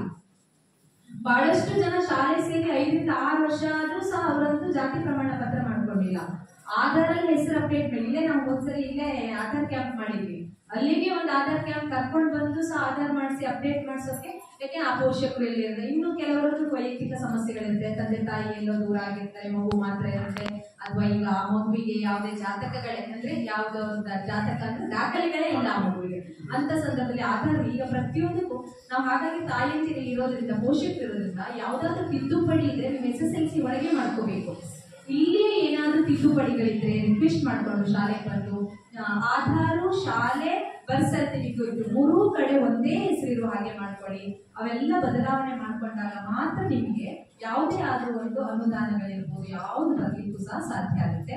ಇನ್ನೊಂದು ಸಾರಿಗೆ ಭತ್ಯೆ ಕೇಳಿದ್ರಿ. ಸಾರಿಗೆ ಭತ್ಯೆಯನ್ನು ಹಾಗೆ ಪ್ರೈಮರಿ ಅಂತ ಪ್ರಾಥಮಿಕ ಶಾಲೆ ಅಂತ ಬಂದಾಗ 6 ಕಿಲೋಮೀಟರ್ ವ್ಯಾಪ್ತಿ ಒಳಗಡೆ ಶಾಲೆ ಇದ್ರೆ ಆ ಮಗುವಿಗೆ ನಮ್ಗೆ ಇದು ಬರುವುದಿಲ್ಲ, ಯಾವುದು ಸಾರಿಗೆ ಭತ್ಯೆ ಬರುವುದಿಲ್ಲ. 6 ಕಿಲೋಮೀಟರ್ ನಂತರ ದೂರದಿಂದ ಬಂದಾಗ ಮಾತ್ರ ಆ ಮಗುವಿಗೆ ಸ್ಕಾಲರ್ಶಿಪ್. ನಾವೀಗ ಶಾಲೆಯಿಂದ ದೂರದಿಂದ ಬರುವ ನಾವು ಶಾಲೆಯಿಂದ ಮಾಹಿತಿ ತಗೊಳ್ತೀವಿ. ಆವಾಗ ನಾವು ಇಡೀ ಕ್ಲಸ್ಟರ್ ಕ್ರೋಢೀಕರಣ ಮಾಡಿ ತಾಲೂಕು ಅಂತ ಕೊಟ್ಟಾಗ ತಾಲೂಕಲ್ಲಿ ಕಂಪ್ಯೂಟರ್ ಹಾಕೊಳ್ತಾರೆ. ಅಲ್ಲಿ ಯಾರಿಗೆ ಅತಿ ಹೆಚ್ಚು ದೂರಗಳಿರ್ತಾವೋ ಇಡೀ ತಾಲೂಕಿಗೆ ಎಷ್ಟು ಬರ್ತವೆ, ಅದು ಮಲೆನಾಡು ಭಾಗದಲ್ಲಿ ಮನೆಗಳು ತುಂಬಾ ದೂರ ಇರುತ್ತೆ. ಒಂದು ಕ್ಲಸ್ಟರ್ ಅಲ್ಲಿ 3 ರಿಂದ 4, ಇಡೀ ತಾಲೂಕಿಗೆ 10 ರಿಂದ 12 ಅಲರ್ಟ್ ಆಗಿ ಬರುತ್ತೆ. ಹಾಗಾಗಿ 1 2 ಹೊಸರಿ ಉಳುಕೊಪ್ಪ, ಗಿಣಿಕಲ್ ಉಳುಕೊಪ್ಪ ಶಾಲೆ ಅಲ್ಲೊಂದು ಮಗುವಿಗೆ, ಯಡೂರು ಹೆಬ್ಬಳಬೇಡು ಶಾಲೆ, ಹೀಗೆಲ್ಲ ಇಲ್ಲಿಗೂ ಬಂದಿದೆ. ಪ್ರತಿ ವರ್ಷ GHS ಯಡೂರಿಗೆ 1 ಅಥವಾ 2 ಮಕ್ಕಳು ಬಂದೇ ಬರುತ್ತೆ, ಇದ್ದೇ ಇರುತ್ತೆ. ಆಮೇಲೆ ನಾವು ಹೇಳಿದ್ರೆ ಇಲ್ಲಿಯ ಭೂಪ್ರದೇಶ ತುಂಬಾ ದೂರ, ಮಕ್ಕಳ ಮನೆಗಳು ದೂರ. ಆಮೇಲೆ ಇನ್ನೂ ಒಂದು ಆಪ್ಷನ್ ಹಾಸ್ಟೆಲ್ ತೋರಿಸ್ಬಿಟ್ಟಿರ್ತೀವಿ ನಾವು. ಆ ರೀಸನ್ 2 ಕಾರಣದಿಂದಾಗಿ ಅವೆರಡು ಗೊಂದಲ ಆಗ್ತಾ ಇರುತ್ತೆ. ಉಳಿದಂತೆ ಪಠ್ಯಪುಸ್ತಕ, ಪಾಪ ಪುಟ್ಟ ಒಬ್ಬ ಬರ್ದಿದ್ದ, ಯಾರೋ ಪಠ್ಯಪುಸ್ತಕ ನಮ್ಮ ಸಕಾಲಕ್ಕೆ ಸಿಗ್ತಾ ಇಲ್ಲ ಅಂತ ಹೇಳಿದ್ರೆ, ಪಠ್ಯಪುಸ್ತಕ ಮೊದಲ ಸೆಮಿಸ್ಟರ್ನ ಒಂದು 90% ಪುಸ್ತಕಗಳು ಬಂದಿದ್ದಾವೆ, ಬಂದು ಸಪ್ಲೈ ಮಕ್ಕಳುಗಳು ಕೊಟ್ಟಿದ್ದಾರೆ. ಕೆಲವೊಮ್ಮೆ ಏನಾಗುತ್ತೆ ಅಂತ ಹೇಳಿದ್ರೆ ನಮ್ಮ ಮಾಹಿತಿ ಕೊರತೆ ಇರುತ್ತೆ. ಒಂದು ಶಾಲೆಗೆ ಬೇಡಿಕೆಯಿಂದ ನಾವು ಬರುವ ವರ್ಷ ಈಗ ಜೂನಿಗೆ ಶಾಲೆ ಶುರು ಇದೆ ಅಂತ ಹೇಳಿದ್ರೆ ಮಾರ್ಚ್ 8 ಅಥವಾ ಏಪ್ರಿಲ್ಗೆ ಇಂಡೆಂಟ್ ಹಾಕ್ಲಿಕ್ಕೆ ಇರುತ್ತೆ ಆನ್ಲೈನ್ ಅಲ್ಲಿ. ನಮ್ಮ ಶಾಲೆಗೆ ಈಗ ಮೊಬೈಲ್ಸ್ ಅಲ್ಲಿ ಇಂಡೆಂಟ್ ಹಾಕ್ತಾರೆ ಅನ್ಕೊಳ್ಳಿ, ನಮ್ಮ ಶಾಲೆಗೆ ಒಂದು 40 ಮಕ್ಕಳು ಅಡ್ಮಿಷನ್ ಆಗ್ತಾರೆ ಅಂತ 40 ಇಂಡೆಂಟ್ ಹಾಕಿದ್ದಾರೆ ಅನ್ಕೊಳ್ಳಿ. ನಿಮ್ಮ ಶಾಲೆಯಿಂದ 45 ರಿಂದ 50 ಅಡ್ಮಿಷನ್ ಆಯ್ತು ಅಂತ ನಿಮ್ಗೆ ಒಂದು ಬುಕ್ಕು ಜಾಸ್ತಿ ಸಿಗಲ್ಲ, ಅದು ನೆಕ್ಸ್ಟ್ ಸಿಗಲ್ಲ. ಹಾಗಿರುತ್ತೆ ಸಮಸ್ಯೆಗಳು. ಅಲ್ಲಿ ಕೌಂಟ್ ಮಾಡಿ ಕೊಡ್ತಾರೆ ಪುಸ್ತಕ. ಯಾವುದೋ ಒಂದು ಶಾಲೆಯಲ್ಲಿ ನಮಗೆ 1ನೇ ಕ್ಲಾಸಿಗೆ 5 ಅಡ್ಮಿಷನ್ ಆಗಿರುತ್ತೆ ಅಂತ ಕೊಟ್ಟಿದ್ದಾರೆ. ನಮ್ಮ ಯಡೂರು ಪ್ರೈಮರಿಯಲ್ಲಿ 1ನೇ ಕ್ಲಾಸಿಗೆ 10 ಆಗುತ್ತೆ, ಅಂಗನವಾಡಿ ಸರೌಂಡಿಂಗ್ಸ್ ಎಲ್ಲ ಅನ್ಕೊಂಡು. ಈ ಸರಿ 14 ಅಡ್ಮಿಷನ್ ಆಗಿದೆ. ಅದು 14 ಇಂಗ್ಲಿಷ್ ಮೀಡಿಯಂ ಆಗಿದೆ. ಇಂಗ್ಲಿಷ್ ಮೀಡಿಯಂಗೆ ಅವ್ರು ಬೇಡಿಕೆ ಇಟ್ಟಿದ್ದ 5 ಪುಸ್ತಕ, ಕನ್ನಡ ಮೀಡಿಯಂಗೆ ಸೇರ್ತಾರಂತೆ. ಅಲ್ಲಿ 14 ಎಲ್ಲಿ 5 ಎಲ್ಲಿ, ಉಳಿದ ಪುಸ್ತಕಗಳ ಕೊರತೆ ಆಯ್ತು. ಸ್ಟಾಪ್ ಸ್ಟೇಟ್ ಇಂದ ಬಂದಿರಲ್ಲ, ನಾವು ಆನಂತರ ಮತ್ತೆ ಇಂಡೆಂಟ್ ಹಾಕಿ ಅದು ತರುವಾಗ ಎಲ್ಲಿ ಪುಸ್ತಕ ಸಿಕ್ಕಿಲ್ಲ, ಪುಸ್ತಕ ಹೀಗಾಗತ್ತೆ. ಹಾಗಾಗಿ ಬೇಡಿಕೆ ಇಡ್ಲಿಕ್ಕೆ ಸಣ್ಣ ಮೊದಲಿನ ಏನು ತರಗತಿ ಅಂತ ಅವುಗಳಿಗೆಲ್ಲ ಜಾಸ್ತಿ ಬೇಡಿಕೆ ಇಡ್ಲಿಕ್ಕಿರುತ್ತೆ. ಮತ್ತೆ ಯಾವ ತರಗತಿ ಬೇಡಿಕೆ ಇಲ್ಲೂ ಹಾಗೆ ಆಗುತ್ತೆ. ಇವ್ರ ಕ್ಲಾಸ್ ಇವ್ರ ಶಾಲೆಗೆ ಬೇರೆ ಬೇರೆಯಿಂದ 9ಕ್ಕೆ ಬಂದು ಜಾಯಿನ್ ಆಗ್ತಾರೆ, 10ಕ್ಕೆ ಬಂದು ಜಾಯಿನ್ ಆಗ್ತಾರೆ. ಅವರಿಗೆಲ್ಲ ಕೊರತೆ ಆಗೋ ಸಂಭವ ಇರುತ್ತೆ. ತದನಂತರ ಸಿಗುವಂತದ್ದಾಗುತ್ತೆ. ಸಮವಸ್ತ್ರ ಬೇಡಿಕೆಯನ್ನು ಅಲ್ಲಿ ಯಾರೋ ಬರ್ದಿದ್ದಾರೆ. ಸಮವಸ್ತ್ರ ಕಳೆದ ವರ್ಷದ 2 ಜೊತೆ ಎಲ್ಲ ಮಕ್ಕಳುಗಳಿಗೂ ಬಂದಿದೆ, ಯಾರೊಬ್ಬರಿಗೂ ಕೊರತೆ ಆಗಿಲ್ಲ. ಈ ವರ್ಷದಿಂದ ತಾಲೂಕು ಸೆಂಟ್ರಿಗೆ ಬಂದಿದೆ. ಅಲ್ಲಿ ಲೆಕ್ಕ ಮಾಡಿ ಕೊಡ್ಬೇಕು, ಯಾಕಂದ್ರೆ ಅವರು ಡಿವೈಡ್ ಮಾಡ್ಬೇಕು. ಶಾಲೆ ಬರಲ್ಲ, ತಾಲೂಕು ಹಂತಕ್ಕೆ ಬಂದಿದೆ. ಅಲ್ಲಿದೆ ನೋಡಿದ್ದೀನಿ ಊರಲ್ಲಿ. ಈ ವಾರ ಅಥವಾ ಮುಂದಿನ ವಾರದಲ್ಲಿ ಬರುತ್ತೆ. ಉಳಿದಂತೆ ಮತ್ತೆಲ್ಲ ವ್ಯವಸ್ಥಿತವಾಗಿ ನಡೀತಾ ಇದೆ. ಬಿಸಿ ಊಟಕ್ಕೆ ಕೊರತೆ ಅದು ಸಾಮಾನ್ಯವಾಗಿ ರುಚಿ ಅನ್ನುವಂಥದ್ದು ನಾವು ರುಚಿ ಆಕ್ಚುಲಿ ಅದೇ ಹೇಳ್ತೀವಿ ಎಷ್ಟಂತ ಹೇಳಿ ರುಚಿ ಅನ್ನುವಂಥದ್ದು ನಾವು ಅಮ್ಮಂದಿರು ಅಡುಗೆ ಮಾಡಿದ್ರೆ ಒಂದಿನ ಯಾವ್ದೋ ಮೇಲೆ ಕೊಪ್ಪದಲ್ಲಿ ಗಂಡ ಮೇಲೆ ಕೊಪ್ಪ ಆಗಿರೋದು ಒಂದು ಆ ದಿನ ಅಡುಗೆ ಹಾಳೆ ಆಗಿರುತ್ತೆ. ಅದು ನೀವು SDMC ಸಭೆಯಲ್ಲೆಲ್ಲ ಗೊತ್ತಲ್ಲ ಅದು ನಾನು 100% ಒಪ್ಕೋತೀನಿ. ನಾನು ಇಲ್ಲಿ ಆಗಲೇ ಹೇಳಿದ್ರು ಭೇಟಿ ಯಾಕೆ ಮಾಡಲ್ಲ ಅಂತ. ನನಗೆ ಪ್ರೈಮರಿ ಸ್ಕೂಲ್ ಕೇಡರ್ ಆಗಿರೋದ್ರಿಂದ ಹೈಸ್ಕೂಲ್ ವಿಸಿಟ್ಗಳಿರಲ್ಲ. ಅದು ನಾನು ಬಂದಾಗೆಲ್ಲ ನನಗೆ ಊಟ ಮಾಡಿ ಹೋಗಿದ್ದೀನಿ. ಸಾಧಾರಣ ಎಲ್ಲ ಫಂಕ್ಷನಿಗೆ ಬಂದಾಗ ಊಟ ಮಾಡ್ತೀವಿ. ನೀವು ಸಹ ಇಲ್ಲೇ ಇದ್ವಿ. ಪ್ರೈಮರಿಯಲ್ಲೇ ನೋಡ್ತೀವಿ ನಾವು ಆ ಮಕ್ಕಳು, ಕೆಲವೊಂದು ಮಕ್ಕಳು ಇಷ್ಟು ಹಾಕೊಳ್ಳಲ್ಲ. ಅವ್ರು ಇಷ್ಟಿಷ್ಟು ಲೇಸ್ ಪ್ಯಾಕೆಟ್ ಇಲ್ಲಿ ನಾನು ಫಸ್ಟ್ ಸ್ಟ್ಯಾಂಡರ್ಡ್ ವೇಟ್ ಮಾಡೋದು ನೋಡ್ತೀನಿ. ಮಾಲೆ ತಗೊಳ್ತಾರೆ. ಆ ಮಾಲೆ ಲೇಸ್ ಅನ್ನ ಕೊಡೋ ಪೇರೆಂಟ್ಸ್ ನಾವು ಹಾಕ್ಬಾರ್ದು. ಫಸ್ಟ್ ದುಡ್ಡು ಕೊಡೋದನ್ನ ಯಾವಾಗ ಕಡಿಮೆ ಮಾಡಿ ಆಟೋಮೆಟಿಕ್ ಚೇಂಜ್ ಮಾಡಿದ್ರೆ ಊಟದ ರುಚಿ ಅನ್ನುವಂಥದ್ದು ನಾವು ಅದು ನಮ್ಮ ಶಾಲಾ ಹಂತದಲ್ಲಿ ಬಗೆಹರಿಸಿಕೊಂಡು ಮಾತಾಡ್ಕೊಂಡು ಚೆನ್ನಾಗಿ ಮಾಡಿ ಅಂತ ಹೇಳ್ಕೊಂಡು ಮಾಡ್ಕೊಂಡು ಹೋಗ್ಬೋದು. ಯಾಕೆಂದ್ರೆ ಯಾವುದೇ ಮೆಟೀರಿಯಲ್ ಹೇಗೆ ಕೊಡ್ತಾವೆ, ಹೇಗೆ ಪ್ರಮಾಣದಲ್ಲಿ ಅಂತ. ಉಳಿದಂತೆ 7 ಹೈಸ್ಕೂಲು ಈ ವರ್ಷವೂ ಸಹ ದಾಖಲೆಯ ಫಲಿತಾಂಶವನ್ನೇ ಮಾಡಿದೆ. ಕಳೆದ ವರ್ಷದಲ್ಲಿ ಅದೇ ಸಾಧನೆಯನ್ನ ತೋರಿದ್ದಾರೆ. ಪ್ರತಿ ವರ್ಷ ಇಂತ ಯಾಕೆಂದ್ರೆ ಈಗ ಬಂದಿರುವ ಮಕ್ಕಳು ಸಹ 8ಕ್ಕೆ ಬಂದಿರೋರು ಒಬ್ಬರನ್ನೇ PO ಕ್ಲಾಸಿಗೆ ಹೋಗಿ ನೋಡಿದವ್ರು ಹೇಳ್ತಾರೆ ಈ ಬ್ಯಾಚ್ ಇನ್ನೂ ಚೆನ್ನಾಗಿದೆ ಅಂತ. ಇದು ಯಾಕಂತೇಳಿ ಮತ್ತೊಂದು ಮಕ್ಕಳು ಅವರಿಗೆ ಮಕ್ಕಳ ಮನಸ್ಸಿಗೆ ನಾವು ಕಲಿಬೇಕು ಎನ್ನುವ ಭಾವನೆ ಮಗುವಿಗೆ ಹುಟ್ಟಬೇಕು. ತಾನು ಮಾಸ್ಟರ್ ಮಾಡೋದಲ್ಲ, ಪೇರೆಂಟ್ಸ್ ಮಾಡೋದಲ್ಲ, ಅದು ಮಗುವಿಗೆ ಹುಟ್ಟಬೇಕು. ನಾನು ಓದ್ಬೇಕು, ನಾನೇನಾದ್ರೂ ಸಾಧನೆ ಮಾಡ್ಬೇಕು ಅಂತ. ಇಲ್ಲಿ ಪ್ರತಿ ವರ್ಷ ಸಾಧನೆ ಮಾಡುವ ಮಕ್ಕಳನ್ನ ನೋಡಿ ಸಣ್ಣ ಮಕ್ಕಳು ಅದನ್ನ ಅಭ್ಯಾಸ ಖಂಡಿತ ಮಾಡ್ಕೊಳ್ತಾರೆ. ಒಳ್ಳೆಯ ಸ್ಟಾಫ್ ಇರೋದ್ರಿಂದ ಶಿಕ್ಷಕರ ಕೊರತೆ ಸರ್ಕಾರಕ್ಕೆ ಅದು ಬಿಟ್ಟಿರುವಂತದ್ದು ನಮ್ಗೆ ಯಾರಿಗೂ ಬಗೆಹರಿಸಲಿಕ್ಕೆ ಆಗೋದಿಲ್ಲ. ಉಮೇಶ್ ಸರ್ ಅವಾಗಲೇ ಹೇಳಿದ ಹಾಗೆ ಶಿಕ್ಷಕರ ಸಮಸ್ಯೆ ಬೇರೆ ಎಲ್ಲೂ ಇಲ್ಲ. ಯಾಕೆ ಗೊತ್ತಾ, ಶಿಕ್ಷಕರು ಆಯ್ಕೆ ಮಾಡ್ಕೊಳ್ಳುವಾಗ ಅವ್ರಿಗೆ ವೈಯಕ್ತಿಕ ಇದು ನೋಡ್ಕೊಂಡ್ಬಿಡ್ತಾರೆ. ಇಲ್ಲಿರೋರೆಲ್ಲ ಬೇರೆ ಕಡೆ ಟ್ರಾನ್ಸ್ಫರ್ ತಗೊಂಡಿದ್ದಾರೆ ಅಂತಂದ್ರೆ ಇನ್ನೊಬ್ರು ಬರುವಾಗ ಏನ್ ನೋಡ್ತಾರೆ, ಫೆಸಿಲಿಟೀಸ್ ಹೇಗಿದೆ, ಎಷ್ಟು ದೂರ ಆಗುತ್ತೆ, ಮನೆ ಮಾಡಕ್ಕಾಗತ್ತಾ, ನಮ್ಮ ಮನೆ ಹೀಗೆಲ್ಲ ನೋಡಿದ್ರೆ ಎಷ್ಟೋ ಹೈಸ್ಕೂಲ್ಗಳಲ್ಲಿ ಹೆಚ್ಚುವರಿ ಇದ್ದಾರೆ. ಅಲ್ಲಿ ಮಕ್ಕಳುಗಳೇ ಇಲ್ಲ. ಒಂದೊಂದು ಸೆಕ್ಷನ್ ಅಲ್ಲಿ 4-5 ಮಕ್ಕಳು ಇದ್ದವರು ಇದೆ. ಇಲ್ಲಿ ತುಂಬಿ ತುಳುಕ್ತಾ ಇದೆ. ಹಾಗೆಲ್ಲ ಸಮಸ್ಯೆಗಳಿರ್ತವೆ. ಡೆಪ್ಟೇಷನ್ ಹಾಕಕ್ಕೆ ಅಲ್ಲಿ ಸಬ್ಜೆಕ್ಟ್ ಬೇಕಾಗತ್ತೆ ಅಂತ ಹೇಳಿ ಡೆಪ್ಟೇಷನ್ ಹಾಕಿದ ತಕ್ಷಣ ಬರೋಕೆ ಅವರು ಇರ್ತವಲ್ಲ ನಿಮ್ಗೆ ಗೊತ್ತಿಲ್ಲ, ನಿಮಿಷ ವ್ಯವಸ್ಥೆ ನಿಮ್ಗೆ ಗೊತ್ತಿರುವಂತದ್ದು. ಅದ್ರ ಬಗ್ಗೆ ನಾನೇನು ಕಮೆಂಟ್ ಮಾಡ್ಲಿಕ್ಕೆ ಆಗಲ್ಲ. ಹಾಗೆಲ್ಲ ಹಾಕಿದ ತಕ್ಷಣ ಬರೋದಾಗಿದ್ರೆ ಅಲ್ವಾ ದೋಸೆ. ಹಾಗಾಗಿ ಉತ್ತಮ ವ್ಯವಸ್ಥೆಯನ್ನ ಮಾಡ್ಕೊಂಡಿದ್ದೀರಿ. ಸಾಮಾಜಿಕ ರೇಖಾ ಪರಿಶೋಧನೆ ಅತ್ಯುತ್ತಮವಾಗಿದೆ. ನಿಮ್ಮೆಲ್ಲರ ಸಹಕಾರ ಇರಲಿ. ಹೊಸ ಪೋಷಕರು ಬಂದರೆ ಅವರದ್ದು ಸಹ 3 ವರ್ಷಗಳ ಕಾಲ ಈ ಶಾಲೆಗೆ ಸಮಗ್ರವಾಗಿ ಜೊತೆ ಇರಿ, ಮಕ್ಕಳ ಜೊತೆ ಇದ್ದು ಶಾಲೆಯ ಅಭಿವೃದ್ಧಿಯಲ್ಲಿ ಪಾಲ್ಗೊಳ್ಳಿ ಅಂತ ಹೇಳಿದ ಅವಕಾಶ ಧನ್ಯವಾದ.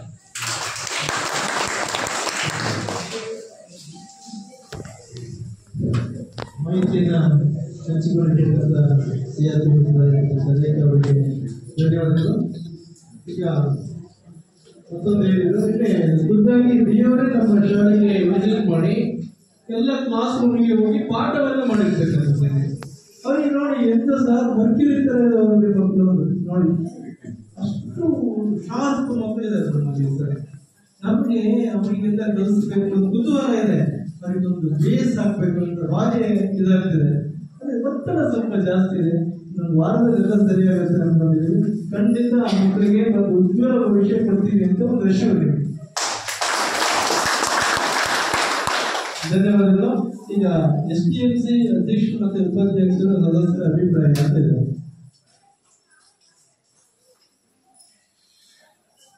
ಅಧ್ಯಕ್ಷರು ಅಭಿಪ್ರಾಯ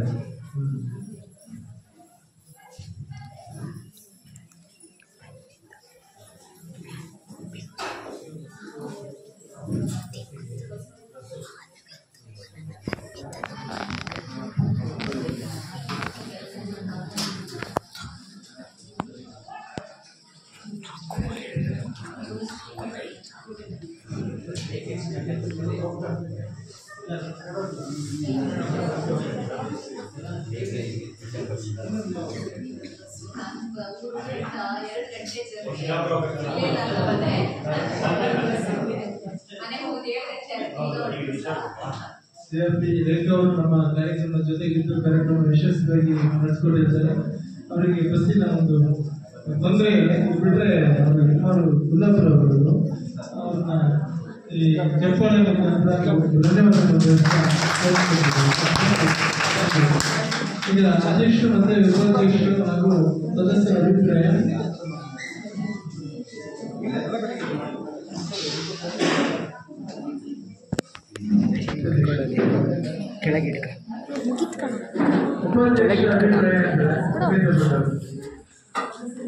ಸದಸ್ಯರು ಏನಾದ್ರು ಅಭಿಪ್ರಾಯ ಏನಂದ್ರೆ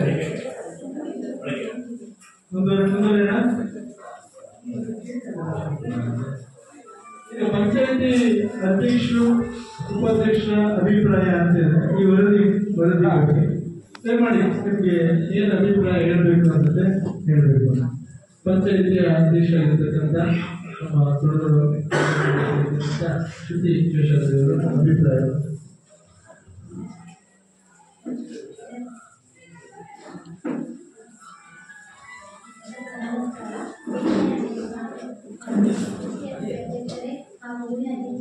ಹಾಗೂ ಎಲ್ಲ ಶಿಕ್ಷಕರು ಹಾಗೂ ಪೋಷಕರು ಕಳೆದ 2-3 ದಿನಗಳಿಂದ ಸಾಮಾಜಿಕ ಸಂಶೋಧನೆ ನಡೆದಿದ್ದು, ಹಾಗೆ ಅದರ ಮಂಡನೆ ಹೇಳಿದ್ದಾರೆ.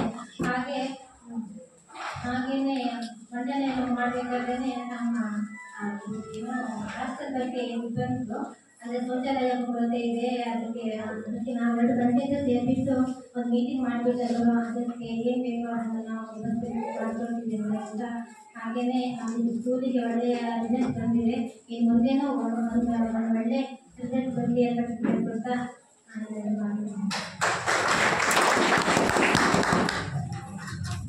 ಧನ್ಯವಾದಗಳು ಶ್ರುತಿ ಶೇಷಾದ್ರಿ ಅವರಿಗೆ. ಈಗ ನಮ್ಮ ಯಡೂರು ಗ್ರಾಮ ಪಂಚಾಯತ್ ಅಧ್ಯಕ್ಷರಾಗಿರ್ತಕ್ಕಂಥ ಜಯಪ್ರಕಾಶ್ ಅವರ ಅಭಿಪ್ರಾಯ.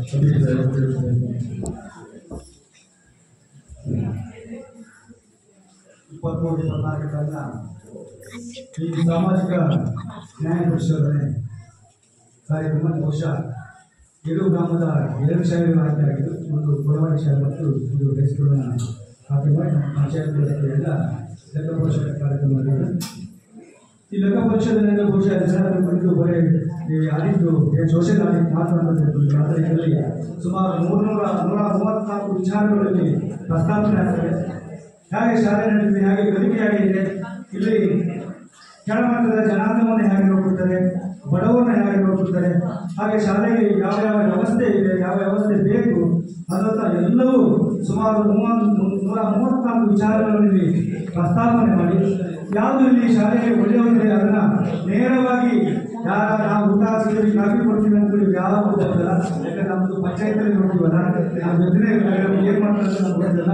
ಅವ್ರು ಓದಿ ಕೊಟ್ಟರೆ ನಮ್ಮ ಜೊತೆ ನಮ್ಮ ಅಭಿವೃದ್ಧಿ ಇದು ನಾವೇ ಗೊತ್ತಾಗ ಯಾವಾಗ ನಮ್ಮ ಗ್ರಾಮ ಸಭೆ ನಡೆಯುವಾಗ ನಾವು 5 ದಿನ ನಾವು ನಮ್ಮೊಟ್ಟಿಗೆ ಇರ್ತಾರೆ, ಅಲ್ಲಿ ಯಾವ ನ್ಯೂನತೆಗಳನ್ನ ನಮಗೆ ಗೊತ್ತಾಗಲಿ ಹಾಗೆ ಅಂತ ಒಂದು ಇಂಥ ಕಾರ್ಯಕ್ರಮ ಸರ್ಕಾರದ ಮಟ್ಟದಲ್ಲಿ ಮಾಡೋದು ಒಳ್ಳೆಯದಾದರೆ ಇವರು ಕೊಟ್ಟ ವರದಿಯನ್ನ ಈ ವರ್ಷ ನಮ್ಮ ಶಾಲೆಯಲ್ಲಿ ಯಾವ ಕೊರತೆಗಳಿದ್ದಾವೆ ಅನ್ನೋದನ್ನ ತಿಳಿಸ್ತಾರೆ. ಮುಂದಿನ ಇವರು ಮತ್ತೆ ಏನು ಪರಿಶೋಧನೆ ಬಂದಾಗ ಅದನ್ನು 2 ಸರ್ಕಾರ ಪಾಸ್ ಮಾಡಬೇಕಾಗುತ್ತೆ. ಸುಮ್ಮನೆ ಇವರು ಪರಿಶೋಧನೆ ಮಾಡ್ಕೋತಾರಂತೆ ಈ ಶಾಲೆಯಲ್ಲಿ ಇವತ್ತು ಶೌಚಾಲಯ ಕೊರತೆ ಉಂಟು, ಹಾಸ್ಟೆಲ್ ವ್ಯವಸ್ಥೆ ಇಲ್ಲ ಅಂತೇಳಿ ಏನು ವರದಿ ಕೊಡ್ತಾರೆ. ಆ ವರದಿ ತಕ್ಕಾಗಿ ಸರ್ಕಾರ ಒಂದು 100ರಲ್ಲಿ ಪಾಸ್ ಮಾಡಿ ಅಂತ ಹೇಳಿ ಕಷ್ಟ ಆಗ್ತದೆ. ಆದ್ರಿಂದ 100 ವ್ಯವಸ್ಥೆ ಮಾಡುವಂಥ ವ್ಯವಸ್ಥೆನ ಸರ್ಕಾರ ಮಾಡಬೇಕು. ಹಾಗಾಗಿ ಈಗಾಗಲೇ ಶೌಚಾಲಯ ವಿಚಾರ ಈಗ ನಾವೆಲ್ಲರೂ ಪಂಚಾಯತ್ ಸೇರಿ ನಾಳೆ ಅದ್ರ ಬಗ್ಗೆ ಮಾತಾಡ್ತೀವಿ. ಮುಂದಿನ ಕ್ರಮ ಕೈಗೊಳ್ಳುವಂತ ಮಾತಾಡಿ ನಮಗೆ ಮಾತಾಡೋ ವರ್ಷದಲ್ಲಿ ಗೆಲ್ಲೋಸ್ಕರ ಮಾತಾಡ್ತೀನಿ. ಧನ್ಯವಾದಗಳು ಜಯಪ್ರಕಾಶ್ ಅವರಿಗೆ. ಈಗ ನಮ್ಮ SDMC ಅಧ್ಯಕ್ಷರಾಗಿರ್ತಕ್ಕಂಥ ಶ್ರೀಯುತ ಸಂದೀಪ್ ಅವರು ಒಂದೆರಡು ಅಭಿಪ್ರಾಯವನ್ನು ತಿಳಿಸಬೇಕು.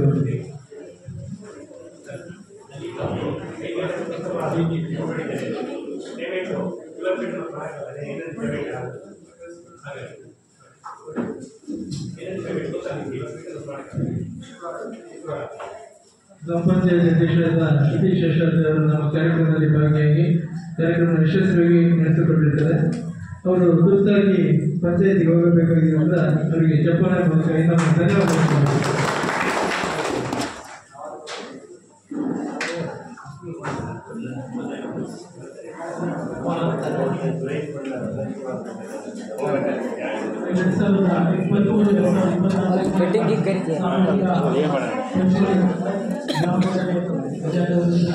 ನಮ್ಮ ಈ ಒಂದು ಸಭೆಗೆ ತಾಲೂಕಿನ ಸಾಮಾಜಿಕ ಸಭೆಯ ತಾಲೂಕಿನ ಆಗಮಿಸಿರುವಂತಹ ನಿರ್ದೇಶಕರವರೇ ಹಾಗೆ ಮಹೇಶ್ ಅವರೇ, ಹಾಗೆಯೇ ಈ ಶಾಲೆಯ ಪ್ರಭಾವ ಶಿಕ್ಷಕರಾಗಿರುವಂತಹ ಸವಿತಾರವರೇ, ಹಾಗೆಯೇ ಈ ಶಾಲೆಯ ನಿರಂತರ ನಾಯಕರು ಹಾಗೂ ಮಾರ್ಗದರ್ಶಕರಾಗಿರುವಂತಹ ಶ್ರೀಯುತ ಭದ್ರದೇಶರವರೇ, ಹಾಗೆಯೇ STMCಯ ಉಪಾಧ್ಯಕ್ಷರಾಗಿರುವಂತಹ ವಿಚಾರವರೇ, ಹಾಗೆ ಗ್ರಾಮ ಪಂಚಾಯತಿಯ ಅಧ್ಯಕ್ಷರೇ, ಹಾಗೆಯೇ ಮಾಜಿ STMC ಅಧ್ಯಕ್ಷರಾಗಿರುವಂತಹ ಮಮತಾ ಅವರೇ, ಹಾಗೆ ಶಿವರಾಜನವರೇ, ಹಾಗೆ ಇಲ್ಲಿ ಆಗಮಿಸಿರುವಂತಹ ಎಲ್ಲ ಪೋಷಕರಿದ್ದಾರೆ. ಬಹಳ ಸಂತೋಷ ಆಗ್ತಾ ಇದೆ. ಈಗಾಗಲೇ ಅವರು ಮಾತನ್ನು ಹೇಳಬೇಕು. ಸಾಮಾಜಿಕ ಲೆಕ್ಕ ಬಂದಂತಹ ಅಧಿಕಾರಿಗಳು ನಾವು ಸಾಕಷ್ಟು ಶಾಲೆಗಳಲ್ಲಿ ನೋಡಿದ್ದೀವಿ. ಇಂಥ ಒಂದು ಉದ್ಯುಕ್ತವಾದಂತಹ ಶಾಲೆ ಇದು ಕಂಡುಬಂದಿಲ್ಲ ಅಂತ ಬಹಳ ಖುಷಿ ಆಗ್ತಾ ಇದೆ. ಅದಕ್ಕೆ ಮೂಲ ಕಾರಣಕರ್ತರಾಗಿರೋರು ಇವರಿನ ಎಲ್ಲ ಸಮಸ್ತ ನಾಗರಿಕರು ಹಾಗೂ ಜ್ಞಾನಿಗಳು ಹಾಗೂ ಶಿಕ್ಷಕರು ಹೇಳಿಕೆ ನಾನು ಇಷ್ಟಪಡ್ತೇನೆ. ಅದರಿಂದ ಕಳೆದ ಬಾರಿ ರಜೆಯನ್ನು ಕೊಟ್ಟಿದ್ವಿ. ಏನಪ್ಪ ಅಂತಂದರೆ 2021 ಶಾಲೆಗೆ ಒಂದು ದಾಸ್ತಾನು ಕೊಠಡಿ ಅವಶ್ಯಕತೆ ಇದೆ. ಈಗಾಗಲೇ ಅವರು ಅದರಲ್ಲಿ ಒಂದು ಸೈಜನ್ನು ಇಲ್ಲಿ ಪೂರೈಸ್ತಾ ಇಲ್ಲ. ಯಾವ ಸೈಜ್ ಸರ್ಕಾರ ಅದಕ್ಕೆ ಕಿವಿಯನ್ನು ಕೊಡ್ತಾ ಇಲ್ಲ, ಏನಕ್ಕೆ ಗೊತ್ತಾಗ್ತಾ ಇಲ್ಲ. ಈ ಸಾರಿ ನಾನು ಸಹಿತ ನಮಗೆ ಮೂಲಭೂತ ಸೌಕರ್ಯಗಳ ಜೊತೆಗೆ ದಾಸ್ತಾನು ಕೊಠಡಿ ಸಹಿತ ಬಹಳ ಅತಿ ಅವಶ್ಯಕತೆ ಇದೆ. ಅದರಿಂದ ಮುಂದಿನ ದಾಸ್ತಾನು ಕೊಠಡಿಯ ಅವಶ್ಯಕತೆಯನ್ನು ದಯವಿಟ್ಟು ಸರ್ಕಾರಕ್ಕೆ ಬದಲಾವಣೆ ಮಾಡಿಕೊಡ್ಲಿಕ್ಕೆ ಹೇಳುತ್ತಾ, ಹಾಗೆಯೇ ನಮ್ಮ ಶಾಲೆ ಸೇತುವೆ 2023-2024ನೇ ಸಾಲಿನ ಸೇತುವೆ ಉತ್ತಮವಾದಂತಹ STMC ಆ ಉತ್ತಮವಾದ STMC ಕಾರಣ ಏನಪ್ಪ ಅಂತಂದ್ರೆ ಈ ಒಂದು ಭಾಗದಲ್ಲಿರುವಂತಹ ಹಿರಿಯ ವಿದ್ಯಾರ್ಥಿ ಸಂಘ ಸಮೂಹ ಇರ್ಬೋದು, ಒಂದು STMC ಇರ್ಬೋದು, ಹಾಗೆಯೇ ಊರಿನ ಹಿರಿಯ ದಾನಿಗಳ ಒಂದು ಕೈಚಳಕ ಇರ್ಬೋದು, ಅದರ ಜೊತೆಗೆ ನಮ್ಮ ಶಿಕ್ಷಕರ ಒಂದು ಸಮೂಹ ಮಕ್ಕಳ ಒಂದು ಉತ್ತಮವಾದಂತಹ ಫಲಿತಾಂಶ ಇರ್ಬೋದು ಅಂತ ಈ ಸಂದರ್ಭದಲ್ಲಿ ಇಷ್ಟಪಡ್ತೀನಿ. ಅದರ ಜೊತೆಗೆ ಏನಪ್ಪಾ ಅಂದ್ರೆ ಆ 1 ಲಕ್ಷ ರೂಪಾಯಿಗಳನ್ನು ಬಂದಂತಹ ಒಂದು ಅನುದಾನವನ್ನು ನಾವು ಸ್ಮಾರ್ಟ್ ಮೆಟಾಲಿಕ್ ಬೋರ್ಡ್ ಅಂತಂದ್ರೆ 6 ಕೊಠಡಿಗಳಿಗೆ ಸಹಿತ ಉತ್ತಮವಾದಂತಹ ಒಂದು ಬೋರ್ಡ್ಗಳನ್ನು ಹಾಕಬೇಕು ಅಂತ. ಯಾಕೆಂದ್ರೆ ಶಿಕ್ಷಕರು ಈಗಿನ ಪರವಾಗಿಲ್ಲ ಈಗಿನ ಬೋರ್ಡ್ಗಳು. ಆ ಹಿಂದಿನ ಬೋರ್ಡ್ಗಳೇನಪ್ಪ ಅಂದ್ರೆ ಕೆಲವು ವಿಚಾರದಲ್ಲಿ ಬ್ಲಾಕ್ ಬೋರ್ಡ್ ಇತ್ತು. ಈ ಬೋರ್ಡ್ ನೋಡಿದ್ರೆ ಸಾಕಿತ್ತು, ಬಾಡವಾಡಿಗೆ ಗೊತ್ತಾಗ್ತಿಲ್ಲ ಅಂತ ಬೋರ್ಡ್ಗಳಿತ್ತು. ಈಗ ಪರವಾಗಿಲ್ಲ, ಅದಕ್ಕಿಂತ ಉತ್ತಮ ದರ್ಜೆಯ ಬೋರ್ಡ್ಗಳು ಅಂದ್ರೆ ಆ ಬೋರ್ಡ್ ಅಂತ ಇದ್ದು ಸಹಿತ ಏನಕ್ಕೂ ಬರೆದಂತ ವಿದ್ಯಾರ್ಥಿ ಆ ಬೋರ್ಡ್ ನೋಡ್ತಾರೆ, ಏನೋ ಕಲಿಕೆಯಲ್ಲಿ ತೊಡಗುತ್ತಾನೆ ಅನ್ನೋದನ್ನು ಆ ಒಂದು 6 ಕೊಠಡಿಗಳು ನಮಗೆ ಉತ್ತಮವಾದಂತಹ ಬೋರ್ಡ್ಗಳನ್ನು ತಂದಾಗಲಿಕ್ಕೆ ನಾವು STMC ಮಾತನಾಡಿದ್ವಿ. ಅದ್ರ ಜೊತೆಗೆ ಈಗ ಮೇಡಮ್ ಅವರು ಹೇಳಿದ್ರು, ನಮಗೆ ಸೈನ್ಸ್ ಲ್ಯಾಬ್ ಇದೆ, ಸೈನ್ಸ್ ಲ್ಯಾಬ್ನಲ್ಲಿ ನಮಗೆ ಪೀಠೋಪಕರಣಗಳ ವ್ಯವಸ್ಥೆ ಕೊರತೆ ಇದೆ, ಅದರಲ್ಲಿ ಅದನ್ನು ನನಗೆ ಬೇಕು ಅಂತ ಹೇಳಿದ್ರು. ಅವತ್ತೇ ಡಿಸೈಡ್ ಮಾಡಿದ್ರು, ಮತ್ತೆ ಇವಾಗ ಆ ವಿಷಯವನ್ನು ಮತ್ತೆ ಪ್ರಸ್ತಾಪ ಮಾಡಿದ್ರು. ಅದು ತುರ್ತಾಗಿ ಈಗಾಗಲೇ ಇನ್ನೊಂದು ವಾರ 10 ದಿವಸದೊಳಗೆ ತರುವಂಥ ವ್ಯವಸ್ಥೆ ಬೋರ್ಡ್ ಜೊತೆಗೆ ನಿಮಗೆ ಸೈನ್ಸ್ಗೆ ಸಂಬಂಧಪಟ್ಟಂತೆ ಎಲ್ಲ ವಸ್ತುಗಳನ್ನು ತಂದು ಕೊಡುವಂಥ ಕಾರ್ಯ ಹೇಳ್ತಾ ಮತ್ತೊಮ್ಮೆ ಮುಂದಿನ ದಿನಗಳ ಸಹಿತ ಅಷ್ಟೇ ಸರ್ಕಾರಿ ಪ್ರೌಢಶಾಲೆ ಒಂದು ಉತ್ತಮವಾದಂತಹ ಬಾಂಧವ್ಯವನ್ನು ಹೊಂದಿದೆ. ಹೇಗೆ ಅಂತಂದ್ರೆ ಪೋಷಕರಿರ್ಬೋದು, ಊರಿನ ಹಿರಿಯರಿರ್ಬೋದು, ಅಥವಾ ಈ ಶಾಲೆಯ ಮಾರ್ಗದರ್ಶಕ ಶಿಕ್ಷಕರಿರ್ಬೋದು, ಹಾಗೆ ಮಕ್ಕಳ ಜೊತೆ ಮುಂದೆ ಹೀಗೆ ನಿರಂತರವಾಗಿ ಸಹಕಾರವನ್ನು ಕೊಡಿ, ಸಹಕಾರ ಸಲಹೆ ಹಾಗೂ ಮಾರ್ಗದರ್ಶನವನ್ನು ಕೊಡಿ ಅಂತ ಹೇಳ್ತಾ ನನಗೆ ಮಾತನಾಡಿದ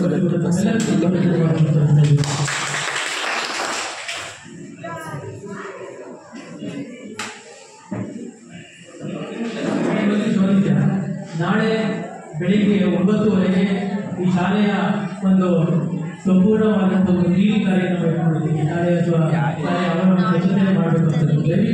ಎಲ್ಲ ಪೋಷಕ ಮಿತ್ರರು ತಪ್ಪದೇ ಆಗಬೇಕು. ಜೊತೆಗೆ ಪಕ್ಕದಲ್ಲಿರುವಂಥ ಎಲ್ಲ ಪೋಷಕರಿಗೆ ಹೇಗೆ ಕರ್ಕೊಂಡು ಬರುವಂಥ ಮಾಡಿ ಅಂತ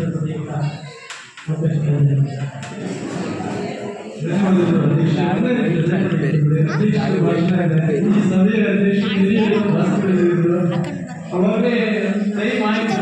ಸೊ ಒಂದು ಅಭಿಪ್ರಾಯವನ್ನು ಹೇಳಿ ಮುಗಿಸ್ಬಿಡೋಣ ಅಂದರೆ ಅಭಿಪ್ರಾಯವನ್ನು ಹೇಳಿದ್ರು.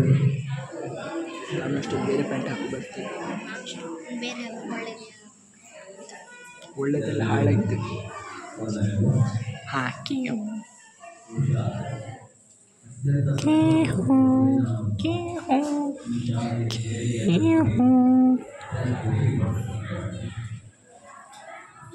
ನಮ್ಮೂರು ನಮ್ಮ ಶಾಲೆ ನಮ್ಮ ಹೆಸರ ಇದು ನಮ್ಮ ಗೌರವ, ಈ ಊರಿನ ಗೌರವ, ನಮ್ಮ ಗೌರವ. ನೀವು ಇವತ್ತು ತಾಲೂಕು ಅಧಿಕಾರಿಗಳು ಬಂದು ಇಲ್ಲೆಲ್ಲ ಪರಿಶೀಲನೆ ಮಾಡಿ ಏನು ವ್ಯವಸ್ಥೆ ಇದೆ ಅಂತ ಪರಿಶೀಲನೆ ಮಾಡಿದ್ದೀವಿ.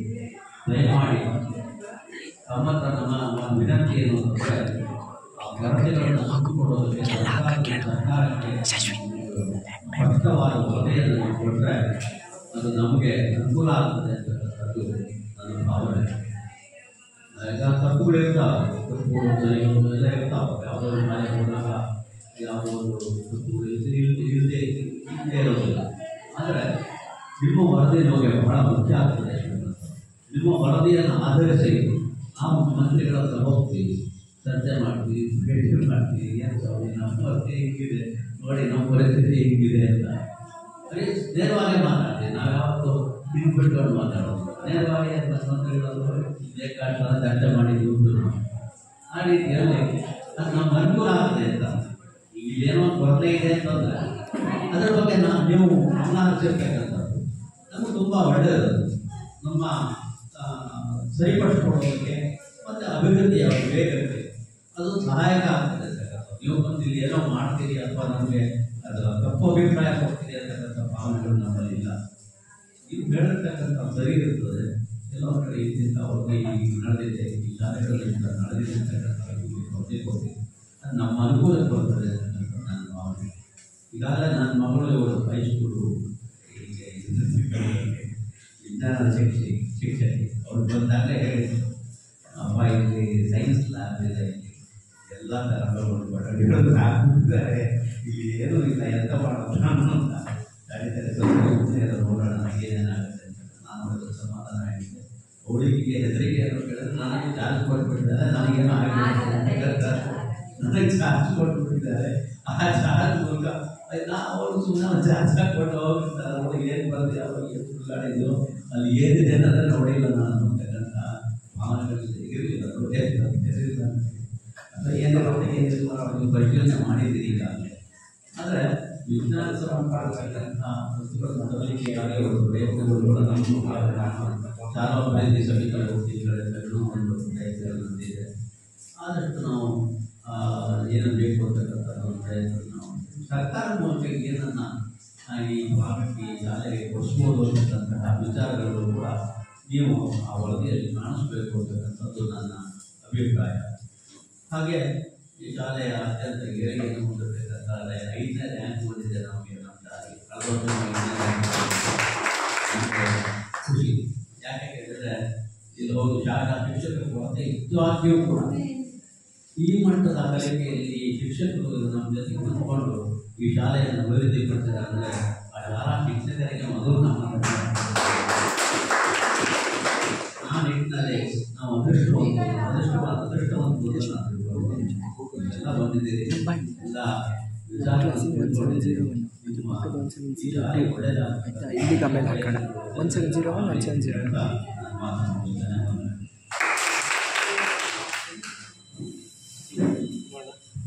ಹಿರಿಯರ ಭಾಸ್ಕರಲ್ಲಿ ಮಾರ್ಗದರ್ಶಕರು ಹಾಗೆ ಈ ಶಾಲೆಗೆ ಒಂದು ಬೆನ್ನೆಲುಬು.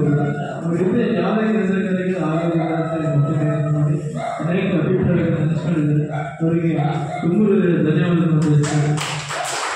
ಈಗ ಕಾರ್ಯಕ್ರಮದ